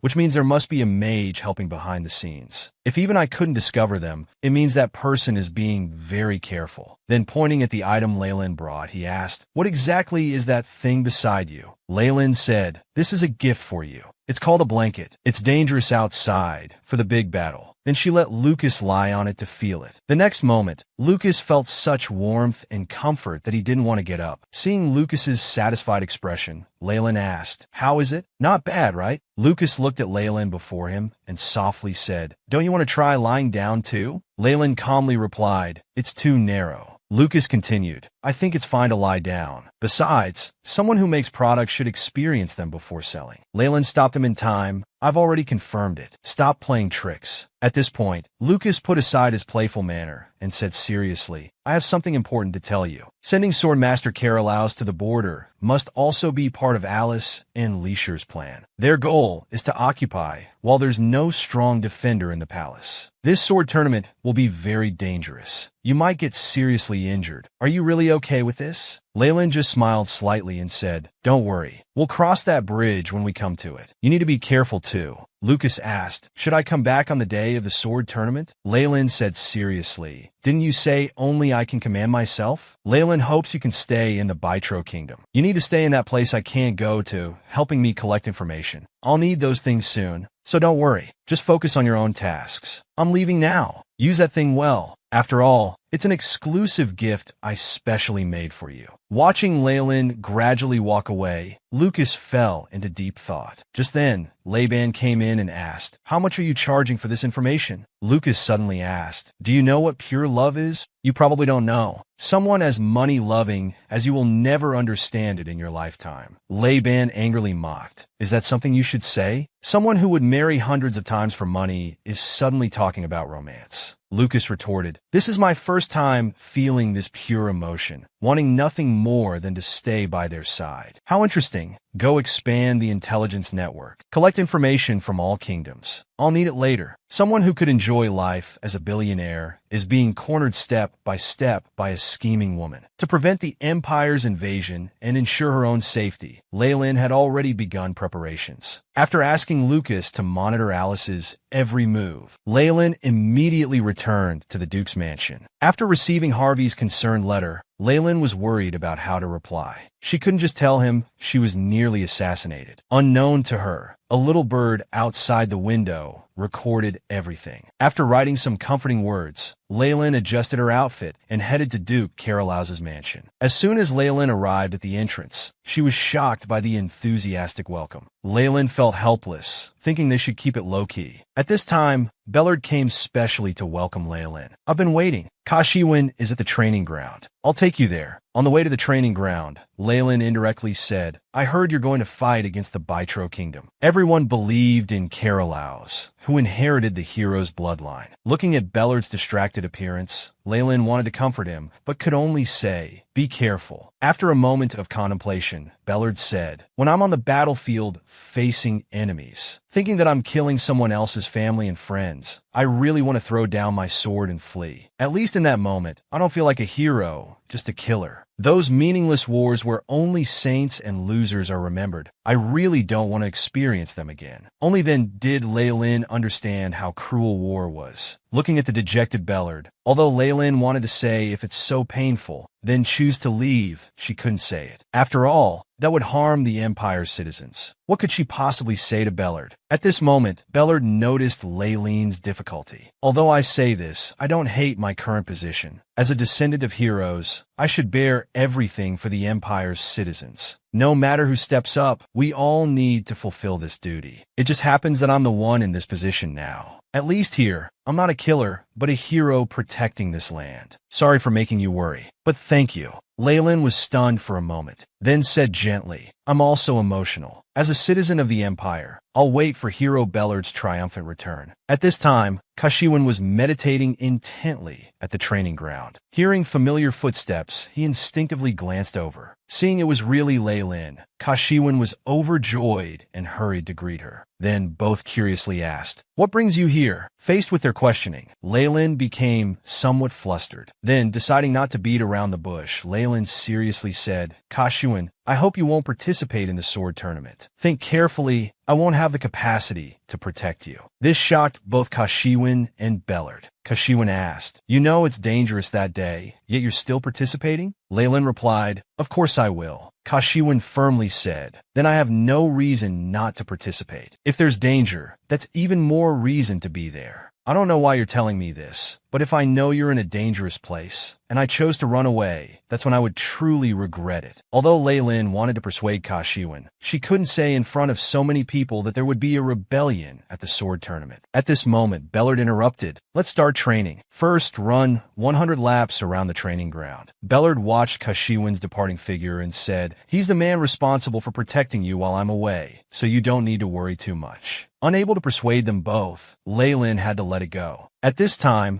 the bird that had been eavesdropping flew back to Canamwen Academy. It reported to Harvey that danger would occur at the sword tournament that Leylin was about to attend. He had been traveling between the Magic Tower Intelligence Guild and Duke Karalaus's mansion, seemingly preparing for something. Harvey smiled helplessly. You tell me not to worry, yet you're doing dangerous things behind my back. At this time, many beast men gathered around Harvey. Then Harvey stood up and ordered everyone, gather again at the sword tournament in a week. If anyone tries to harm Leylin, tear them apart. Next episode's climax. The sword tournament is approaching. Let's meet again next time. To prevent the Empire's downfall, Leylin rushed about making preparations. Now she returned to the Duke's mansion with an exhausted face. She didn't even have the energy to try on her newly ordered clothes, immediately ordering Betty to call Lien over. Looking at the dazed Leylin, Betty was very worried but couldn't offer help. Bellard's earlier words about being a hero made Leylin realize the weight of his responsibility. He could be called an exemplary leader. What would the real Leylin and Rishi be like? Although I haven't seen Leylin and Rishi's reign, it must have been a mess. Leylin looked up at her reflection in the window and muttered to herself, you want to use me to return to the regent position. Maybe you really hope Rishi's rebellion succeeds, but I won't let you manipulate me anymore. I will destroy your position, making it impossible for you to enter the royal family. Neither you nor Rishi deserve to be rulers. If you're unhappy about it, then send me back to my original world. Leylin organized her thoughts. First, Rishi would rebel at the sword tournament in a week. His targets were the emperor and herself. The nobles and their knights and the tournament participants, there must be many powerful ones. The enemy surely wouldn't want unnecessary conflicts with them. They would concentrate their firepower on their targets. She could use this to minimize casualties. But undeniably, the emperor was tacitly approving this rebellion. This meant if they acted according to their own plans, they might be falsely accused as traitors. Even if the emperor could sacrifice his life for the royal family's face, she had no reason to risk her life. At this moment, two blue birds carrying a bag were knocking on the window. It was intelligence collected by Lucas. Inside were information and portraits of the rebels. Seeing Lucas's encouraging words in the letter, Laylene's confidence grew. After a while, Lien arrived tardily. Laylen quickly took her to the magic tower. To prevent innocent sacrifices and protect her loved ones, she needed Lien to lead the mages to fight alongside Candleman's knights. A week later, on the day of the sword tournament, Laylen assigned tasks to the knights at her family's training ground. She ordered them to quickly find and control the people in the portraits, and to stall Ephiel, the sword master from the Milo kingdom, as much as possible. Laylen seriously added, "You need to remember one thing. Never mind the Duke and me. We are absolutely safe. The knights responsible for protecting us only need to put on a show. Please don't get hurt, and definitely don't sacrifice yourselves, or your pay will be deducted." Although the knights didn't quite understand, they all agreed in unison. The sword tournament arena was bustling with people. It was Laylene's first time attending such a grand event. However, her eyes kept searching for Kashiwan. Laylen knew Kashiwan wouldn't lie to her, but still hoped he wouldn't come. At this moment, Duke Carolaus appeared beside Laylen and asked, "Do you have someone you're supporting? You seem to be looking for someone. Bellert's recent apprentice-like protege will also be competing. He asked me to tell you that you can look forward to that person's performance." The news of Kashiwan's participation gave Laylen mixed feelings. Just then, Emperor Kevin and Prince Hopat arrived. Kevin gave Laylen a cold glance. Laylen wasn't intimidated and returned the same look. As the competition officially began, Kashiwan finally appeared, watching him enter the arena with vigor. Though Laylen was worried, she was still happy. Duke Candleman said quietly, "There are rumors that you introduced him to Lord Bellert. Even if it was just at young Master Show's request that convinced him, for that person, it was an opportunity gained because of you. He probably wants you to see this more than anyone else. It's truly a pity." After the host announced the official start, Laylen said calmly, "The competition has begun. Shouldn't we leave too?" Duke Candleman smiled and replied, "Yes, now we should really focus on watching." Then Laylen took out a magical device. After a brief flash of light, Laylen and the Duke's figures gradually became blurry. After a while, their images stabilized. How will Laylen handle this crisis? Let's find out next time. To avoid assassination, Laylen used a magical device to project her image. She then took the Duke to the magic tower pillar before Igraine. Laylen asked excitedly, "Has the magical suggestion been activated?" Igraine replied, "The illusion magic is maintaining well. As long as no one speaks to or touches the illusion, it won't be exposed." At this time, through Igraine's receiver came Lien's voice, saying that Lien and others had secured all enemy positions and were just waiting for Laylen's order. Laylen immediately ordered them to execute the battle plan and asked Igraine, "Can you use magic to show us different parts of the scene?" Igraine waved her hand, and images from all over the tournament grounds appeared. They could even zoom in on the images. The Duke suggested, "Many nobles have contact with Rishi, but we still need to determine who's under his control." Laylen responded with determination, "I won't let anyone who rebels against me and the Emperor escape." Meanwhile, the images showed that one group had successfully captured their target. Laylen said confidently, "Bring it on. I'll catch you all." On the other side, Kashiwan was fighting with a contestant in the tournament. He quickly noticed something was wrong. Kashiwan questioned, "I've never heard of another sword master in the Empire. Who are you?" The man tugged at the bandages on his face and sneered, "You're quite perceptive." This person was Ephiel, the sword master from the Milo kingdom. The man stopped pretending and directly used his awakening power. He charged at Kashiwan again, shouting, "The operation begins." The Emperor and Prince were still watching from the stands, unaware that the knights behind them were getting restless. They wounded the Emperor's personal guards. The Prince was stunned by the guards' screams. Emperor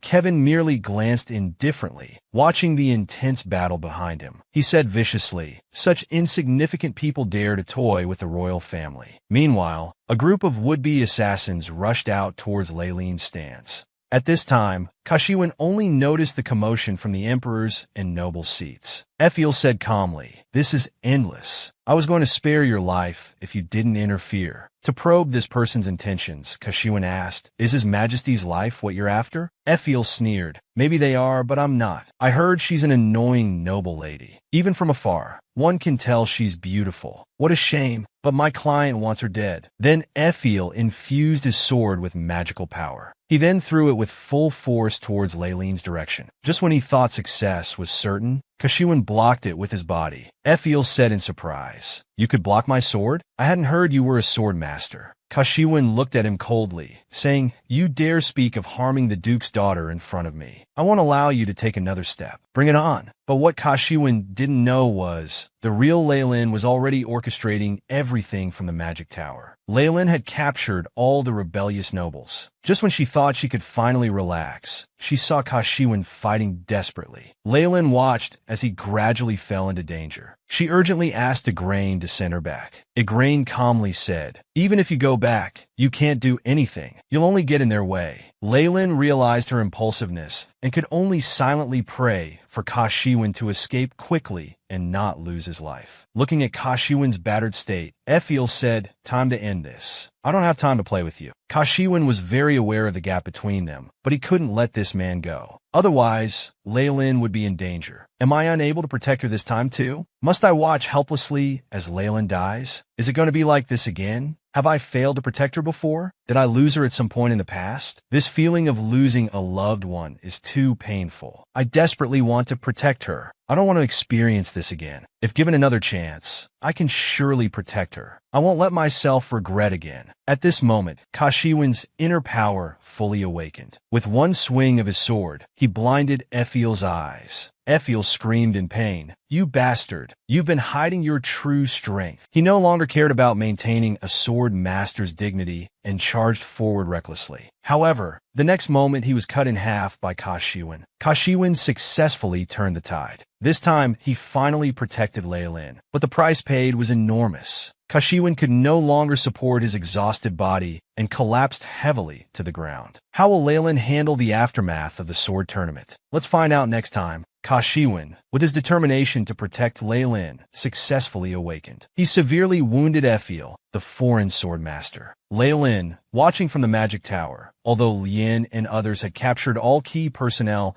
and were awaiting further instructions. At this moment, Leilin was in no mood to give orders. The Duke comforted her, saying, "Don't worry. I'll do everything to save that night. You need to focus on completing the task at hand." Leilin gently touched Kashiwin's image and said, "Thank you." Then Leilin regained her composure and began giving orders systematically. "Stay alert, Lien and everyone. With Parthian's forces, the rebellion isn't over yet." On Leilin's side, just as she finished speaking, many soldiers appeared at the sword tournament. They raised their swords and charged towards the emperor. Hong shouted, "Kill the emperor! The revolution begins now." After seeing this in the projection, Leilin ordered Lien and others to stay away from the emperor's position, saying there was no need to interfere with these people. Igraine asked puzzledly, "Aren't you going to protect the emperor?" Leilin sneered. "His Majesty has many excellent knights around him. He should be fine. But if something happens to him, it'll be troublesome. Let's wait until he's a bit scared before rescuing him." Lady Lien, first evacuate the civilians to the venue. However, at this moment, many archers appeared on the roof. They aimed their arrows at the Duke and Leilin's rear position. The civilians in the audience hadn't fully retreated yet. As the arrows were released, the massive volley of arrows made it impossible for Lien and others to dodge. Just as the arrows were about to hit Leilin's projection, Harvey arrived just in time with the Beastmen. He knew clearly that the Leilin behind him was fake. But if Leilin had arranged this, there must be a reason. Regardless, he had only one thing to do. That was to protect everything Leilin wanted. The archers were only shocked for a moment before continuing to shoot at Leilin. Harvey quickly caught the arrows with his hand, then threw them back at the enemy with force. With just one strike, he pierced through an enemy. Seeing this, the soldiers on the ground diverted some forces to deal with Harvey. However, they were only there to be beaten. Just then, Harvey sensed an extremely unpleasant presence. At this time, Kevin at the Emperor's seat stared at Harvey, muttering, "These lowly beastmen actually protect Karen Mewen. I thought they only bought off the Intelligence Guild. Didn't expect they had hidden weapons too. These guys will interfere with my writing of royal history. How annoying." The scene shifted. When Leilin saw Harvey appear at the sword tournament, her heart couldn't remain calm. At this time, Lien reported again, "The Beastmen are helping us. If you tell us which nobles are involved in the rebellion now, we can arrest them on the spot." Leilin was very worried buried inside, fearing Harvey would get hurt like Kashiwan. Igraine calmly said, "Don't worry. Awakened beastmen almost never lose in fights against humans. That beastman has the blood of fierce beasts flowing through him. Their power rivals sword masters." Leyland countered. "Then why are they facing the crisis of extinction?" Igraine continued. "Even the strongest beastmen have weaknesses, and their weakness is magic. As long as they don't face off against mages, they won't get hurt, so you don't need to worry." After dealing with the soldiers on the ground, Harvey looked at the archers above and decided to abandon defense for offense. Then Harvey ordered Nuala to protect Leyland. Then with one powerful leap, he jumped in front of the archers. However, at this moment, a green-haired man suddenly switched positions with the archers. He had actually used magic. Harvey couldn't dodge in midair and could only face this person. It was Xianon, the genius mage from the magic tower. He coldly said, "Mere beast men, how dare you act so brazenly here? I have business with your master. Get out of my way." As the situation becomes more complex, how will Leyland conclude this? Let's find out next time. Just when Harvey and others thought victory was in hand, the sudden appearance of the mage shattered their illusions. Harvey was blasted away and falling rapidly. Fortunately, a flying beast man caught him in time. At this moment, two ravens flew quickly towards the mage. "This is the mage who killed our brethren. Tear him to pieces." Xianon smiled disdainfully as powerful magic surged forth. Harvey hurriedly tried to stop them. "Everyone, don't attack. Surround him instead." However, it was too late. The two beastmen who attacked Xianon were already severely wounded. Xianon looked down and said, "Do you think you're a match for me? You bunch of lowly creatures. Know your place. Fire the arrows." Then, Xianon cast explosive magic on each arrow. Many beastmen were wounded under this dense barrage of attacks. The beastmen protecting Harvey pleaded, "Lord Harvey, please escape. We'll hold him off here." Harvey ignored them, focusing only on recovering from his injuries. Meanwhile, Leyland in the magic tower was surprised that a mage was involved in the rebellion. Who is this person? Igraine didn't answer. The previous magic tower master had specifically warned him before death. Magic has the power to destroy this world. Therefore, future generations will surely forget our crimes and try to resist. If we make the same mistake again, mages will never escape the prison of being sinners. At this moment, Igraine was filled with rage. The magic tower had endured for 100 years, finally seeing hope, only to be ruined by this person. His eyes were filled with killing intent.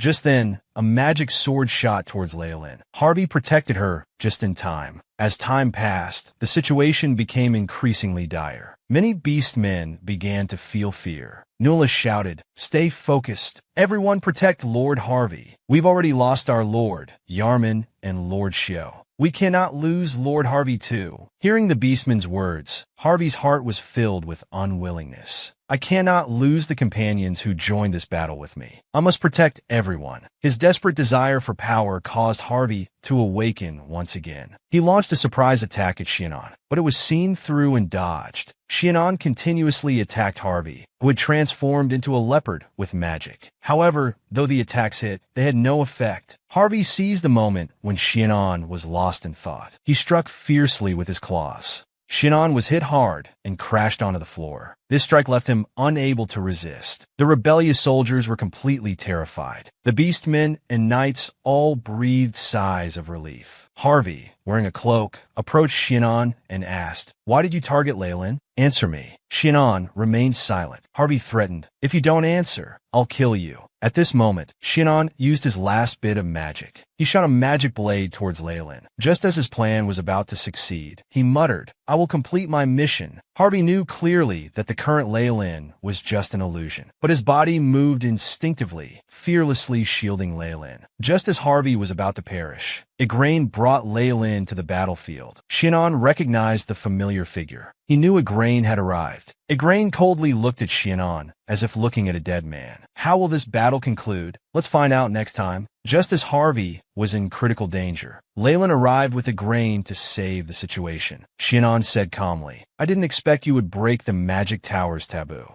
Igraine didn't say a word. He directly shot a magic beam that hit Xianon's shoulder. This space was already under control of Igraine's magic array. He knew his defeat was inevitable. At this time, some common people outside saw another mage arrive and thought they came to save them. However, some shouted angrily, "They massacred people during the 100 Years' War. Why weren't all mages executed?" It's because the royal family kept them that such dangerous things happen again. Igraine clenched his fists, not knowing how to respond to these accusations. Just then, Leyland spoke righteously. "Magic Tower Master, you came to protect our Kevin Empire. I'm truly moved. That person is an evil mage who sided with the rebels." The Magic Tower knew about this and couldn't bear to see the Empire fall apart, so they chose to intervene. "I don't know how to repay this kindness." Under Leyland's guidance, everyone realized they had misunderstood this mage. Leyland continued praising, "For me and the Empire's people, the Magic Tower fought against traitors, and today protected the Kevin Empire alongside the Beastmen." Seeing Leyland timely resolve this crisis, Igraine smiled with relief, thinking he hadn't misjudged her. But just as his resolve wavered, Shinon broke free from the magic array and escaped. Then Igraine said to Leyland, "The Magic Tower will treat the Beastmen here. Though this child is severely injured, his life isn't in danger. You can rest assured." Leyland suppressed her emotions and thanked him. Igraine smiled and replied, "Didn't I say? The Magic Tower will do anything for you." Under Igraine's skillful magic control, all the injured beastmen were slowly recovering. Looking at the wounded Harvey, Leyland thought to herself, "Even though we were so close, and he knew it wasn't really me, why did he still desperately protect that fake me? This fool." Seeing the beastmen were safe, Leyland hurried to the severely wounded Caspin's side. Lien reported, "His shoulder is severely injured. If we want to save his arm, we must get treatment quickly. Please keep talking to him. Don't let him lose consciousness." Before Leyland could speak, Caspin said apologetically, "I'm sorry." This left Leyland at a loss, thinking, "I'm the one who should apologize. This time I succeeded in protecting you."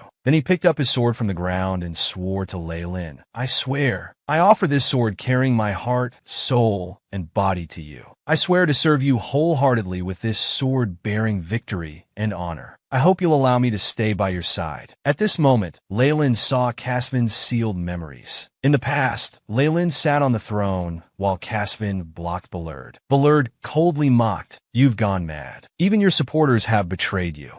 Leyland calmly replied, "I merely chose my own path. Even if this path leads to everyone's condemnation and ultimately death, I don't care." Suddenly, a child emerged from behind Bullard. The youth cried out, "Mother, did you ever truly consider me your son?" Leyland stood up and coldly said, "Don't shout. I never taught you to behave like this. I told you to stay put and be a foolish puppet, just like your father who died by my hands." Bullard no longer wished to speak with Leyland. He gripped his sword and said to Caspin, "Queen's sword. Caspin, if you step down now, considering you're a knight, I'll leave your body intact." Leyland agreed. "Caspin, don't be stubborn." Seeing Caspin insist on protecting her, Leyland self-mockingly said, "If there's a next life, never choose me again." However, for Caspin, the only one worthy of his soul and sword was Leyland. At this moment, the original owner appeared. She looked at Caspin tenderly, muttering, "You made the same choice again. I clearly ordered him, if there was a next time, not to choose me again." Then she questioned the current Leyland. "You haven't opened my desk drawer yet, have you? The Emperor fears you gaining the power of both beastmen and mages, so he's been instigating conflict between them. But you're close to the new Beast King, and you've gained the current Magic Tower Master support. Perhaps now everything is possible." Before she could finish, Leyland interrupted, "What are you talking about? The conflict between beastmen and mages was 100 years ago. You've only lived for 20 years. Why do you speak as if you've known these people and experienced it yourself? Are you really Leyland?" The original owner seemed angered. She stared intently and said, "I told you, you are Leyland." The original owner's sudden appearance surprised Leyland, especially when she claimed that Leyland was the real one. She asked, puzzled, "Aren't you?" The original owner calmly said, "I just lived as Leyland, but forgot those memories. Even so, my heart never forgot its hatred for the royal family. With that hatred, I would use any means to achieve my goals. Whether it was my own power and position, or people's greed and sincerity, I could use it all. Finally, I killed the emperor. After that, when I became regent, I was no different from the tyrant Baymont. Every day was filled with terrible massacres and bloodshed. When facing death under Bullard's sword, memories from deep within suddenly surfaced. I finally understood why I could only become a tyrant, and where my vengeful heart came from, using Lihi to kill the Emperor. In the gradually fading darkness, I shouted, begging heaven for another chance. At that moment, Alice suddenly reversed time. Looking at his actions, he probably wanted to recreate the path I once walked. Wanting to possess such a failed life. How foolish. Now Leyland realized why no matter how she targeted Alice, he could always appear before her. Because this novel was about Alice defeating Leyland and standing at the peak of power. The original owner continued, because he reversed time I was gone. That world's soul and body were forcibly separated, becoming an empty shell that pushed me out and summoned you, the real Leyland. I only stole your body to achieve my goals. Your soul, carrying my memories, went to another world. My loss of memories and becoming a tyrant was, in some way, because of you. Leyland angrily said, "What does this have to do with me? I've told you I'm not from this world." Before Leyland could finish, the original owner interrupted. "Leyland, you have no way back. So stop talking nonsense about returning. Help me here properly. Helping me will benefit you more, since you must live here." Leyland asked, "You mean you want me to help you corner the Emperor? What exactly do you want me to do?"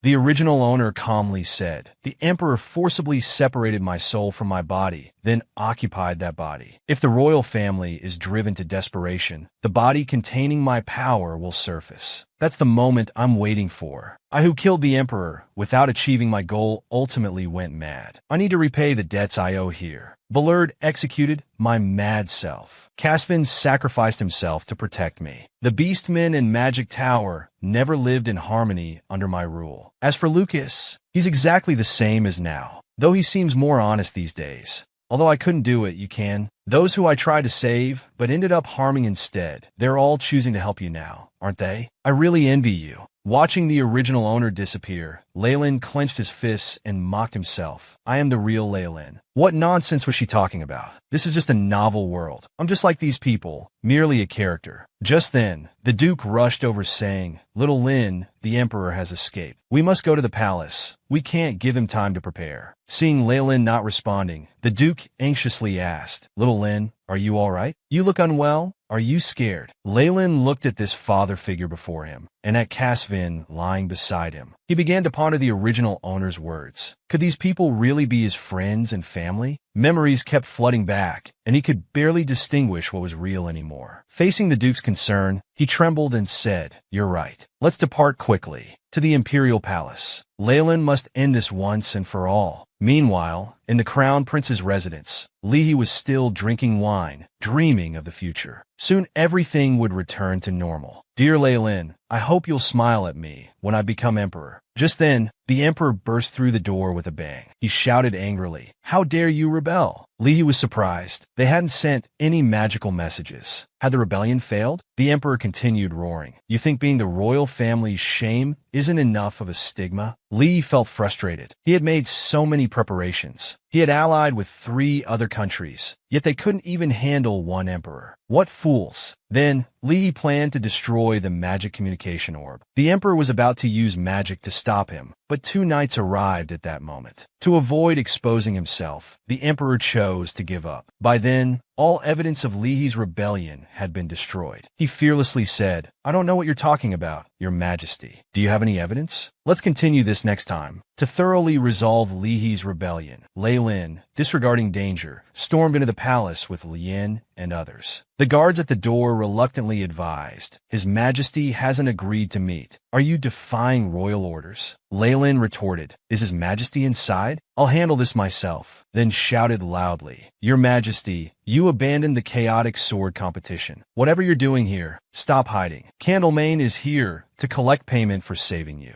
Just then, the door opened. "Please enter. His Majesty agrees to see you." Leyland blocked the door and said, "Lien, guard here. Don't let them close the door." The Emperor said, "How long do you plan to make unreasonable demands?" Leyland angrily replied, "I no longer trust the royal family, so I'll protect myself." The Emperor asked, "Where is Lu Siluan? I should be talking to him instead." Leyland sneered, "My father is dealing with the mess you left at the sword competition. It seems you have something to handle, so you've forgotten. They're all criminals. Don't they look familiar to you?" "Of course. My father told you before the sword competition began. They need to confess themselves what they did and for whom. Hearing others discussing, the emperor immediately used his hidden magical power, trapping everyone inside the hall. The emperor threatened, "Watch your words in the palace. Didn't your father teach you that?" Leyland clenched his fists and mocked. "Looking at it now, Prince Leahy is just as excellent and outstanding as you. He first tried to assassinate me and failed, and now he's attempting to usurp the throne." The emperor merely chuckled, then asked, "So what do you want?" Leyland said seriously, "Please deal with Leahy. I hope he never appears before me again, and apologize to me." Without any hesitation, the emperor formally apologized to Leyland in front of everyone. Just when Leyland thought the matter was settled, the emperor suddenly changed his tone. "So, shall we just turn the page on this matter? The loyal Candlemain has worked so hard for the country. I absolutely cannot let you down." Leyland asked in surprise, "Are you planning to act as if the rebellion never happened?" The emperor calmly said, "What else do you want? I will execute Leahy as you wish. I, as emperor, have apologized to you. Leahy isn't present, and those here will only think he's unworthy. Isn't that enough?" Leyland angrily questioned, "What about the sword competition? The civilians nearly died there for no reason. Even so, do you still think covering up the truth is good for the country?" The people only have one expectation of the emperor and royal family: to protect their lives with strong and stable royal power. What you're doing will plunge the people into confusion. Leyland said indignantly, "You make it sound like it's all my fault. Prince Leahy was the one who created chaos through rebellion. Even if I don't say it, the people have the right to know who's behind the rebellion. You should listen to relevant opinions. That's what your position demands. Am I wrong?" The emperor sighed, "You look just like me when I was young. However, reality isn't as beautiful as you imagine. This position of emperor has a certain gap from your ideals. It's normal that you don't understand since you've never sat on this throne. You should go back for today." Leyland said through gritted teeth, "I won't leave just like this. Announce Prince Leahy's crimes now, and let him receive appropriate punishment." The Candlemain family didn't risk their lives catching these rebels just to hear this. "Aren't you the one who treats straightforward loyal officials as traitors and drives them away without letting them speak? This matter is entirely due to your negligence. Therefore, you must," the emperor excitedly said. "Don't you care about your life? You're the ones threatening the empire. To think you'd try to ally with the beastmen and magic guilds who would plunge the empire into chaos. I told you last time, that was my final tolerance." Leyland felt something strange. His killing intent was stronger than Leahy's last time.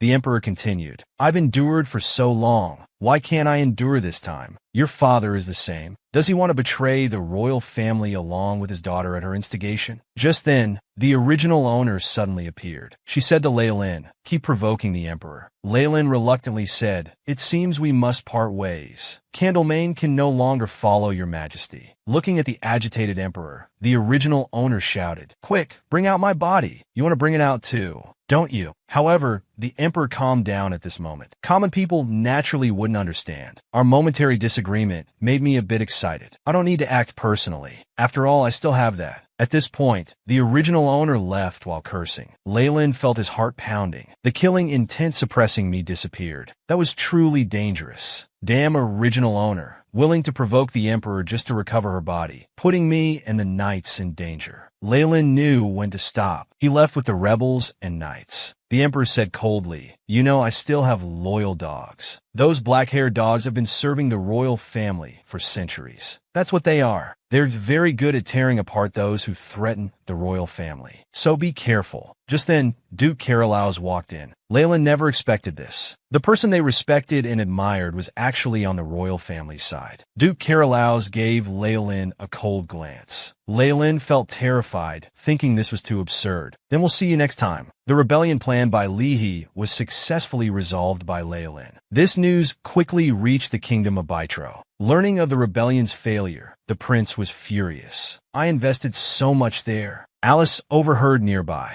She immediately bid farewell to the noble who came to chat. She walked alone in the royal palace, muttering to herself, "Dear Leahy, how pitiful. You've failed again. It's really stupid, but you still have some use value. So hang in there a bit longer." In the Candlemain mansion, Betty specially made a bouquet. Seeing the maid's thoughtfulness, Leyland's mood finally improved a bit. Betty smiled and said, "So, you must complain properly to Harvey. Please don't forget we're always on your side." Leyland sincerely said, "Thank you all." The scene changes. He arrived at the magic tower using the monument's teleportation array. Before he could steady himself, Igraine grabbed Laylene's hand and said, "Dear Duke's daughter, I've been waiting for you so painfully." Laylen was startled by his sudden action. Just then a black cat bit him on the head. However, Igraine wasn't the only one injured. Many other mages were also getting revenge from small animals. Igraine explained, "We brought these beastmen back to the magic tower for treatment, but as soon as they recovered, they started biting us like this." Ignoring his bleeding head wound, he hurriedly said, "Please calm those guys down first." Laylen was troubled. "I don't know magic, and I'm not strong either. Can the almighty Tower Master push things onto others like this?" Igraine said with a pitiful face, "I'm allergic to furry little things." Just then, a Beastman commander respectfully said, "Hello, Laylen. I'm Nuira. I want to talk to you privately." Laylen felt uneasy. "Just the two of us?" The next moment, Nuira glared at Igraine and said coldly, "I don't want to speak where there are mages." After a moment of silence, Igraine tactfully led all the mages away. Only then did Laylen understand what Igraine meant in his letter about the Magic Tower's diplomatic affairs. Facing the powerful Beastman, Laylen broke into a cold sweat. "Please calm down. Those mages from earlier are actually very kind people." Hearing this, Nuira let out a low growl, then bit his lip. He said, "We need Lord Harvey. We hope you can convince him." Looking at Nuira kneeling on the ground, Laylen was confused. "What do you mean by convince him?" Nuira explained, "Lord Harvey is the previous Beastman King Yarmana." Laylen interrupted, "Are you so sure?" Nuira continued, "The beast tribe's body scent is particularly strong, but beastmen don't emit scent before adulthood to protect themselves. So we knew when Lord Harvey came of age. Lord Harvey is descendant of Lord Yarman." Later, some combat-capable beastmen spent months. Finally found him. Fortunately, when we saw him, he was healthy. Laylen said quietly, "Actually, he suffered a lot. He was a slave for a long time, and even thought about giving up. If only you had found him earlier." Seeing Nuira's guilty expression, Laylen consoled him. "I'm sorry. We're already grateful that you found him, yet I'm blaming you."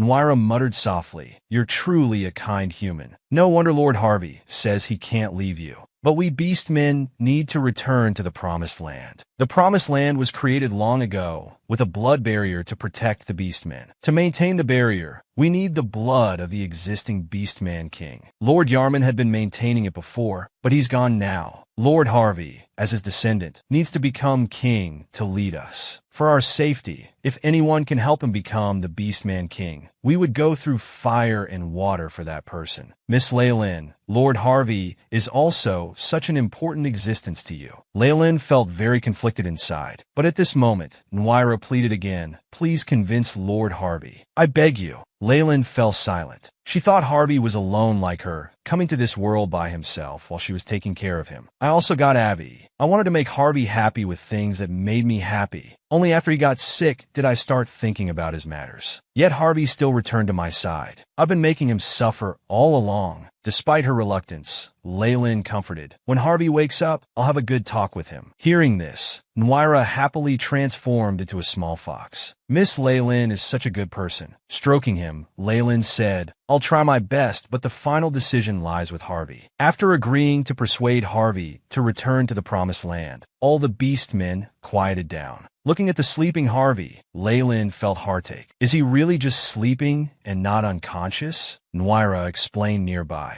After all, he barely slept for nearly a month. He went to school during the day and still made time to go to that grand meeting venue at night. When we told him the list of participants in the meeting, he kept investigating their whereabouts late into the night. Laylen looked tenderly at Harvey. "If I had told you earlier, you wouldn't have acted so rashly." Then she murmured softly, "Wake up soon, I miss your eyes." Other beastmen whispered, "Missing someone is equivalent to a marriage proposal in our culture." Nuira had a thought. If Miss Laylen and Lord Harvey get married, they might return to the Promised Land together. Nuira announced loudly, "Miss Laylen might become Harvey's other half. We must treat her well." Laylen felt a chill down her spine. Igraine asked, "Are you going back?" Just then, Laylen suddenly asked, "Tower Master, would you come home with me?" This surprised both the beastmen and mages. Before Leylin could finish, the mages got excited. As expected of Miss Leylin, able to steal the Tower Master's heart. Nuira shouted furiously. That evil mage, even trying to steal Lord Harvey's partner. Seeing the situation escalate, Leylin hurriedly explained, "No, you misunderstand. I just need his help with something." Igraine said lifelessly, "Duke's daughter, you're causing trouble again." After the partner dispute settled, Leylin brought Igraine to the study, hoping he could help break the magical seal on the drawer. Igraine concentrated as two types of magic clashed. The intense fluctuations made Leylin instinctively step back. Moments later, the drawer's seal opened. Leylin said flatly, "Was it that easy?" Igraine felt somewhat dejected. As he was explaining the magical principles endlessly, Leylin dumped out everything from the drawer. Igraine picked up one of the books, saying, "This looks interesting." Leylin leaned in asking, "You actually know ancient runes?" Igraine explained, "Well, I've lived for a very long time. Books written in ancient runes are rare. Let's read it quickly." The book records, "A hero and emperor will be born on the same day at the same time. The new Griff Empire. The hero protects the empire with great power, while the emperor provides inner peace and guidance to the people with a gentle nature. The hero and emperor continue in cycles, achieving a balance between the two. But regardless of the form, once the soul's balance is broken, various diseases and disasters will flood the land,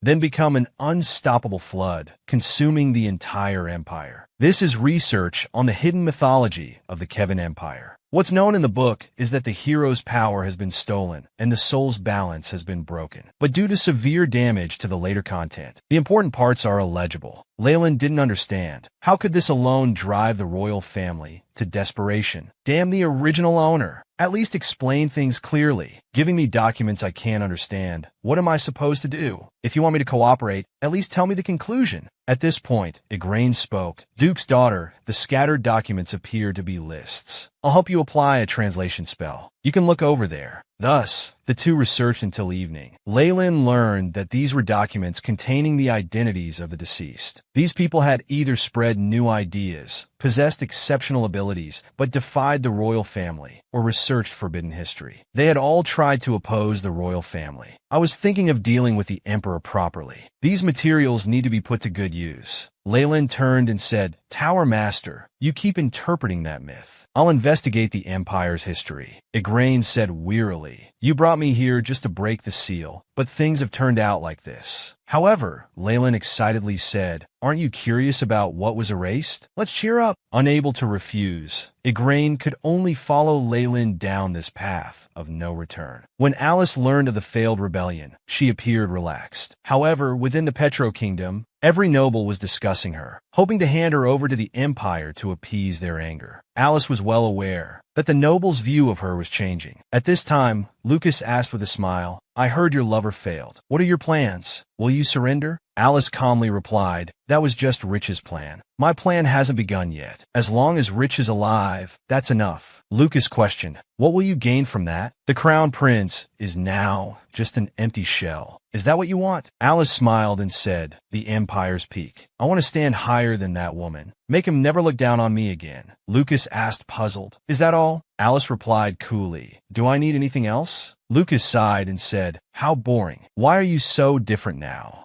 Alice stopped walking and asked, "Who are you comparing me to?" Lucas whispered in Alice's ear, "When you meet with Petro nobles, you imitate Miss Leylin's manner. It looks ridiculous. Even so, you'll never become the real Leylin." Alice violently opened her door. "What's different? Those arrogant nobles are nothing special. As long as you have means to show off, they'll stick to you like stray dogs. If you're talking about her little money, I've earned more than enough. I have jewels more expensive than that woman's. The nobles of the Petro Kingdom are the same. Before, they looked down on me for being just a foreign viscount's daughter, but now they're all imitating my every move causes a stir in the Petro Kingdom. Now I become the object of everyone's envy. They're not envying Leylin." Lucas didn't say much, just led her to a mirror and asked, "Do you see? Last time at the party, you said his clothes looked like a hen's, but now you're wearing the same clothes. You called it vulgar back then, right?" Alice lost her composure. She shattered the mirror before her. Lucas continued, "You who always follow behind him, can never become his. Never. I finally see your true face. Alice was now red-faced, breathing heavily. Lucas left gracefully, teasing as he left. Since I've struck your weak spot, I'll take my payment and go. Revan remarked calmly, you're quite cruel. This rebellion has become the catalyst between the royal family and Candom Evan's downfall. And Carolaus chose the royal family, as always. What are your plans? Lucas thought about the intelligence in his possession that would surely help Leyland. Then he told Revan, stay here and watch this woman. I need to find my Duchess. She really needs me right now. Meanwhile, at the Candom Evan Duchy, Leyland was still researching materials about the hero and emperor. Just then, she heard rustling sounds in the library. She looked up curiously. She found Betty and Lien chatting intimately while reading. From Leyland's perspective, they looked like lovers. This instantly piqued Leyland's interest. How interesting to witness this. They looked so good together. Just then, Leyland bumped into some stacked books. The noise startled the two. Lien quickly apologized. I'm sorry, we didn't know. You were here. Betty rushed away, saying, I'll help in the kitchen. Lien followed right after. Leyland smirked. Lien and Betty went to the kitchen together. I wonder what dish they'll make. Youth is wonderful. Leyland then picked up a book randomly. It happened to be about the Carolaus family history. This reminded her of that day. What did Lord Carolaus discuss with the Emperor? Why choose the royal family despite such humiliating treatment? Even bystanders were angered hearing it. But after seeing Carolaus's cold gaze, Leyland calmed down. She sighed helplessly. I really don't understand. She looked out the window at two flying birds. Leyland muttered to herself, I wonder if Lucas knows something. Carolaus willingly becoming the royal family's loyal dog. This deeply disappointed Leyland. Little did she know this wasn't his true intention. Since that day, Carolaus would train in the backyard every night. Thinking of how the Emperor addressed him that day, he felt very displeased, like falling into an inescapable abyss. Someone was quietly approaching him. Carolaus quickly drew his sword. The man hurriedly raised both hands in greeting. After recognizing who it was, Carolaus smiled. Oh, I wondered who it might be. Long time no see, master of the Intelligence Guild. What brings you sneaking into my mansion so late? Lucas produced a piece of intelligence. I've brought information about the Carolaus family's missing sword. Carolaus was surprised. This was an absolute family secret. How did he know about it? He denied it. I don't know what you're talking about. Lucas shrugged, saying with disappointment, I thought you really needed this intelligence. It took me great effort to investigate this. Carolaus's expression gradually steadied. What's the source of this intelligence? Lucas remained unmoved. If you're not interested, I'll take my leave. Seeing Carolaus fall into silence, Lucas smiled and said, Seems I've struck a nerve. If you're willing to tell me why you need this intelligence, I'll hand it over to you. Would you like to make a deal? Carolaus didn't answer, then spoke to himself. The royal family plans to frame the Candamuan family and confiscate their property. This isn't what I want to do, but I can't disobey the Emperor's fate. The royal family must possess some great power that can control Carolaus. Lucas wondered. Carolaus explained, It's exactly as it sounds. We are the Emperor's sword. But strangely, though Carolaus isn't made of steel, throughout generations, no Carolaus duke has ever disobeyed royal orders. Even when the royal family issues orders that tarnish our honor. Even on battlefields where the entire family opposes. To become heroes, even with the blade pointing at ourselves, Carolaus still chose loyalty to the royal family. Every head of the family has received similar orders. I'm no exception. But that day in the palace when I passed by the Candamuan Duchess, I felt something break inside me. At that moment, the original owner appeared to Carolaus saying, Find my avatar, then you can break our curse. But just then, the Emperor's shout woke him up. It's time for you to act for your master again. Obey the royal family, Carolaus. At that moment, I understood why we Carolaus are controlled by the royal family, and why they can manipulate us at will. Yes, they stole our family's hereditary sword.